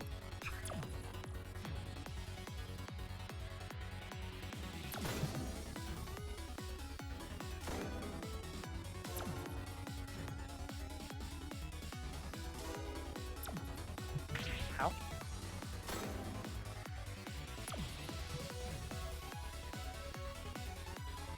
Come on. Give me... There we go. Whew. Okay, so it looks like this build I probably want Misery for 1, and what's Trinity again? Convergence is Trinity. Okay. So this will hopefully help me a little bit with options. I don't really understand her character build. The different fighters are more... Oh no, like, Oh, what? That damaged? It said it did heals, though. What? Ow.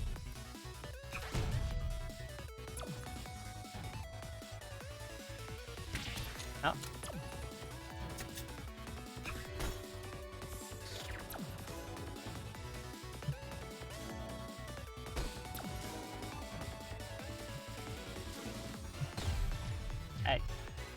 I'm honestly not sure. Oh, hello there, is it Luposier? Luposier? I'm not sure. But hello, it's very nice to meet you. And, so far it's going pretty well.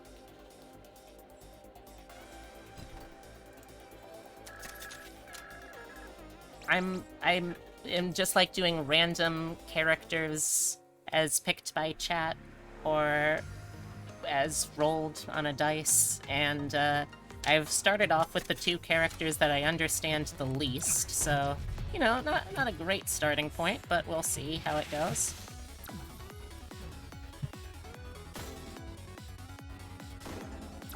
I think that hurt me?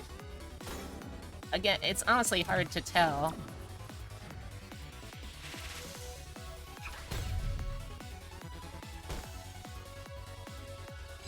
There we go. If by chance you or anyone has any questions whatsoever about the game, let me know. I mean, sure. Do you have any tips on how to play Violet? Or, I guess, any character for that matter?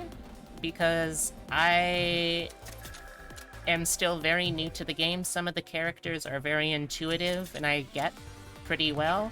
Many of the characters I do not.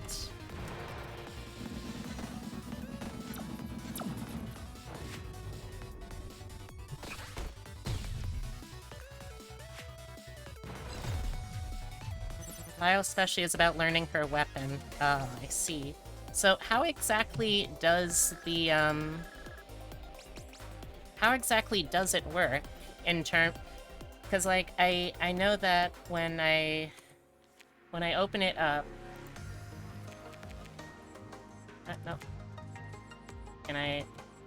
Really? Is it not gonna let me take... There we go. It does a different effect depending on where you move, but... Okay, so if I'm moving right, it fires a 60 damage shot.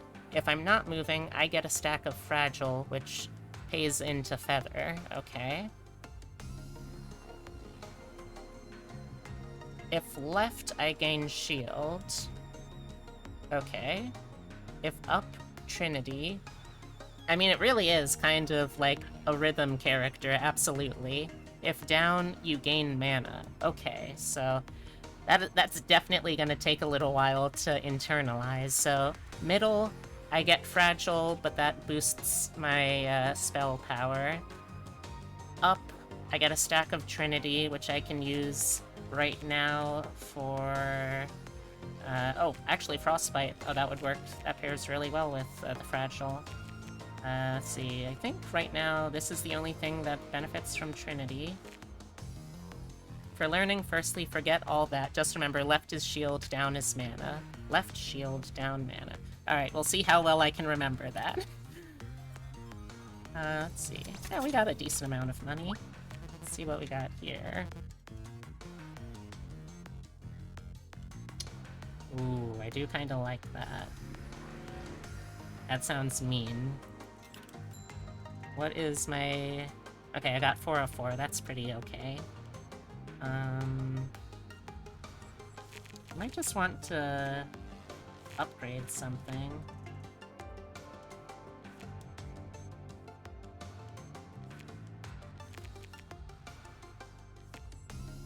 Also, is Loop okay? Do you have a preference on how your name is pronounced?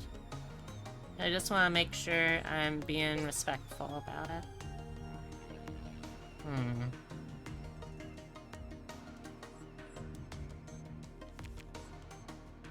It's probably not the best use of my money.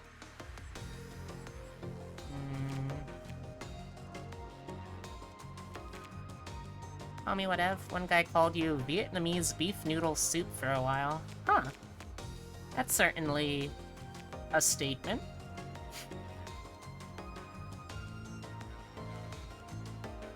I feel like Corset is a very questionable card to have in her deck. Maybe that's just me, but it feels like it just does more harm than good, especially since she has a renewable way to give herself shield. I'm sure that there's things that pairs well with, but I don't know. Oh, left shield, then... Oh, okay, that makes sense. I'll see how well I can remember that, but... up Trin, then cast Mana Steel. Up Trin, then cast Mana Steel. Speaking of,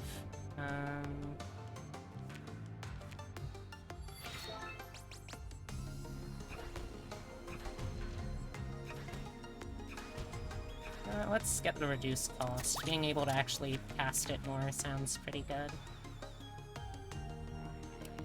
Also, I don't suppose you have any tips as to how to fight the shopkeeper, because she is terrifying.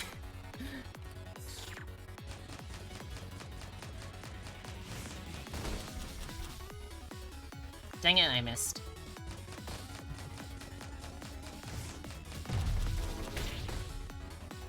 Oh, that's how that works. Okay.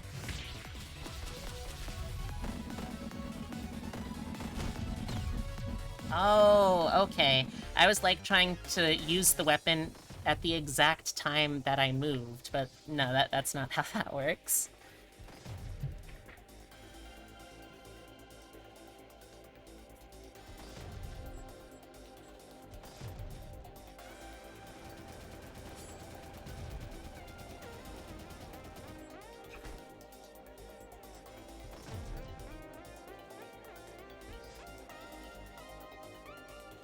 Oh, that's alright.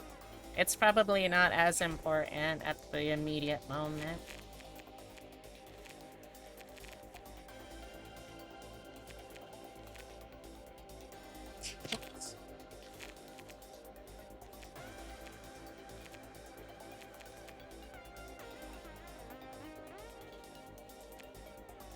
Hmm.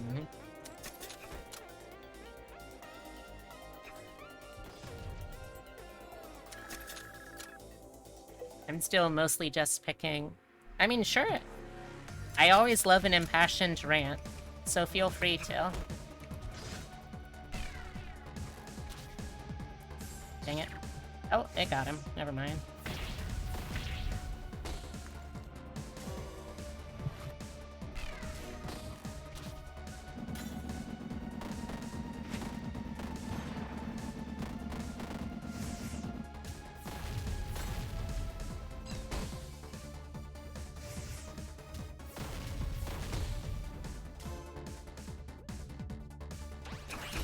Dang it.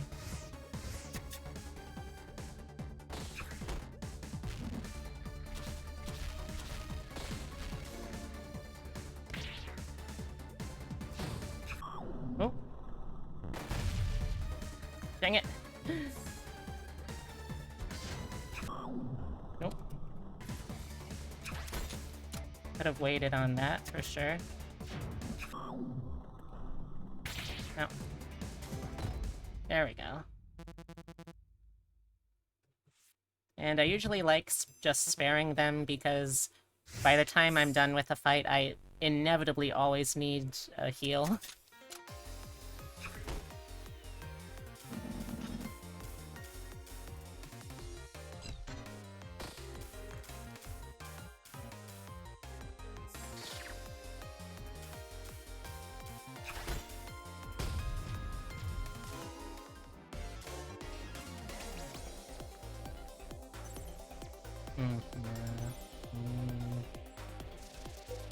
Ice Meteor always has the same safe spot. Be sure you can always break out. X Diamonds likes you like to time a single step forward to dodge through. Pushing explosions, wait for the pushing to finish before moving to get more consistent movement. Crazy Diamonds, stay in the middle 4 panels, starting at top right, then you move clockwise. Huh. That's definitely something that I would need to, like, practice, but that is... Oh, whoops. Dang it. But that is interesting.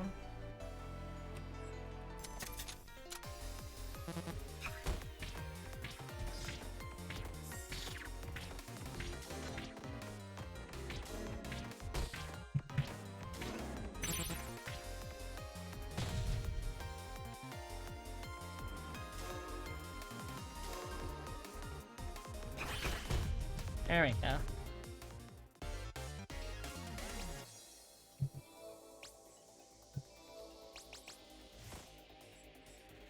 Do like having shields.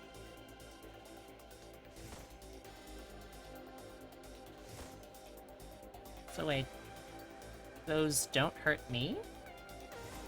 Oh, okay. Crystal Cage is similar dodge to Crazy Diamonds, but might be counterclockwise or have different starting points and it's faster. Huh. Sounds like you really know your stuff.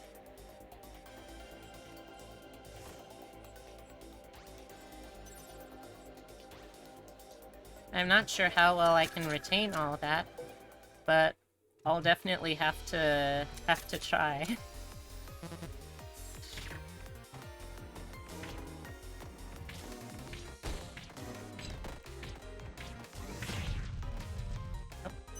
Nope.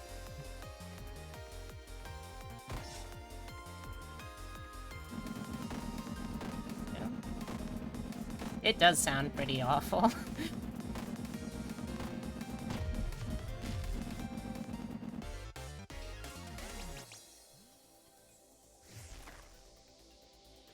Oh, another Trinity spell. Once mastered, her fight is one of the most consistent in the game, able to be no damaged by any player with enough practice. Ooh. That sounds scary.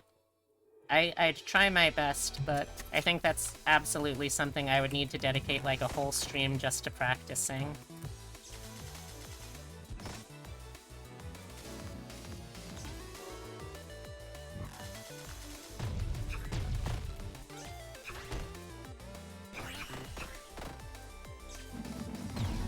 There we go. I think that was my first flawless in the entire run.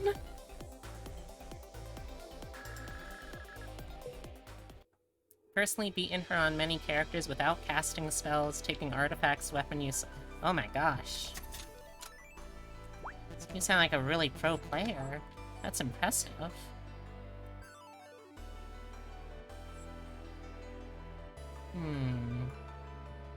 How far are we from the boss? Yeah, as usual. Ah, oh, dang it!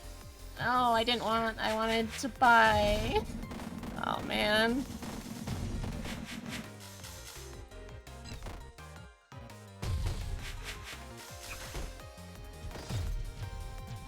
Well. Oh well.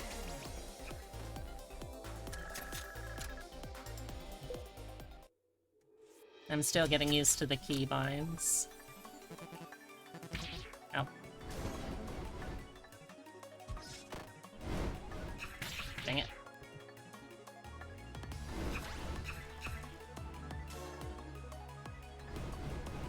Oh.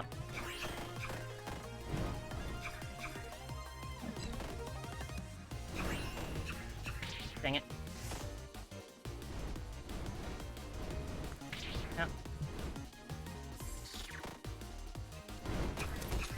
Ow. Oh gosh. It's a major reason why you love the game, no matter the RNG, the luck, the drops, it can always be circumvented with enough practice and skill. Yeah, I definitely need a whole lot more practice then. Alright, chat, does anyone have requests over which character I try and play this time? Or do you want me to roll the die?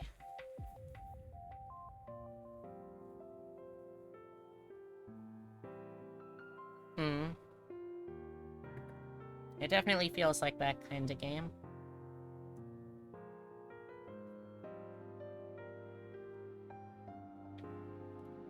Alright, I don't see any suggestions, so I rolled, and it looks like we are doing Gunner next.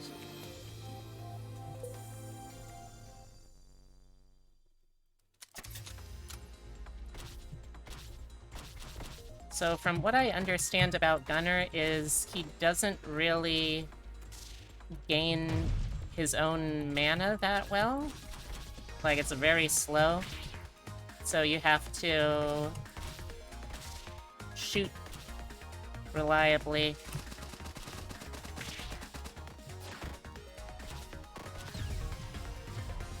Wanna see the hot wrench lady? I'll do Hazel next then.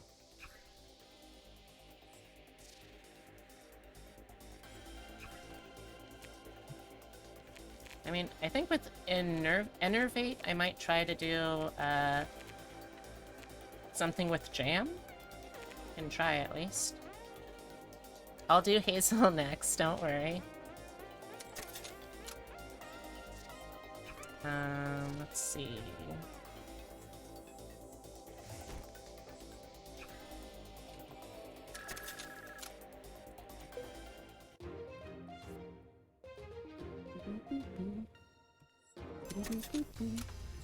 Ah, dang it. Oh, this sucks. Yeah, I couldn't do anything because of the position.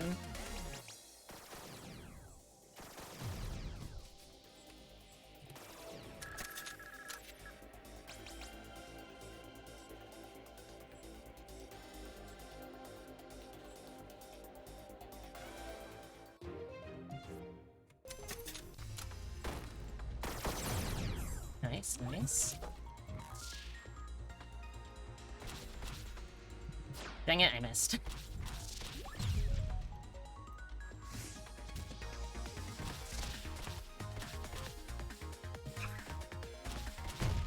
There.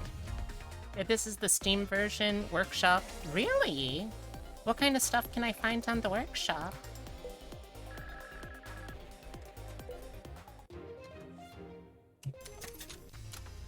Aw, man, come on! You gotta give me something that I can use without shooting her. Wow, that was a really unlucky set of encounters.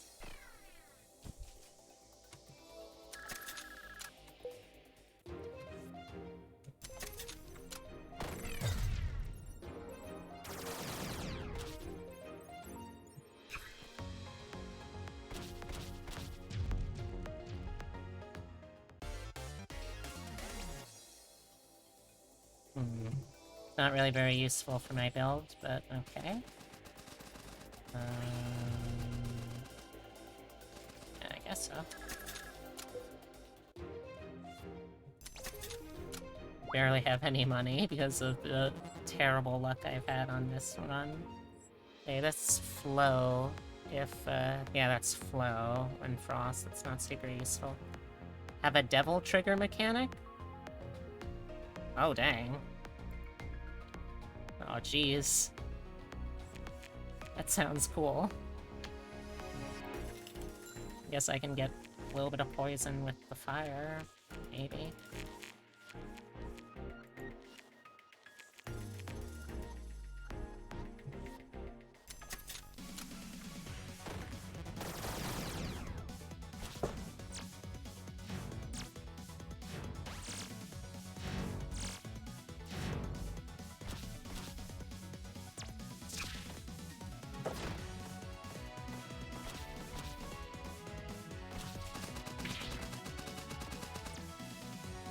Dang it.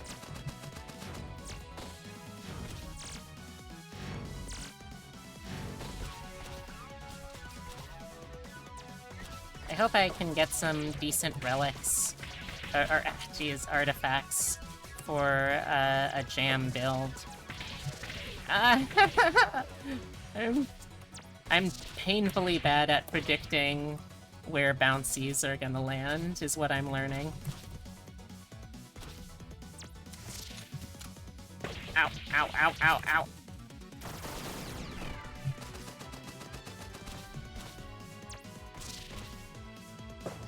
Ah.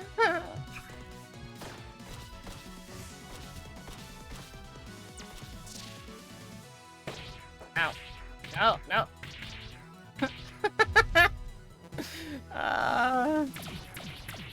Oh, that was rough.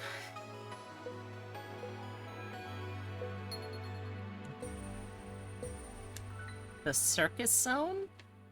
Oh my gosh. Okay, well, as promised, I'll do Hazel next. Do you want, chat, do you want her standard costume or this alt costume I found? So standard costume is the one you see in the full body portrait, alt costume is the one you see right there.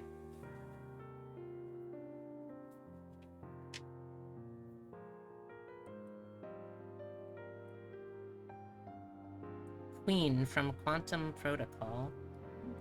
Yeah, I don't think I've heard of that game before. I'll probably stick with standard Hazel. So her whole deal is she builds stuff and moves stuff around.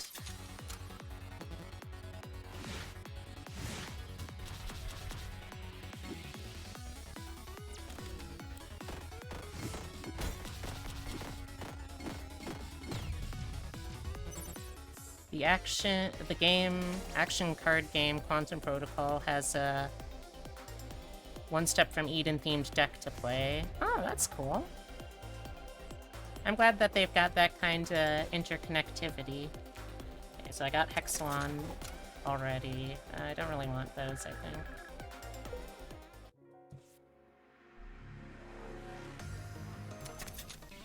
I'm still not entirely sure how to read the different, like, locations and stuff either.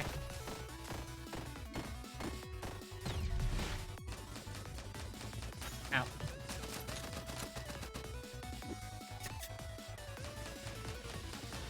Oh.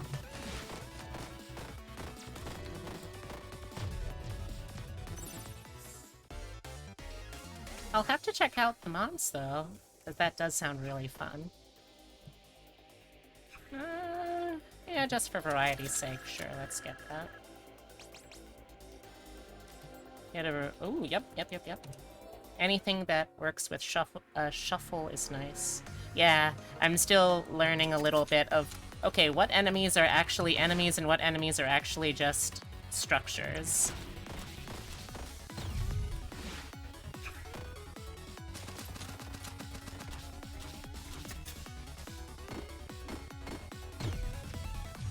Hostages count as structure. Really? Oh, that is a really good tip. Okay, that actually makes things very different. Okay. That does help, because there are things where, like, if a hostage is directly in front and I don't have any kind of way to shoot over or around them, if I could heal them up high enough, they would be able to, like, brute force survive through an explosion.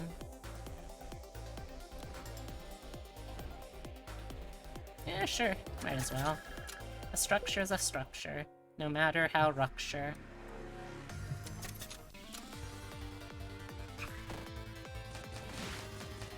Ow.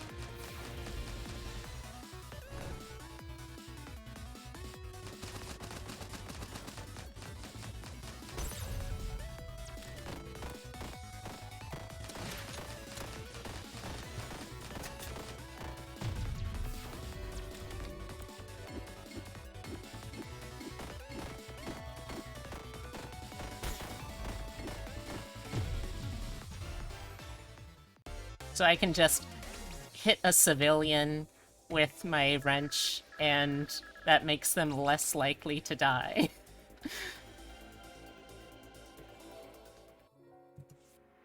More max mana, I think.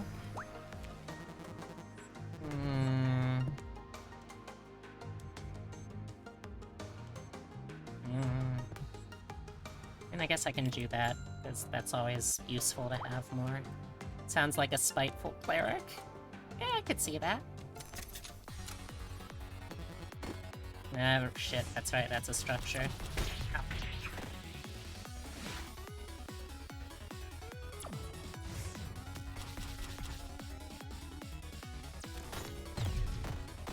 Ah, damn it.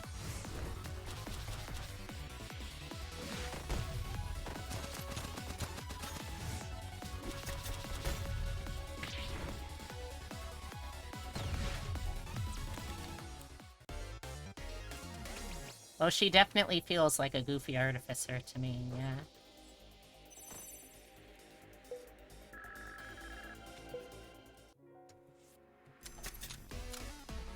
Oh, great.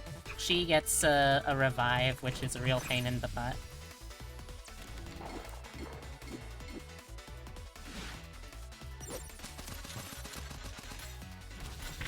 Ah.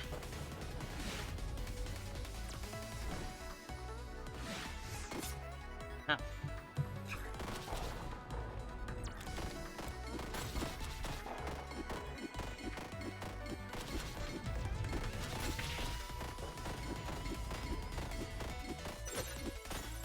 Oh. I'm playing way too carelessly right now.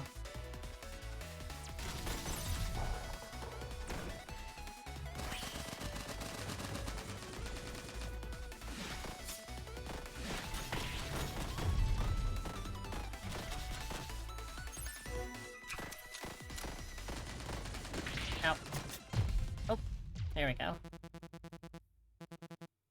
Yeah, sure, we can do a rematch later. You play Rampart in Apex, you're very partial to cool gals with mechanical talents. Nice, nice, nice. Never played it myself, but I know enough to understand that much. Ah, man.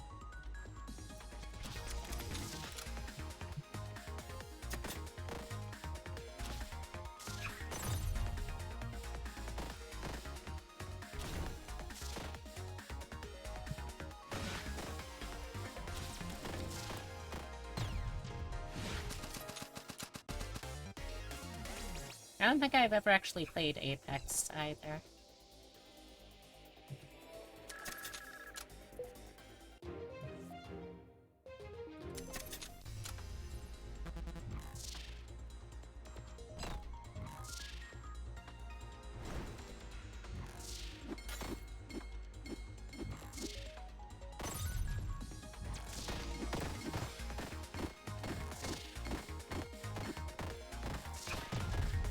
One down.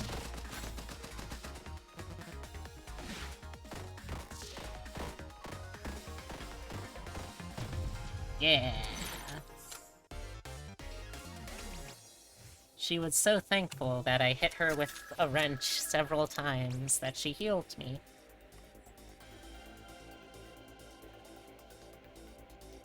Yeah, sure, I get a little bit of healing every round, or every battle.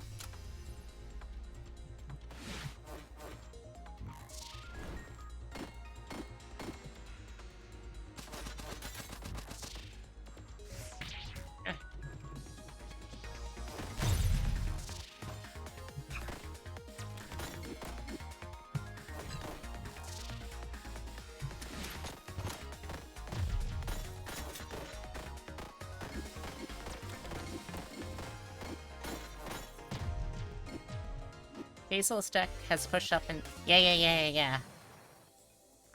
I've managed to figure that one out. It is very cool.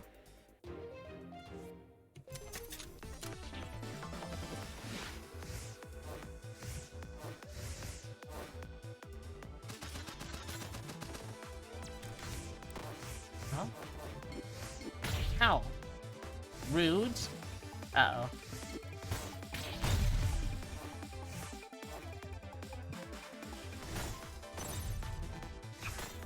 Oh.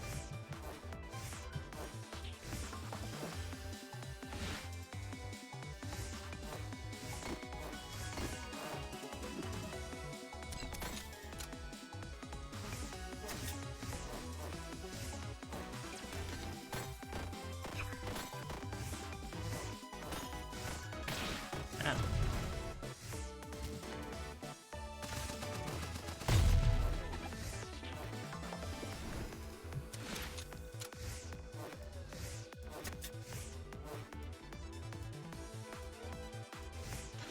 Ow.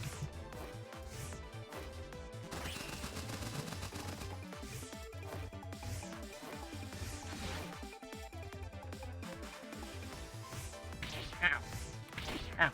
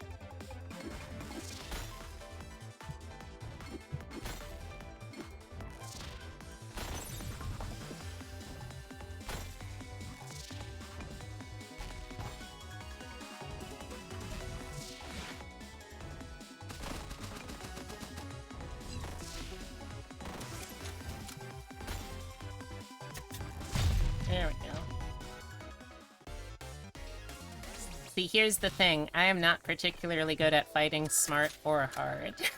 So I'm trying my best. Hmm.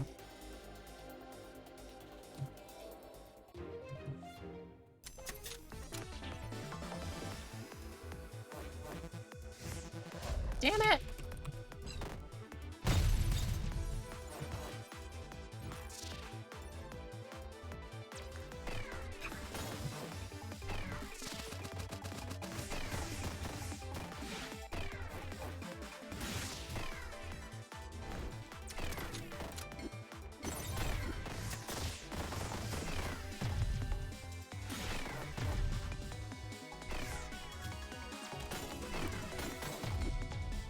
Whew. I'm doing fine, you think? Okay, I guess.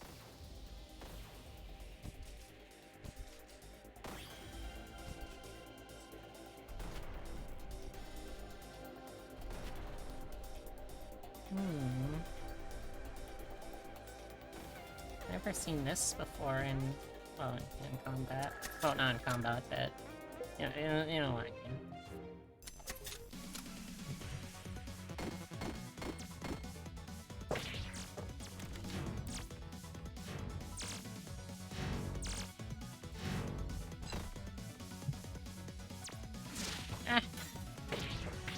Ah.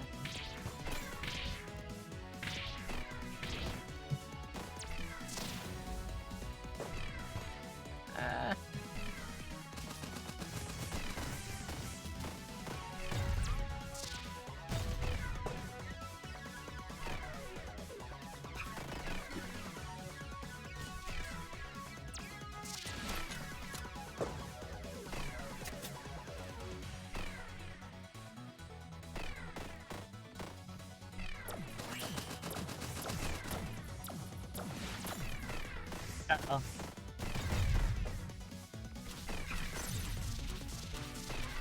Ah!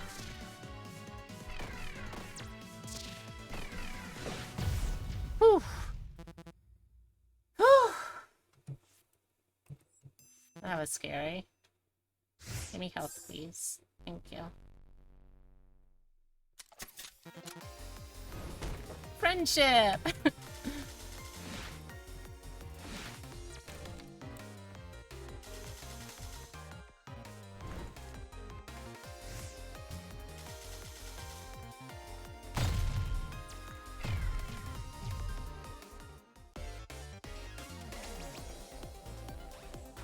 Ooh, fire a missile at a random enemy for each structure on the field? Yes, please. That sounds like a really nice boost for her.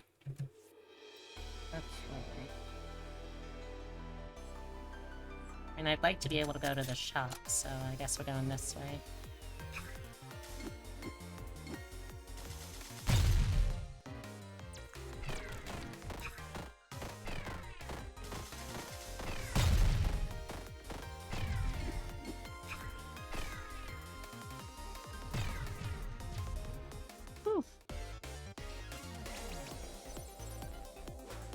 Is there any kind of, like...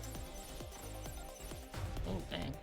Is there any kind of bonus that you get from, like, choosing to skip rewards?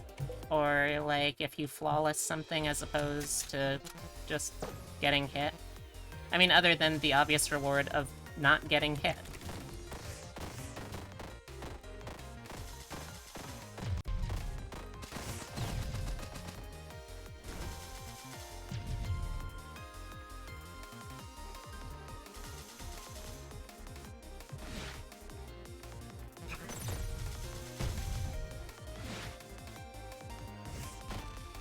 I like that the rock fired a missile.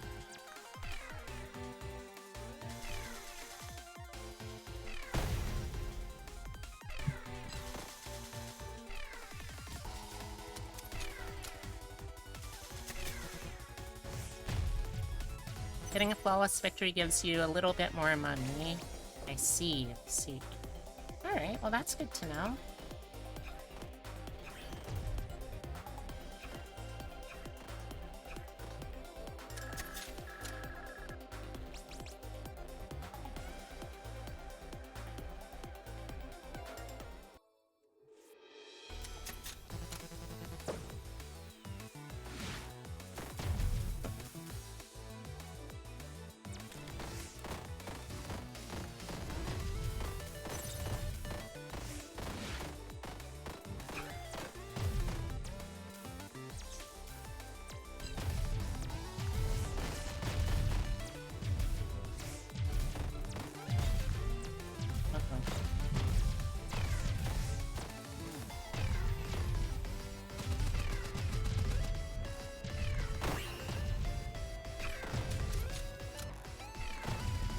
Gonna get you. Yeah, got him. Yeah!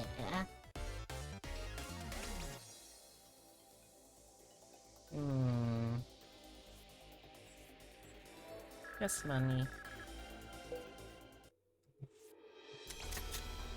Okay, let's see what we can get. Gun that fires every second and restores mana. What? Huh? I do not think I understand that one. First though, I can upgrade something. I want the turret.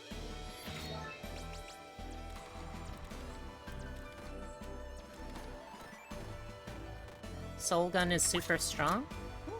Okay. I'll give it a shot. Let's see...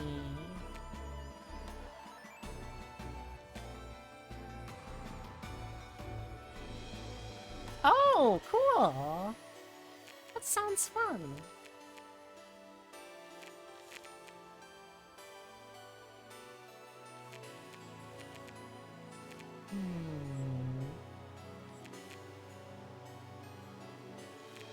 Oh, hey Totoro. Are you flying up the chair for a reason, or did you just want the attention?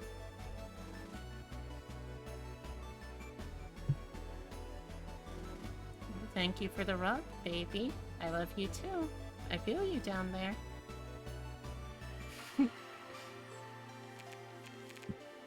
Excuse me. I wish I had more abilities to push enemies, like, forward, left and right, in addition to up and down. But I'm sure that's something I could find. And click on shop. Really? Oh. Oh. No.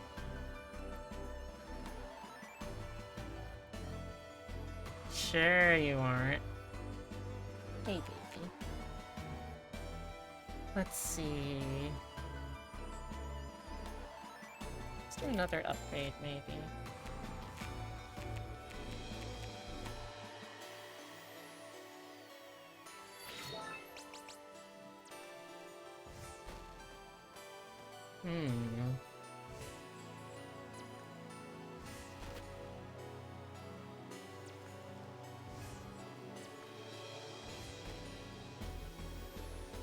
I see.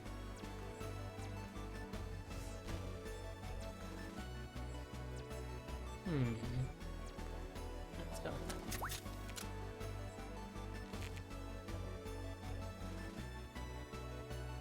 Okay, that feels... Oh! Oh, that's the... Oh, oh, whoops. I'm so sorry. So, does it just keep... So something I'm not totally familiar with, for these kind of guys, like, when they run out of health, do they just permanently die? Or is there some way you can regain them? Because I've never been able to figure that one out.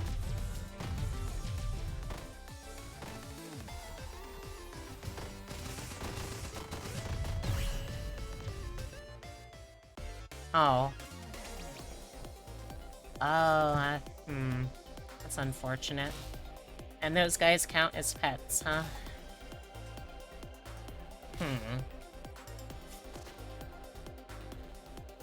Oh! Okay, so I have to actually be good at... I have to actually get good at not having them get hit first. Got it. Pet snap? What's a pet snap?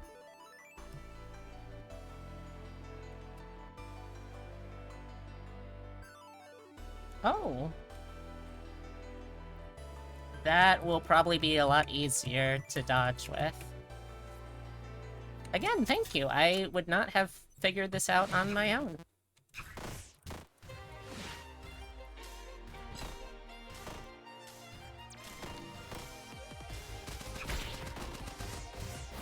Dang it.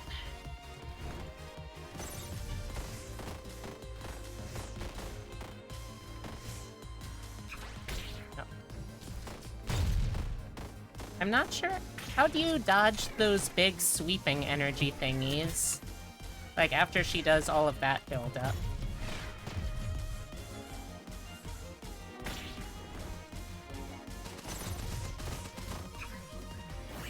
Dang it! I keep missing that. Probably should have waited until afterwards. Grab the green notes? Oh. Okay.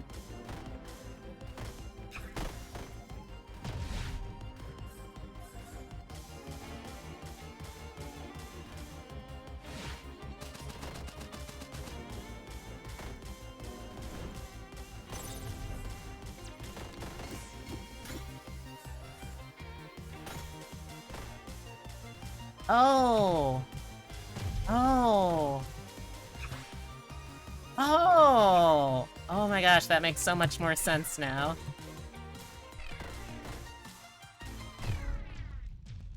Oh. Again, thank you. I am very dense when it comes to these things. I do not think I would have figured that out.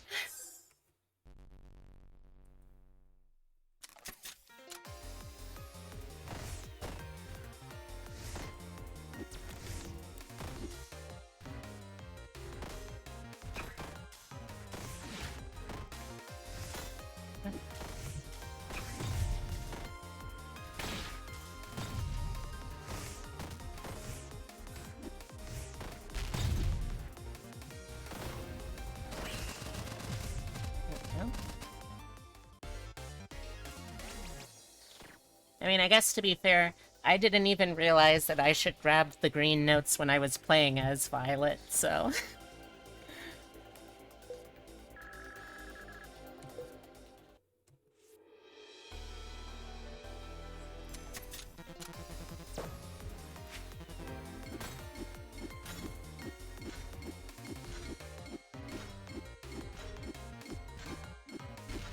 Aw, man! Thought for sure that one would work.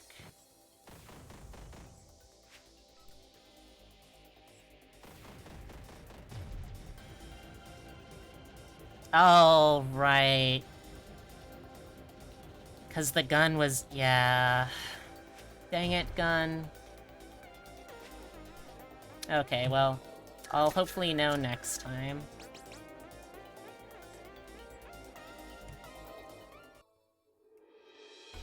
You're a loose cannon, gun. Literally, I mean, that's actually just what you are.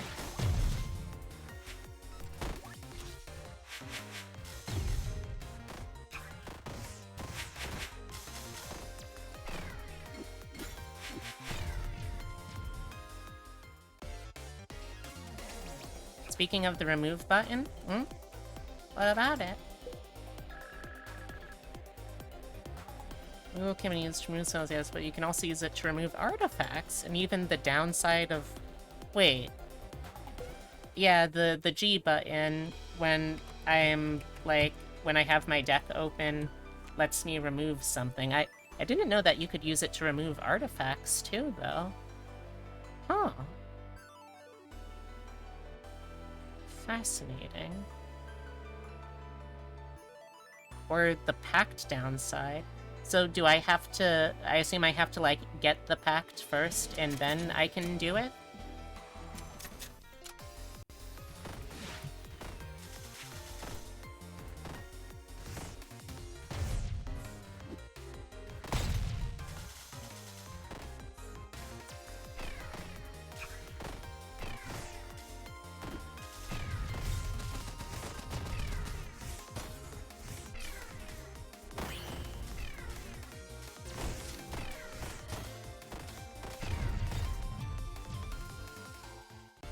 Give the benefit right away, and then you can remove the pact to get rid of the curse. But if you want to remove the artifact and pacts, do not use mouse to navigate to them.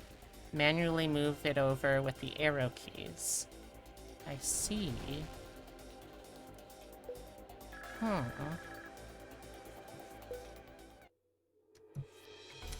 I don't know how I'll remember that, but I plan on playing this game a lot, probably, because I'm having a lot of fun with it, so I'll definitely do my best to try and remember it all.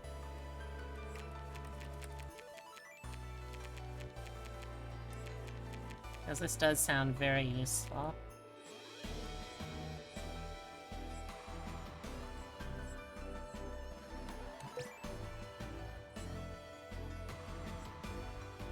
Hmm.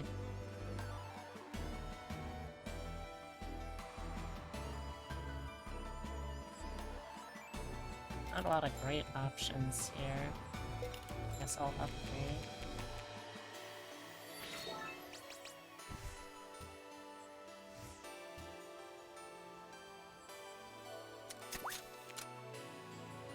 Oh, there's a Discord. Okay. I'll try and find that then.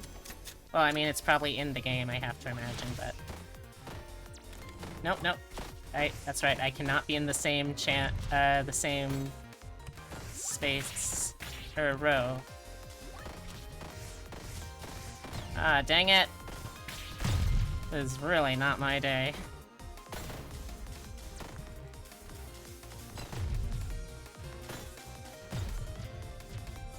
Thank you, and it was nice to meet you. I'll be doing this game a lot in the future, so if you wanna see more of it, you know where to find me. And bye!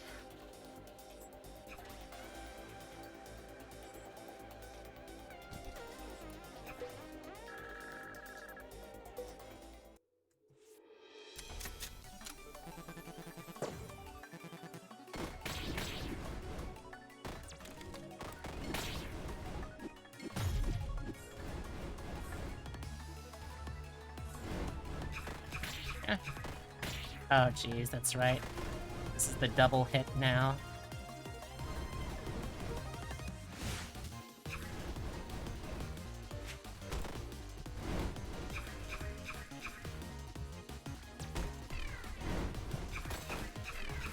Ah. Hey, Heavy! Sorry, I'm a little distracted right now. Ah! Once things calm down a little bit, I will shout you out.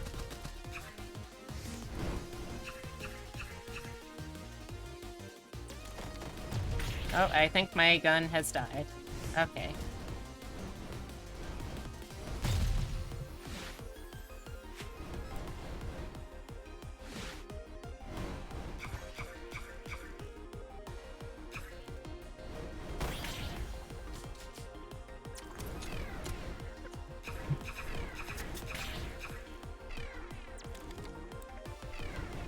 No!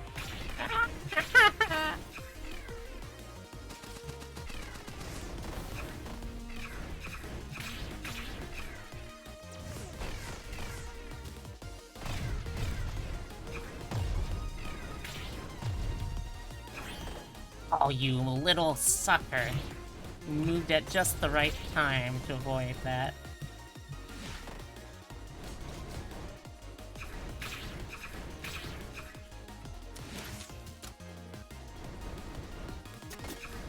Going down swinging. Literally. Alright, let me give you a shout out.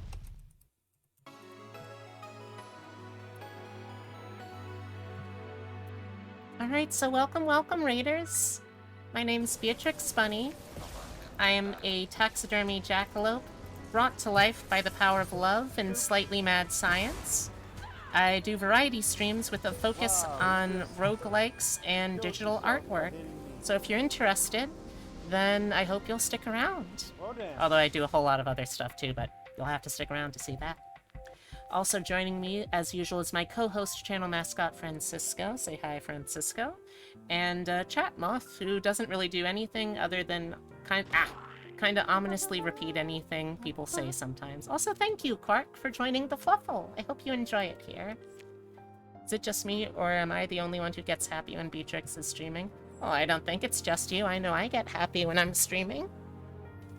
So chat, which character should I try and play next? I just finished a attempt with Hazel. Got all of these.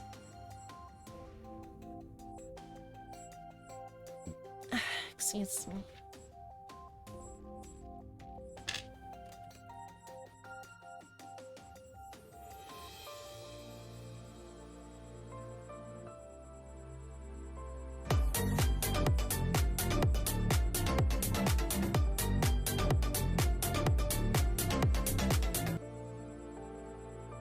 Nice. Alright, well, I'll just roll for it. 4. So that is a Celsi run.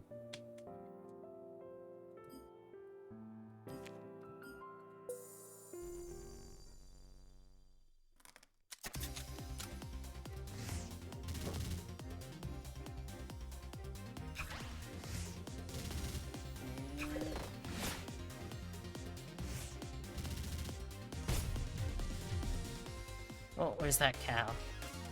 Oh, there you are. Hey, bud. Hey, Shinny! Welcome back! I hope you had a good one.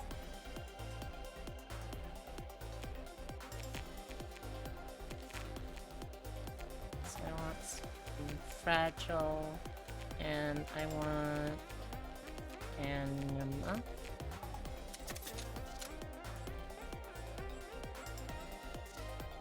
It was a decent nap. I'm glad to hear that.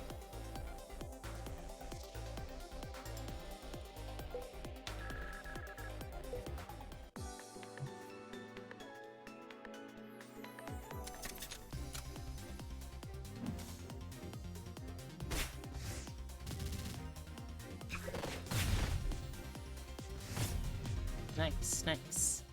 Flawless.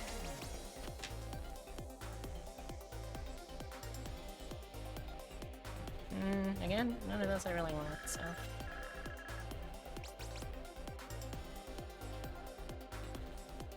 Let's get some more mana. It's a simple reward, but it's still a very useful one.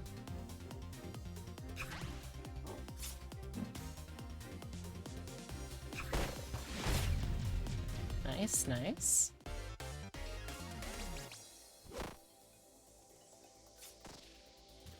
I guess we could do that one. Just get some variety in.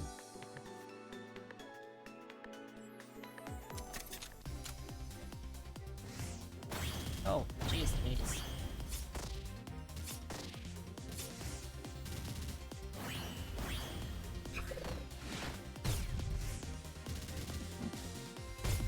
There we go.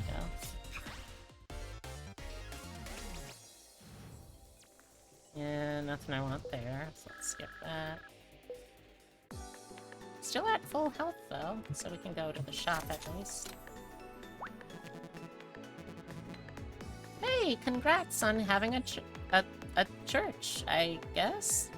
Congrats?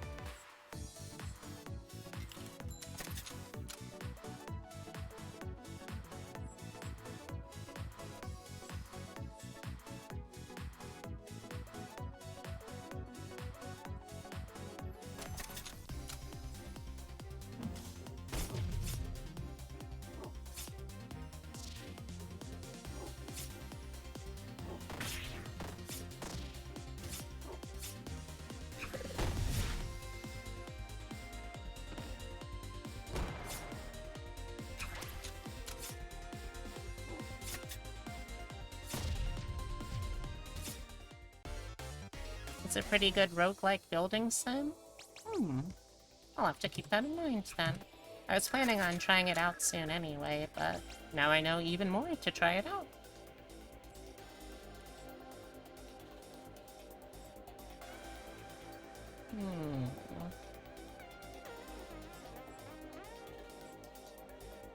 Well, let's try that. Feels like a risk, but maybe we're risky. Maybe we're real risky girls today.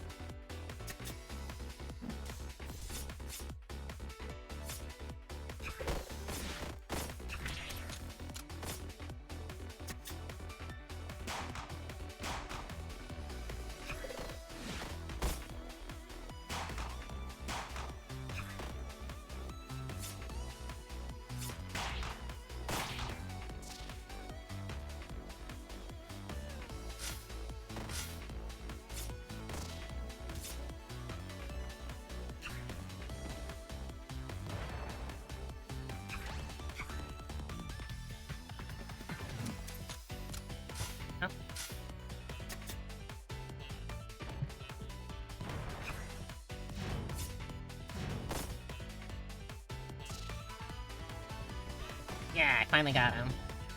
Yeah, I got him twice.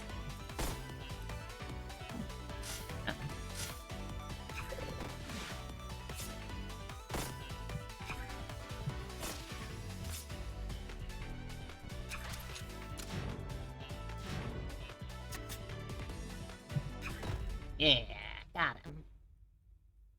Definitely took hits, but I got him. That feels good.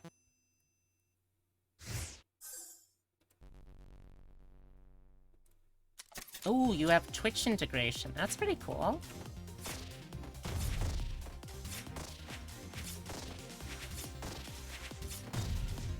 Oh, that was easy.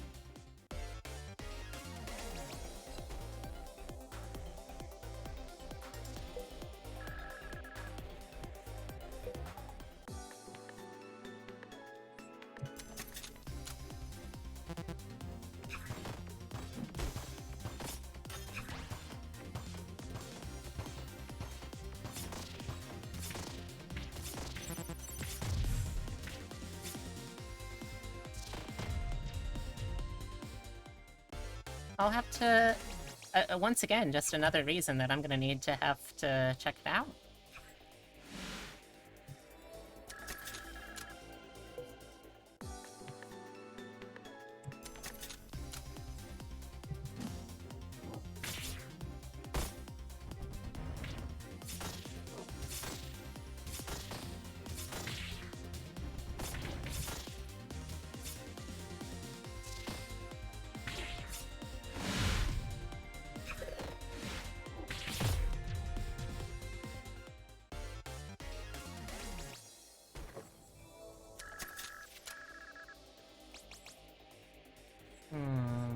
Let's get the heal so I don't have to later.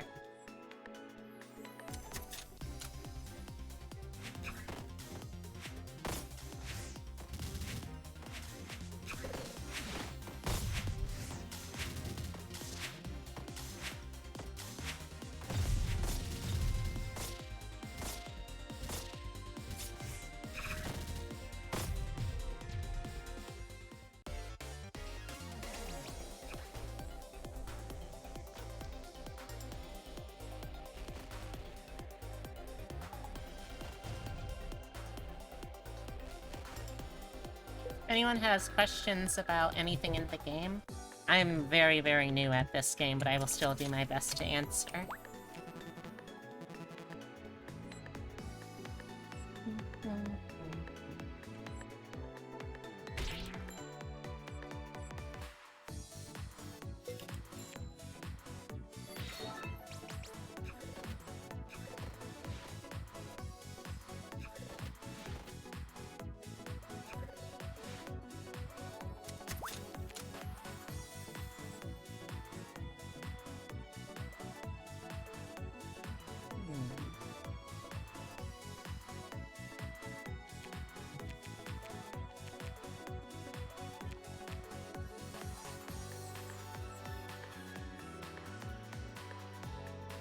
What's Ring of Pain?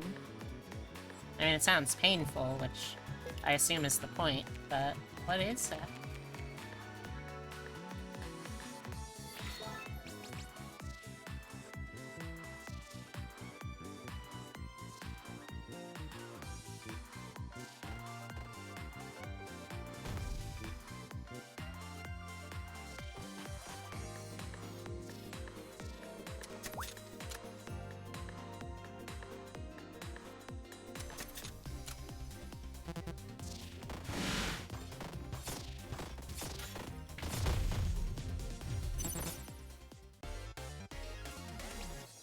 Yeah.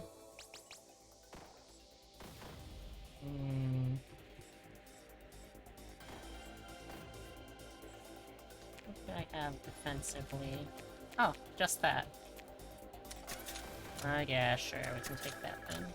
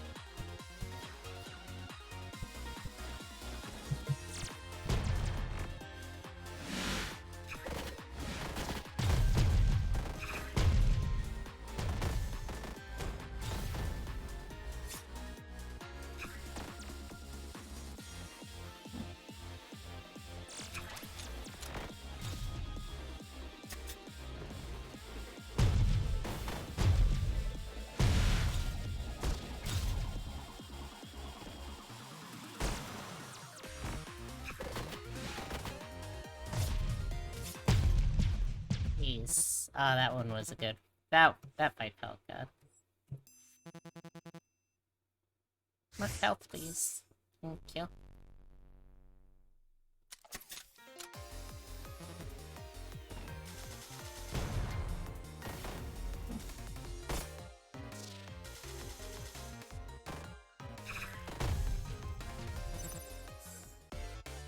There you go. Not interested in those.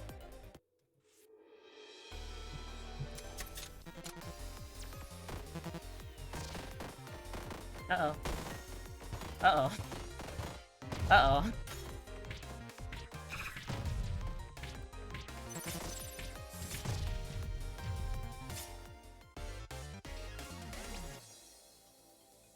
Oh my gosh.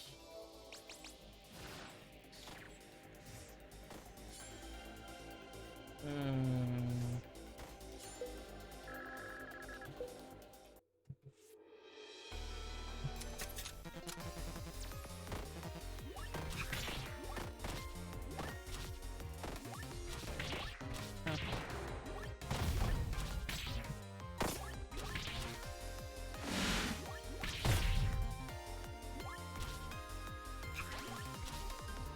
Does this count? It does count. Ow.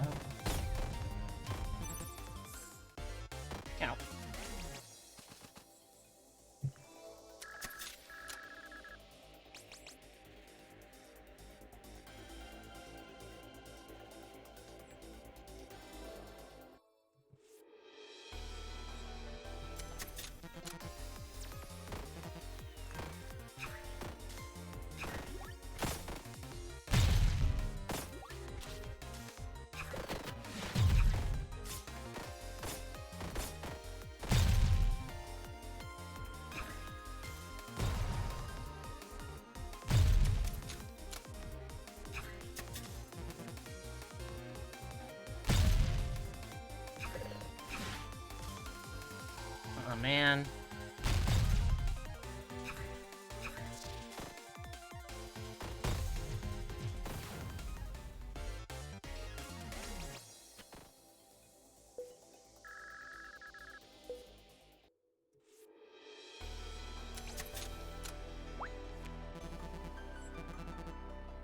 Hmm.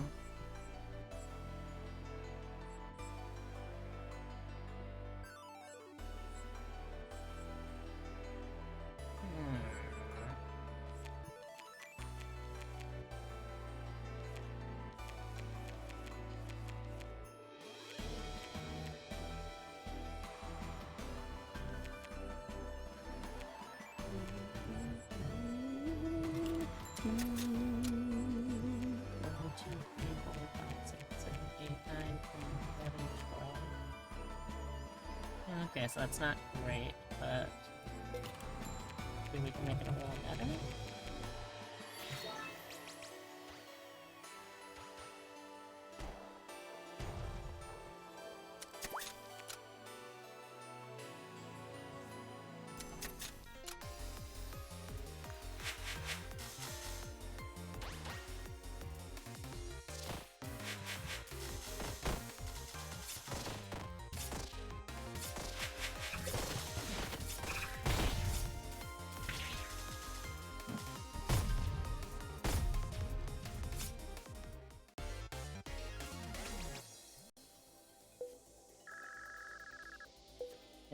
Okay.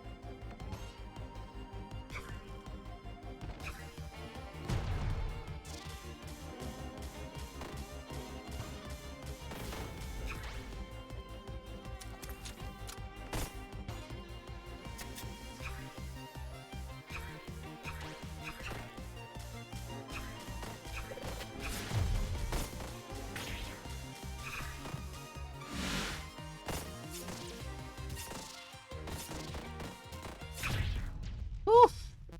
That was close! Oh my gosh. Yeah, this is One Step from Eden. It is very fun, very exciting. If you enjoyed Mega Man Battle Network back on the GBA, then you'll probably really like this.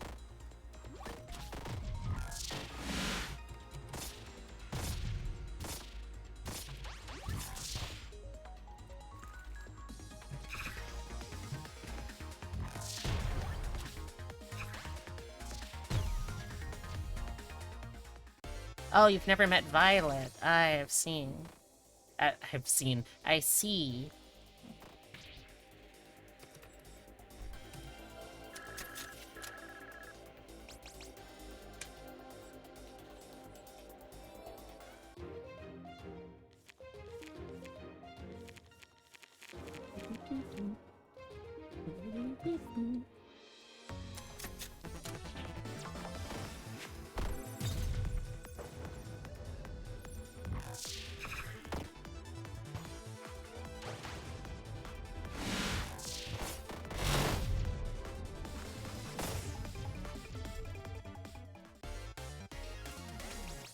Give yourself a 30-minute time limit for your rogue fights. That's impressive. I don't think I could do that. It's very difficult to limit myself that way, you know? Excuse me.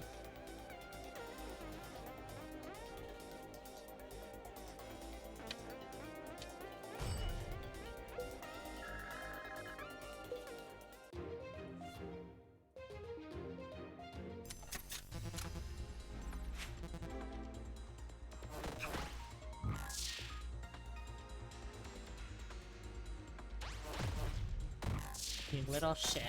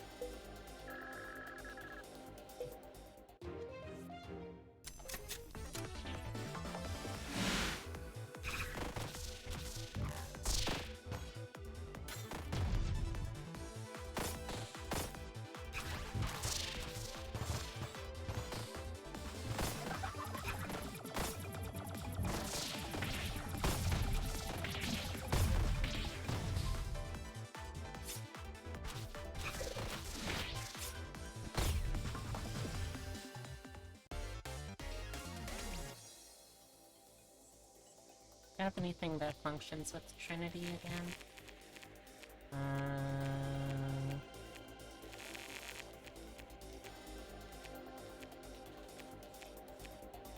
No, I don't.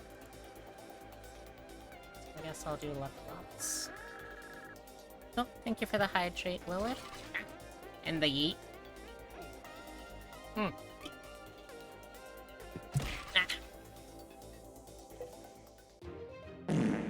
Yes? Can I help you?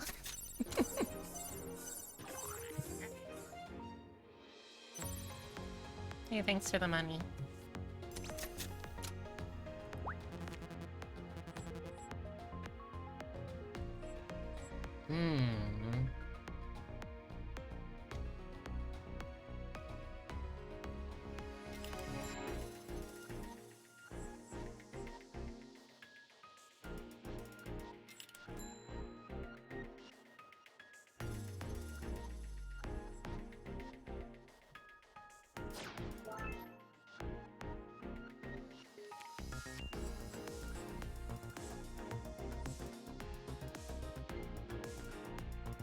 Wait, what? That was weird. Alright, let's see, is there anything I would want to upgrade? Maybe. How you doing, Lilith? Hope you're having a great day. I know I am.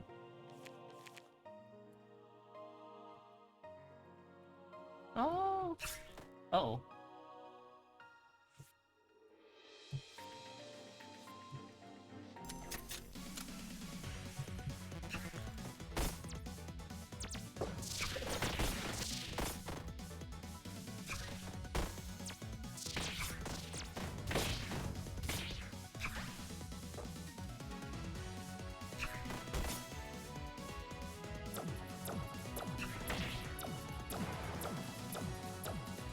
Ow.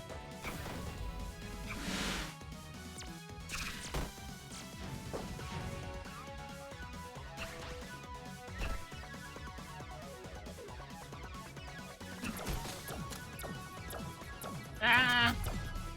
Ow, ow, ow, ow.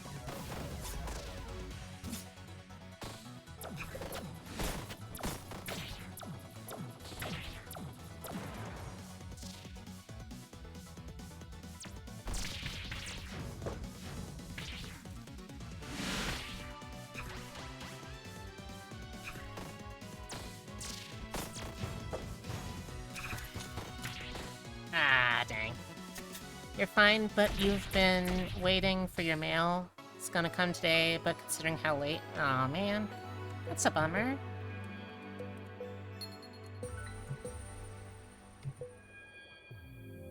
Okay, let's see. 1. Okay, we are doing Saffron. Hey, astronauts! How's it going? And we are doing her Chrono deck.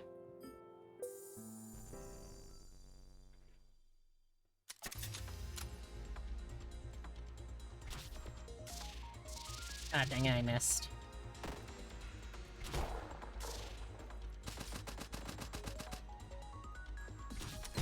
There we go. How's it going? It feels like it's been a little bit, so I hope you're doing good.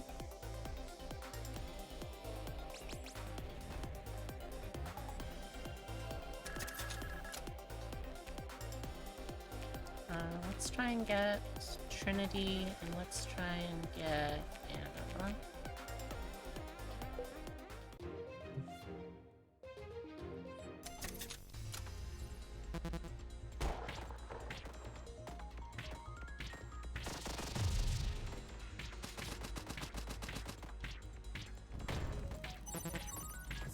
Ow. No, we still came out of that pretty well. I'll take it. Oh, baby, a triple. I guess just mana regen.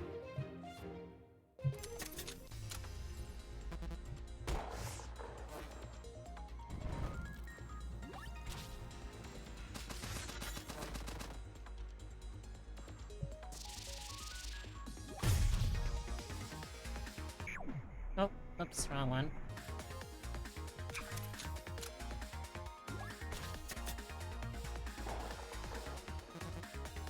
Seriously, how durable is this thing? Jeez Louise.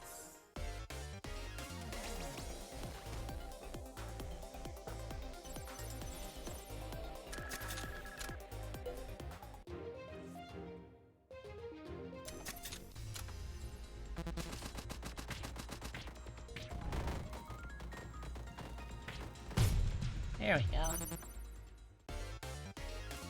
Also trying to do things so you could kill time while you wait impatiently.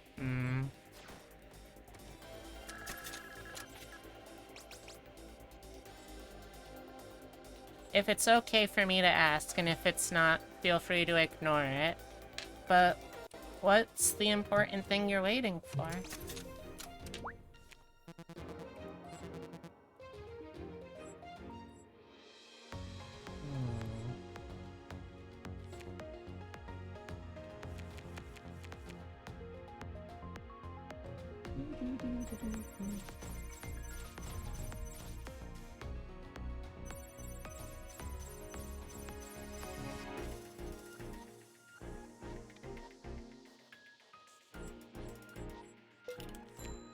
So you can try that.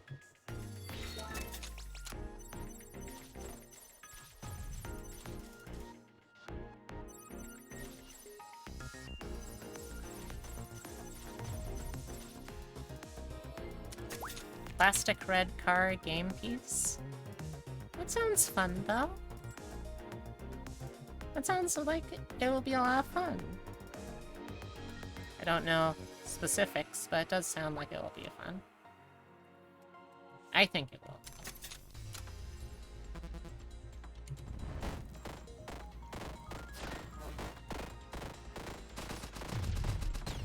Oh, that was easy.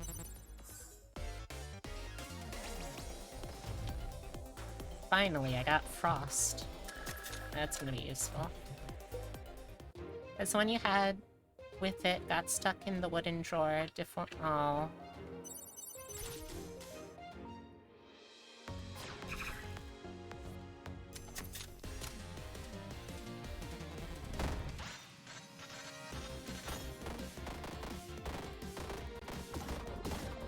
Ow.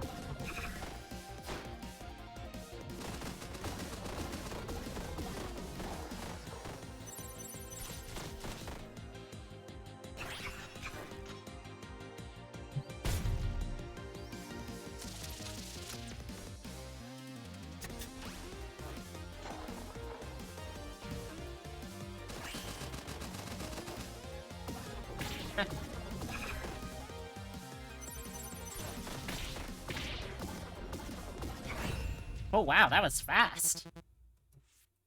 Gosh dang.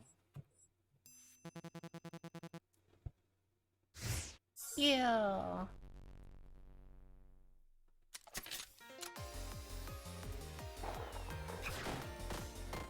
Uh-oh.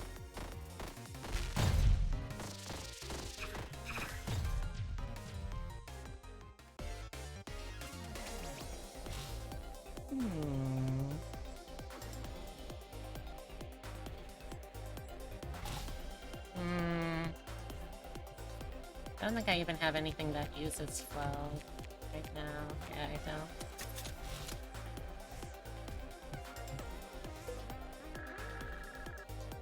Try shot to the face, yeah. Are you familiar with the game, Astronaut?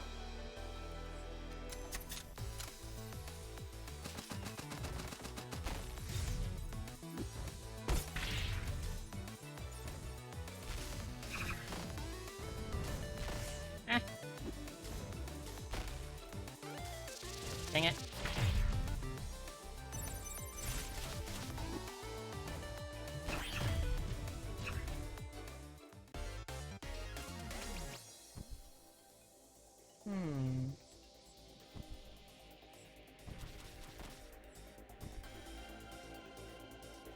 Yeah, sure, that seems useful.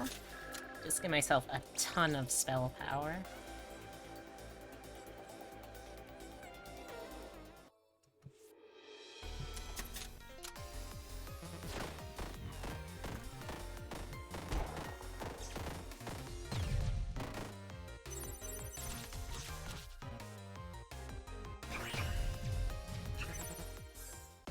Yeah, did it.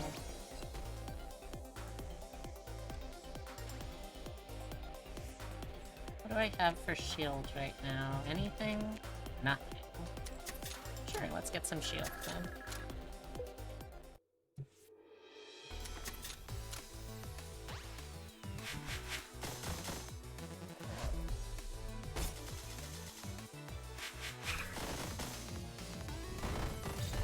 Yeah, money.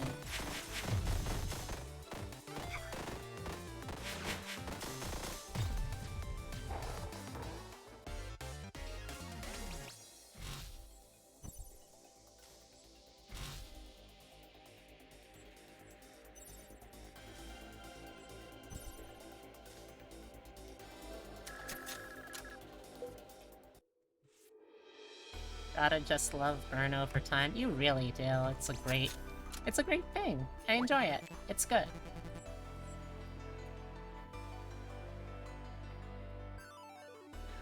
I could use more ice things since I've got snow boots, and that's a pretty good combo. Let's get Cobra Care too.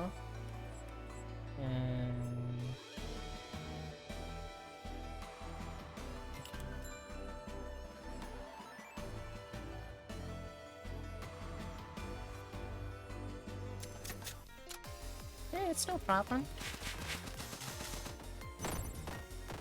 Ah, dang it, I missed. Oops, I also missed.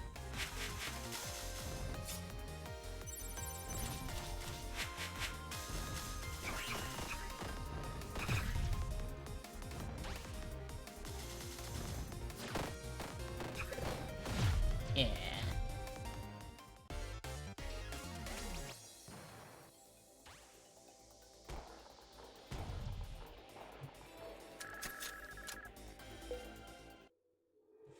Oh, I see? You see what?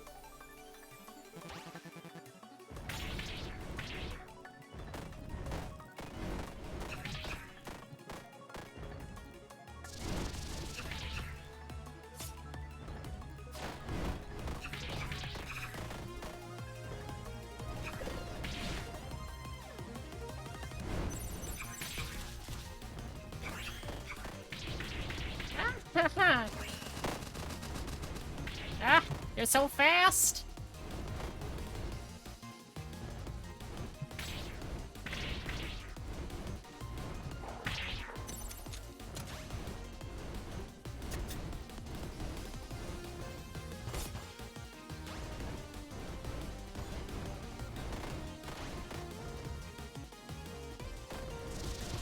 No!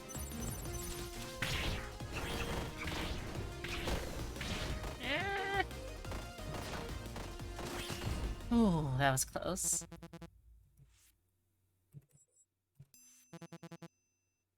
Dang right, you'll chill. Now give me health, please.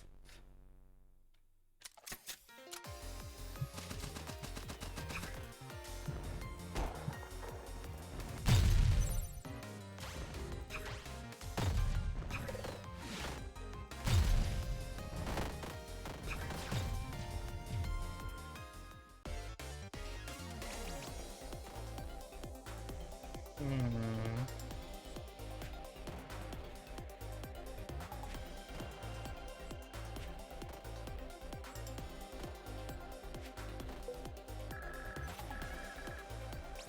Oh. Yeah. That sounds like it would do it. That's rough.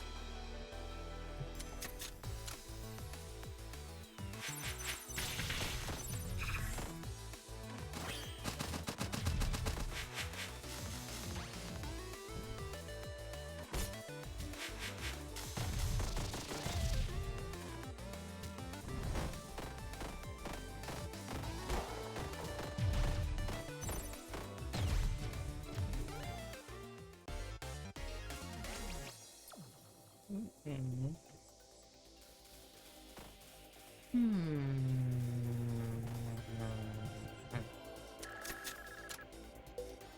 We'll see how well I can heal up during all this. Hopefully pretty well.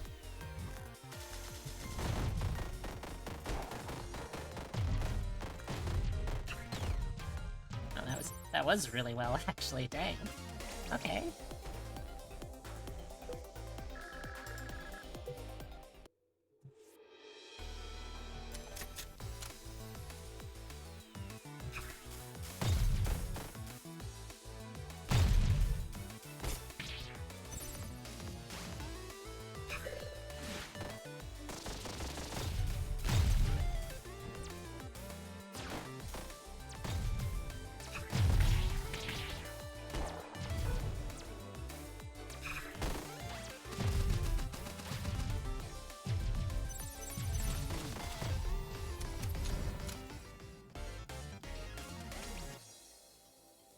Hmm.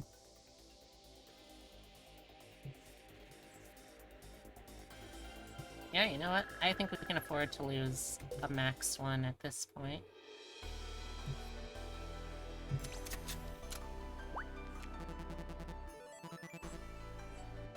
Yeah, it could definitely be worse, which is good, because I'd rather it not be worse for you. That would stink. I'm really not a fan of Laurel. I'm gonna get rid of that one.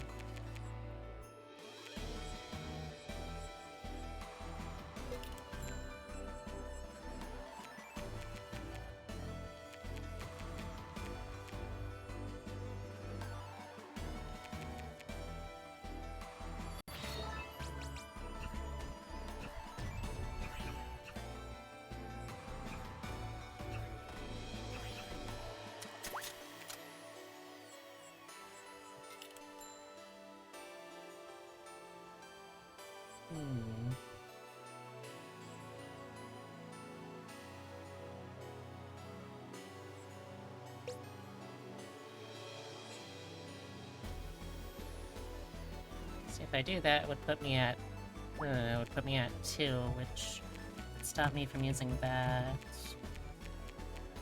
or that, so that's not ideal.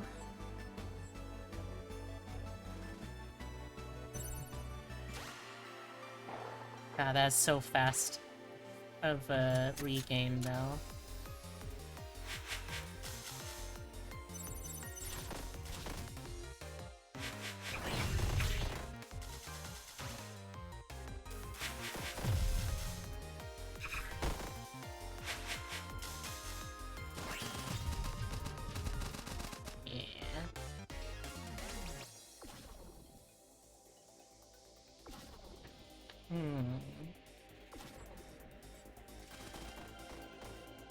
Could do this, I guess, but the anchor is a little risky.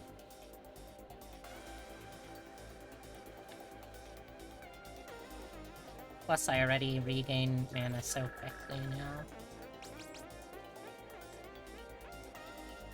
Honestly, I think I can afford to do that. Because, like, I'm already getting more than that as regen.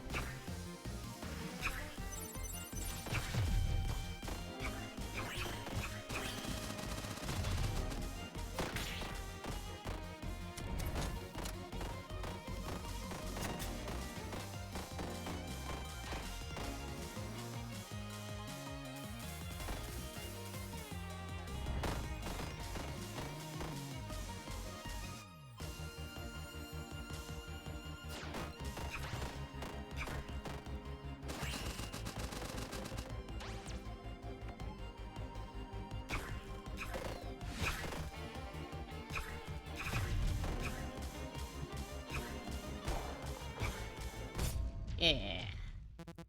I'm getting much better at those fights with Violet. I really like that.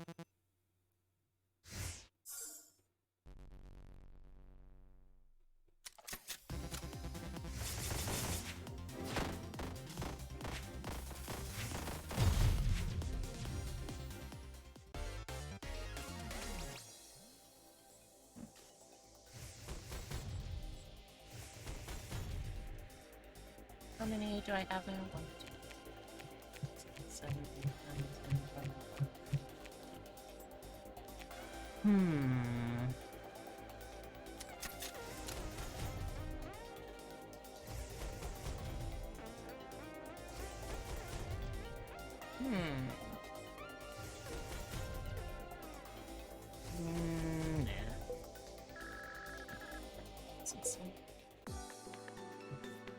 I'm gonna go until I beat this run, or die. Either, whichever comes first, really. Ah.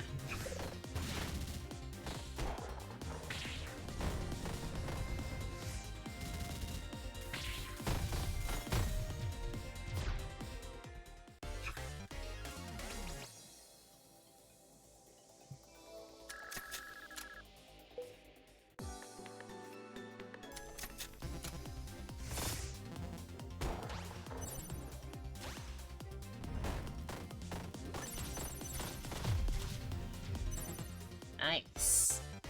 I think this is the one that gives money. That's kind of cool. Yeah, we can try it, I guess.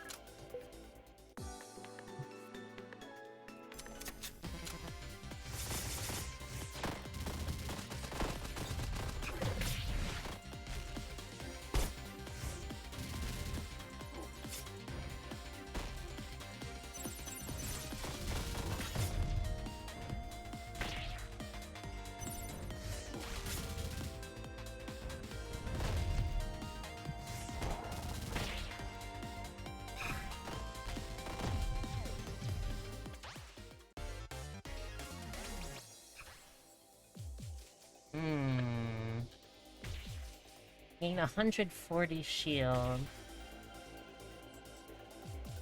So that's actually 280. With 2 fragile. And 2 frost.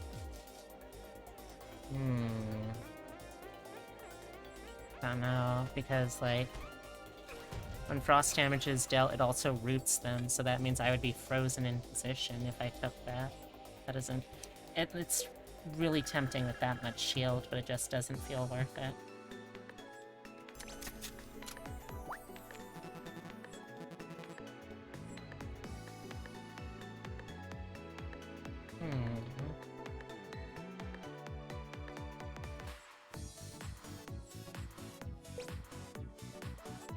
Ah, here we go.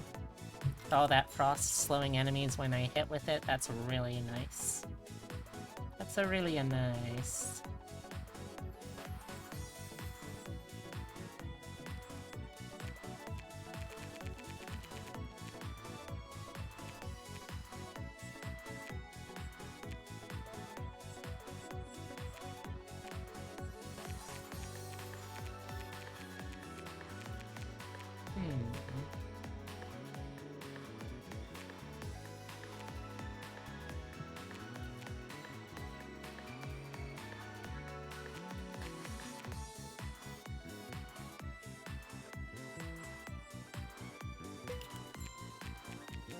I want to upgrade. Guess I could do that, maybe.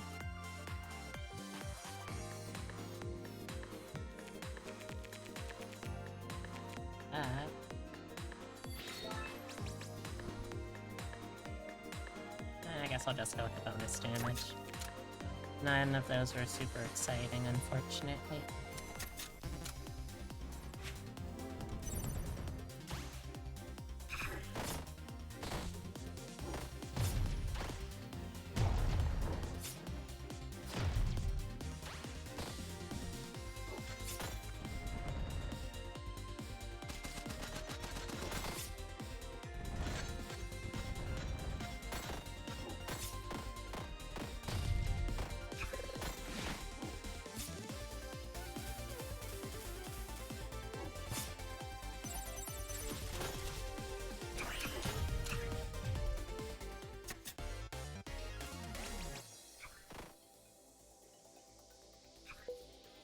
Yeah, level up. What we got? What we got?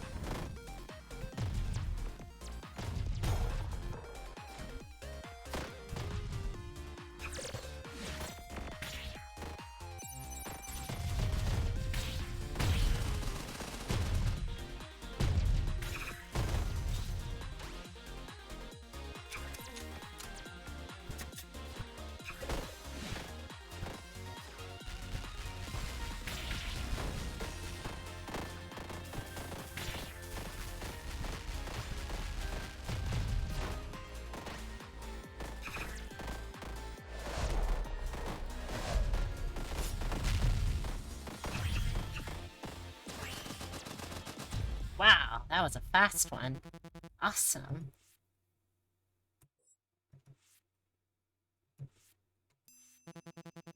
May I have help, please? Thank you.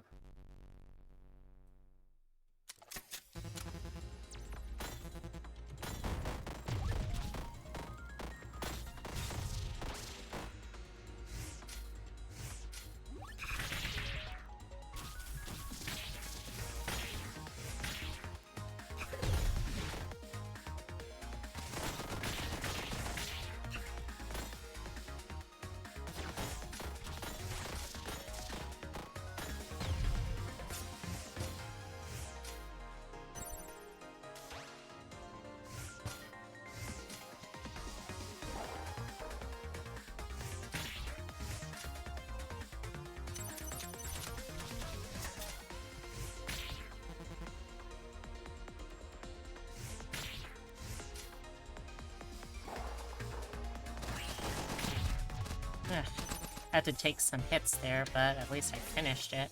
Jeez Louise.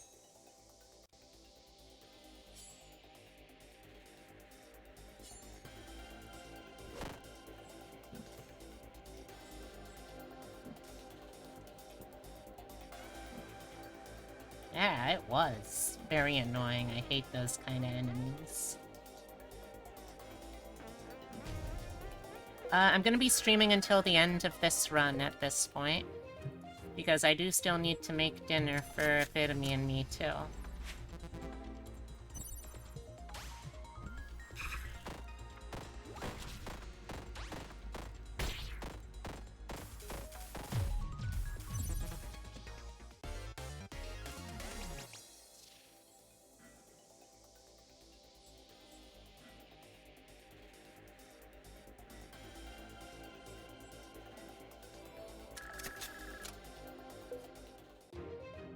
Thank you for the reminders. I really appreciate it. Oh, well, this is unfortunate. Yeah, sorry about this. Oh, wait, no, actually. Hell yeah, we did it.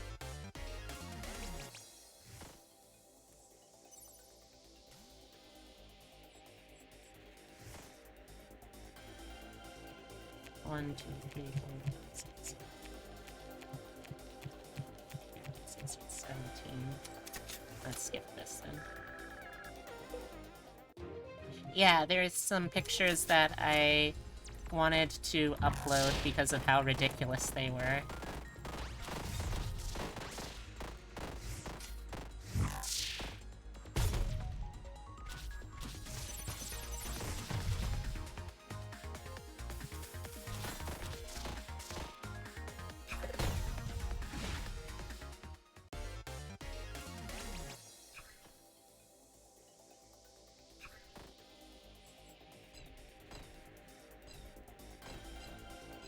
Oh, that hurts me?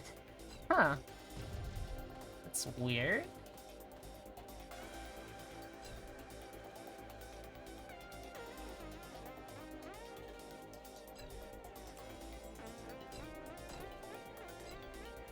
Huh. Do I have anything that works with Fragile again? Doesn't look like it, no.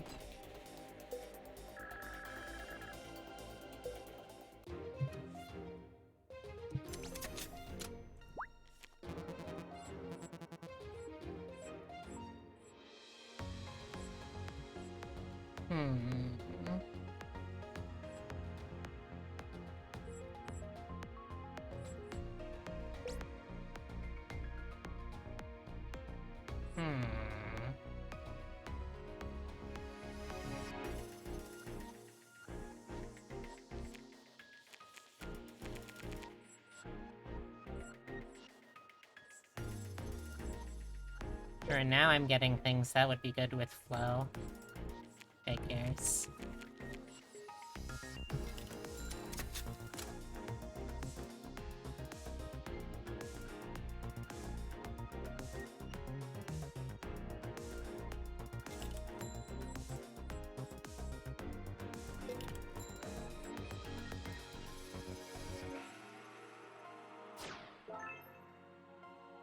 Fragile. Must be Italian. Something like that. That was a very prominent part of my family Trimble traditions growing up, though, admittedly.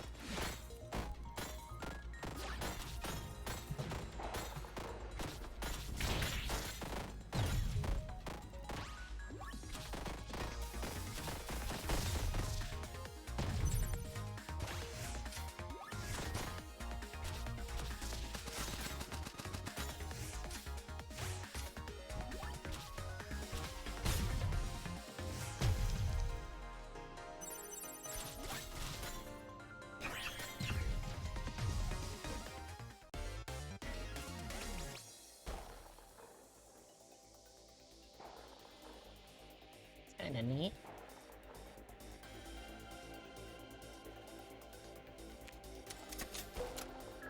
Yeah, level up.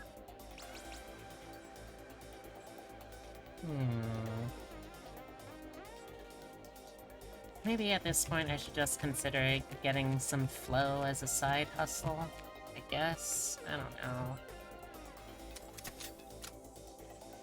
Neither of the alternatives really help that much. I had very close friends from Italian background, unspoken fact that they had mob connections. Yeah, it's never been quite that, harrowing with my family growing up.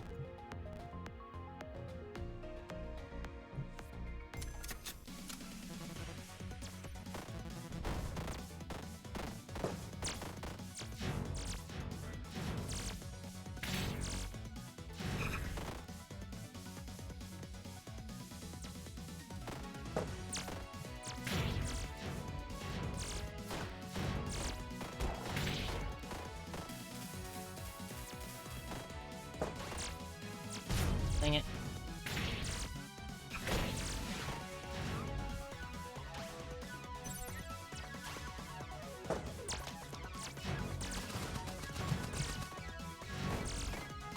Ah.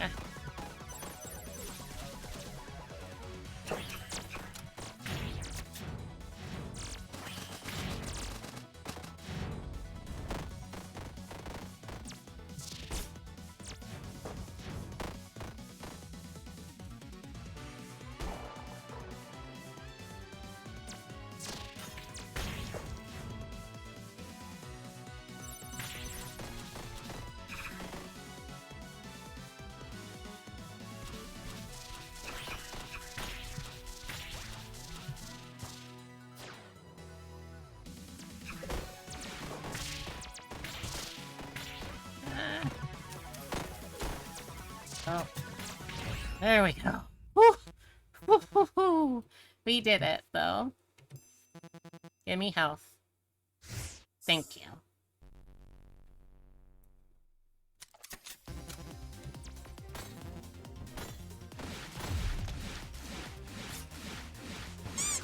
Thank you for the head pat.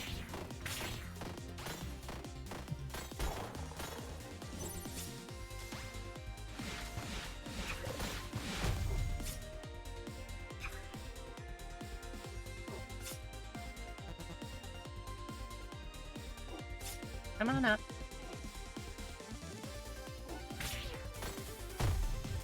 There we go. Ah! Thank you.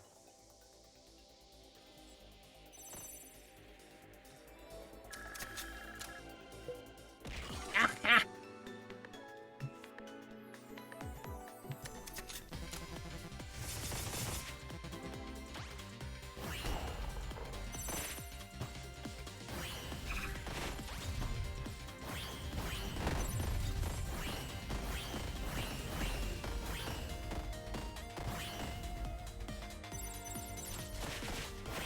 Ow, ow, ow.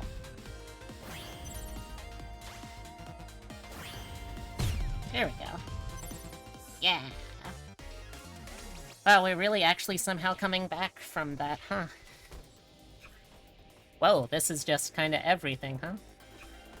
Yeah, you know what? Sure. It gives me flow. I've got something that makes me stronger with flow. Sure, I guess that's a thing we're building towards too now.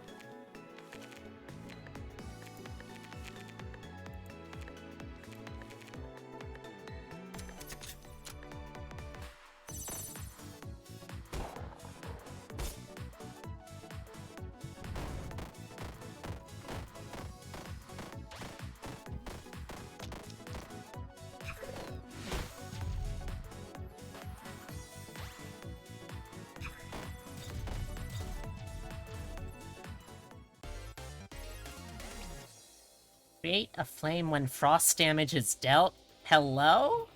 That seems really good? Well, now now I do want there to be more frost.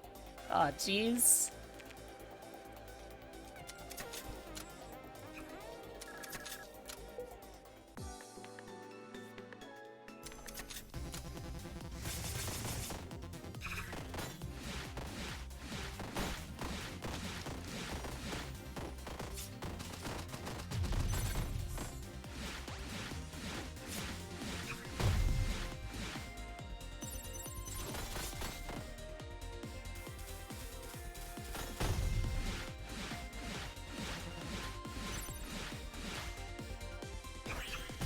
Yeah.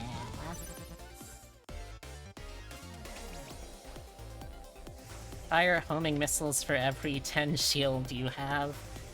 I don't think I have that many ways to boost shield.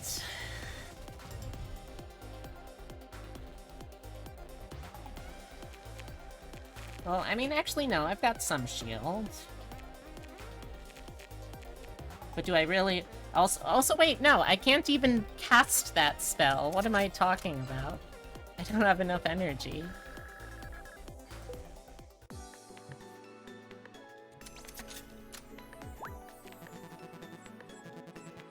Heal when frost damage is dealt.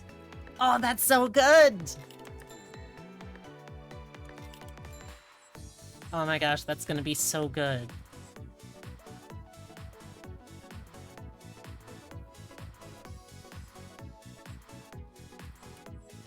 Could remove a spell if I wanted to. I'm not sure what I would want to, though. I guess maybe something like Thunder or Steel Skin.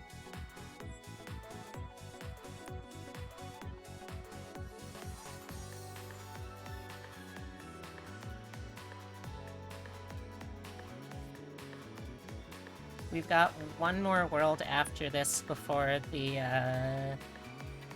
final boss.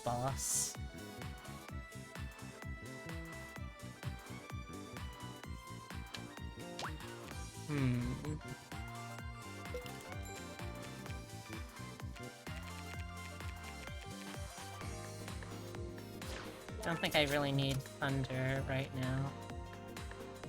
It is useful, but I just don't think I need it for this.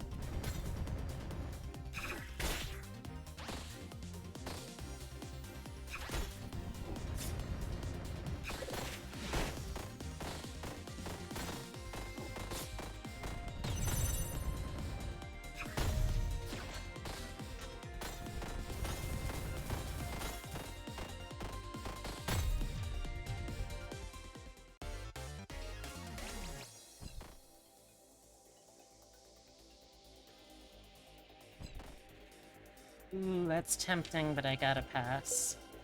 At this point, I need to keep my deck at least somewhat small just so I can reliably get stuff. Uh-oh.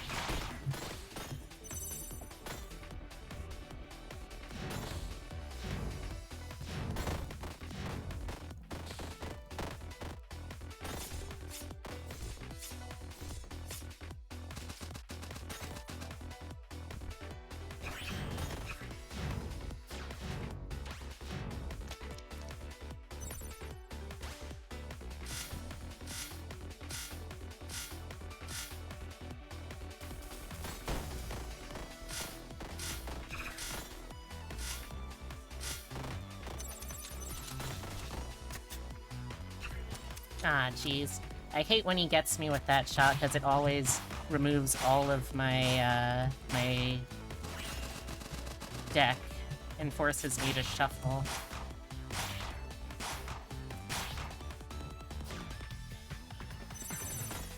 Ow. Could you stop that, sir?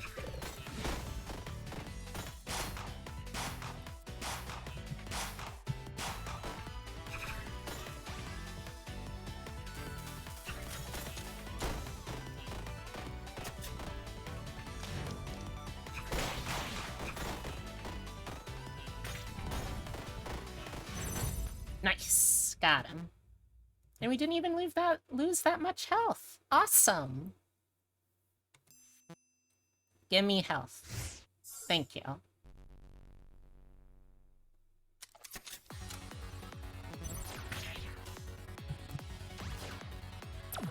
Ah.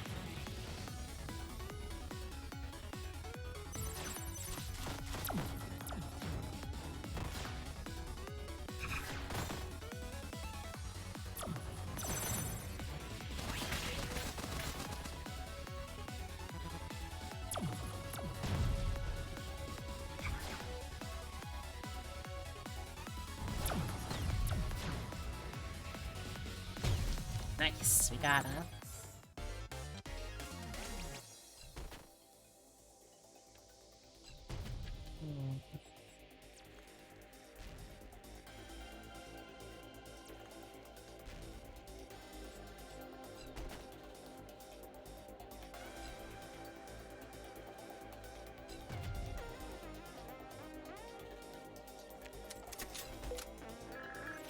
Yes, yes, level up, good.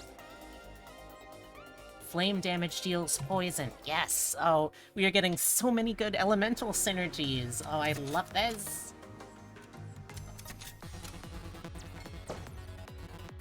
Oh, shoot.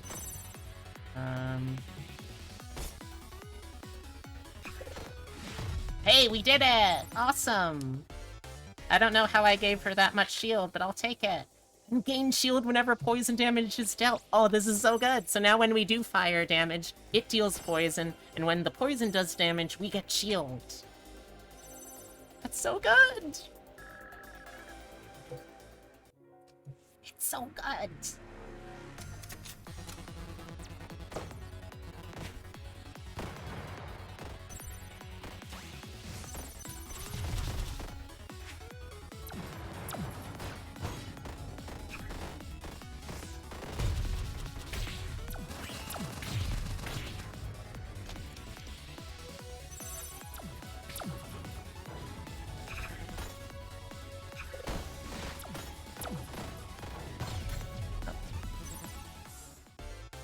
Oh, this feels like a very, very, very strong build.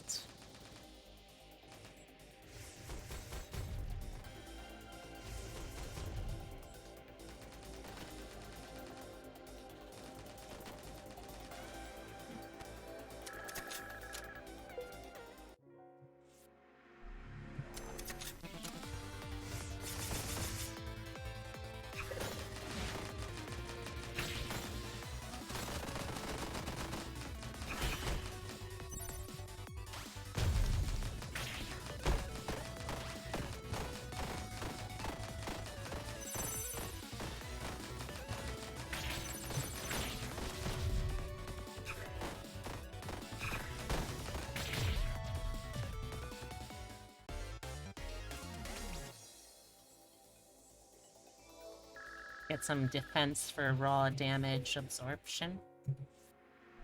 Yeah, let's go to the shop. Restore mana when frost oh my gosh, somehow we're getting like just all of the frost synergies. I love it. Oh my god. It's so good. Rest? Rest. Where are you seeing rest?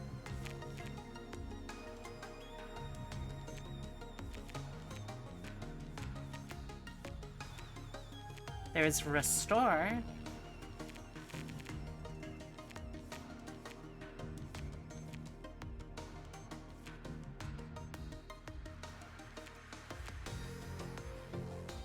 Oh. Oh, okay, sorry.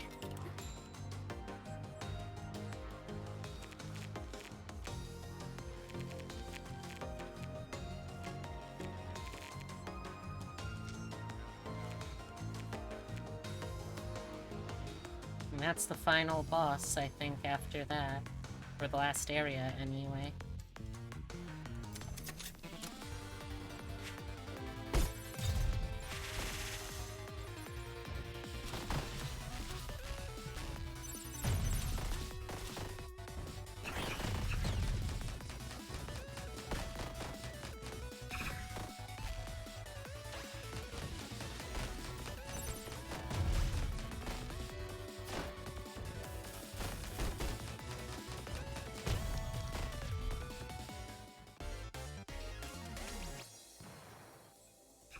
Even more frost? Fuck, sure, let's go for it.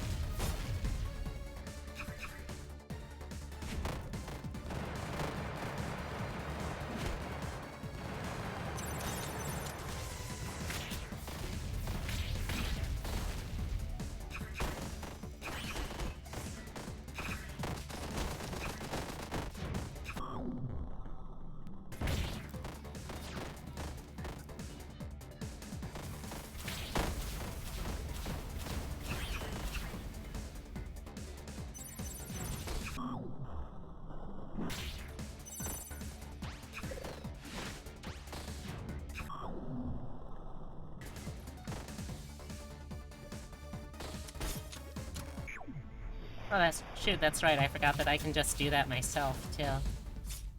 Oh. Nerf this. I think this might be the first one that we possibly could go all the way with. Feels like such an incredibly strong build.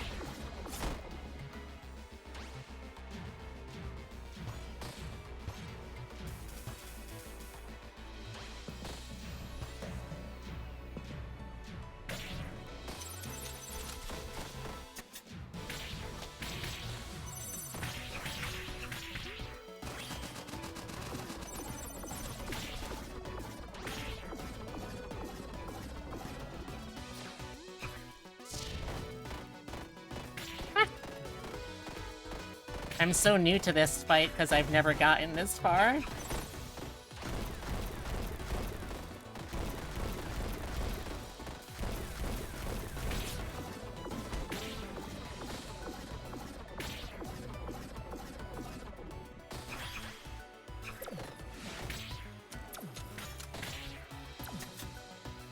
Huh.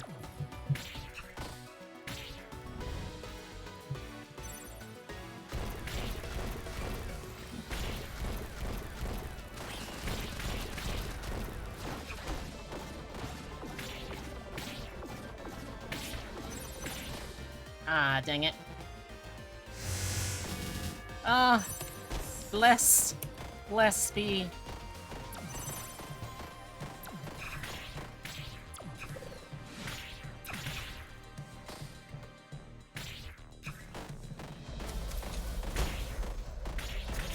I'm so bad at reading where these shots are.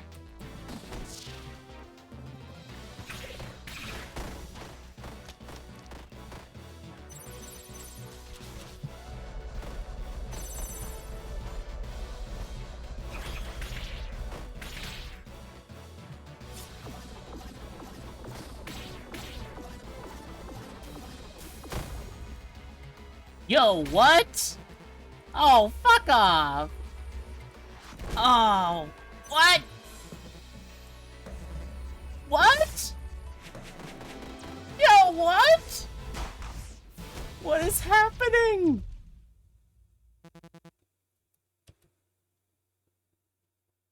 Chat, what do I do?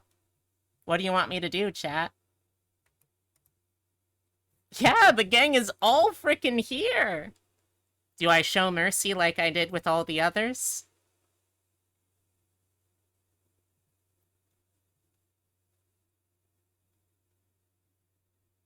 It's the first time I will have actually made it to Eden. I'm gonna try it.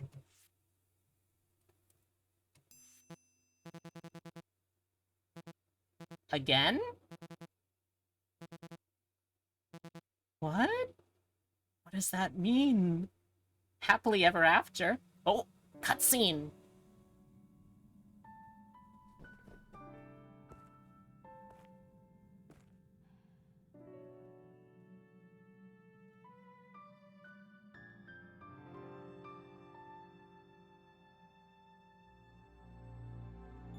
Ah!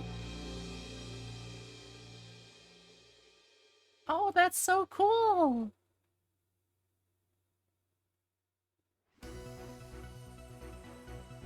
Yo!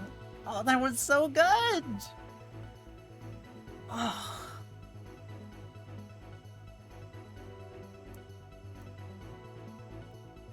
I mean, I've gotta let the ending run through now.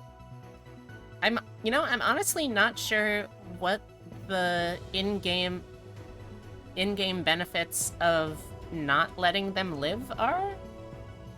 Because, like, I actively get rewarded if I let them live because they heal me, and then they can show up in later fights to do stuff. And in the final fight, apparently, that's huge.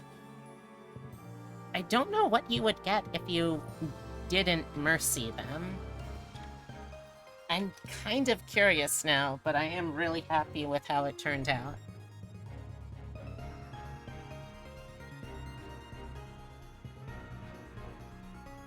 I'm gonna let the credits roll because I feel like that's a good show of respect for when you beat a game, for the first time at least. Thank me! Oh my god, thank you! I love it when games thank me for playing. It makes me feel good, you know? Oh. Excuse me? What? What? Oh, this is some Super Smash Bros. Shit. Okay.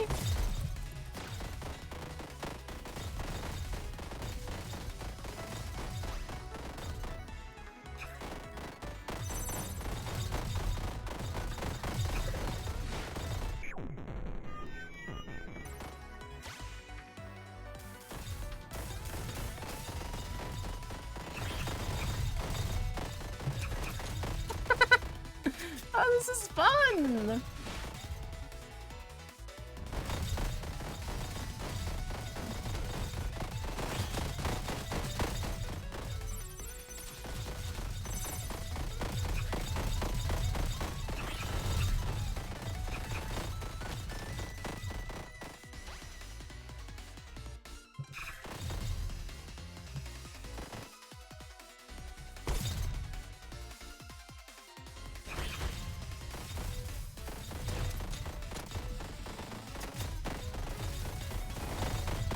This is so much fun! I miss games doing this, you know?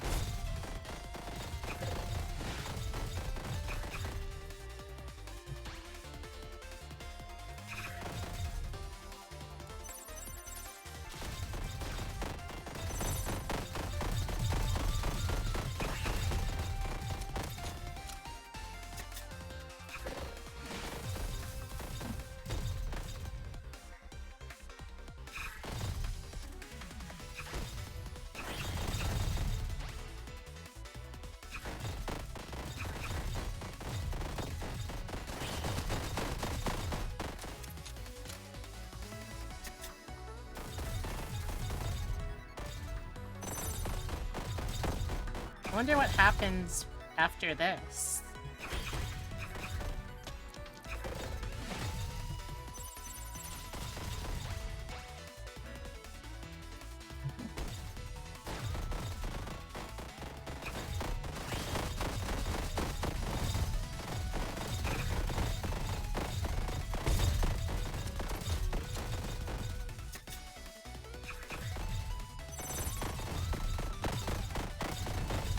Get that back row with more of that.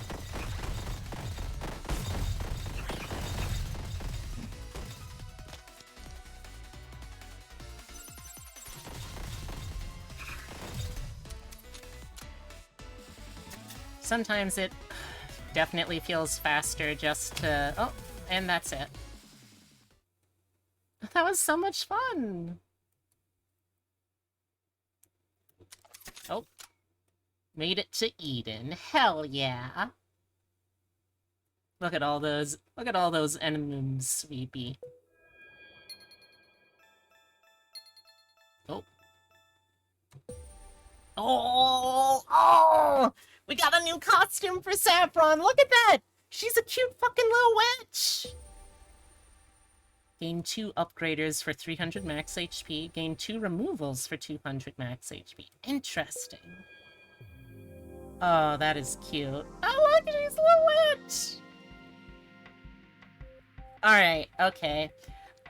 If I don't stop myself now, I'm just gonna keep playing, and I do need to make dinner. So let's close out of this for now. And let's bounce over here.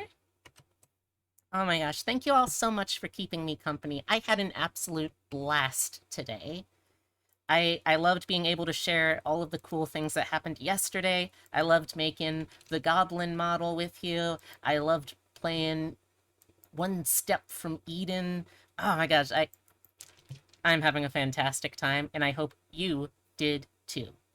Okay, so let's see. My next stream. Let me double check something. Blah blah blah. Blah blah. Okay. Need to confirm. Is it tomorrow?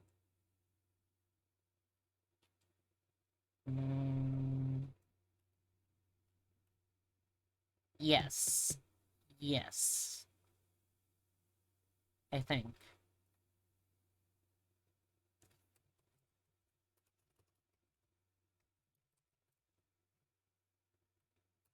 Hey, Key! How's it going? I'm sorry I only spotted you right at the very end there, but I hope you had a fantastic time. So I just need to confirm with my partners real quick.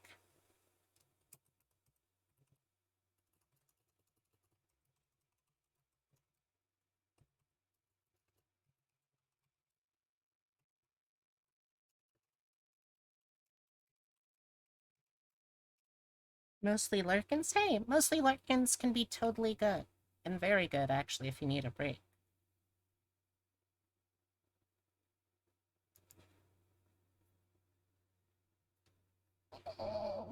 Stretch.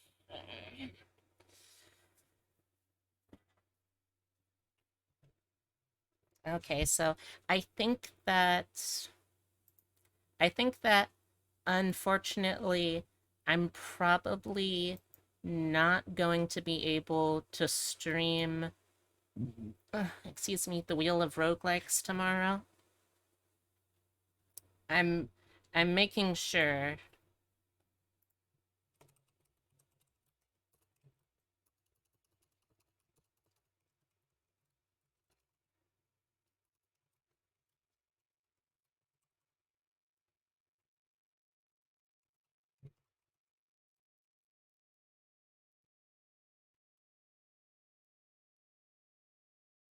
Just am waiting to make sure. Okay, yeah. So yeah, I'm most likely not going to be able to stream tomorrow totally as planned. Oh, thank you for the hydrate. I should be getting home sometime before the normal stream would end, so if possible, I'm going to do like a little mini stream. Just a mini stream as a treat, okay? So I don't know for sure when it will start, but if you keep an eye on my social media channels and Discord, you'll definitely be able to see it, okay? Sorry, I can't offer any guarantees. It's just that, it's just that I'm going to be having a dinner date with friends tomorrow night, and we only just scheduled that yesterday, so yeah. No stream tomorrow night unless, well, okay, maybe stream tomorrow night. Look, point is I can't guarantee stream. There we go. I can't guarantee stream tomorrow night, but I hope you'll stick around the community as a whole and stay tuned, and I'm sure you'll see something or another this weekend. For now, though, can I get someone to give me a socials command so I can start looking for a raid target? Also, sorry for rambling really aimlessly there for a little while. Do that hydrate.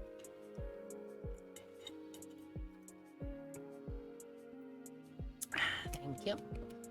Alright, so the first link is the Discord. If you want to get to know me or any of the other fantastic people that hang out around here, then I hope you'll join it. I'm pretty much always on there. I'm always on there. If you want to hang out, best place to go is there. And that's where I get people for watch-alongs, for for Disney Channel original movie book club, and for the D&D and other kind of tabletop stuffs that I do. So yeah, consider joining it. Then we've got the Throne. Look, the Throne's one of many ways that y'all can help me out, and to be honest, I don't really expect anything from it. If you want to support in direct means, whether that be through donations, commissions, gifts, whatever, that is amazingly flattering, but it's not required. The best way that you can help me, though, is completely free, and that is by sharing my channel and what I produce with other people. Whether that be through a raid or simple word of mouth, it is one of the best ways you can help channels like mine grow. Then we got Twitter. I post artwork, I post memes, I post D&D builds and homebrew, and I also post my schedule, which gets updated every Sunday over there. And finally, the YouTube, where I really need to remember to post stuff over there more often, because otherwise I just lose it. But that's where the VODs go when I remember to put the VODs somewhere. And that's all. No guarantee about a stream tomorrow, but if you're interested, stay tuned on the Twitter or the Discord. And the next guaranteed stream is going to be Monday, 2 p.m. EST, and, well, would you look at that? There's more hot goblin MILFs in your area that want to chat. I hope you don't let them down.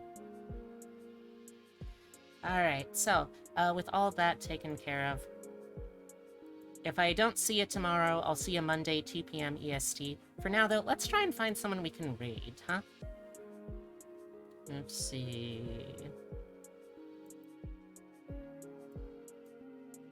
If anyone has recommendations, I'll also take a look at those. Looks like a lot of people are understandably playing Cult of the Lamb. Let's see... We've got someone... Let's see, when's the last time I saw this person? I feel like it's been a while.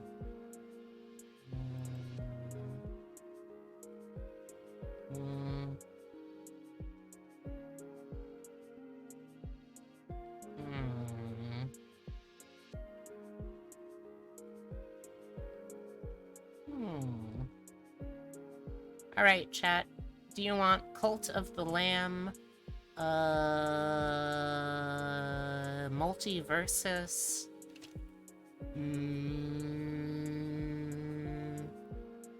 Or Doki Doki Literature Club? Anyone got preferences?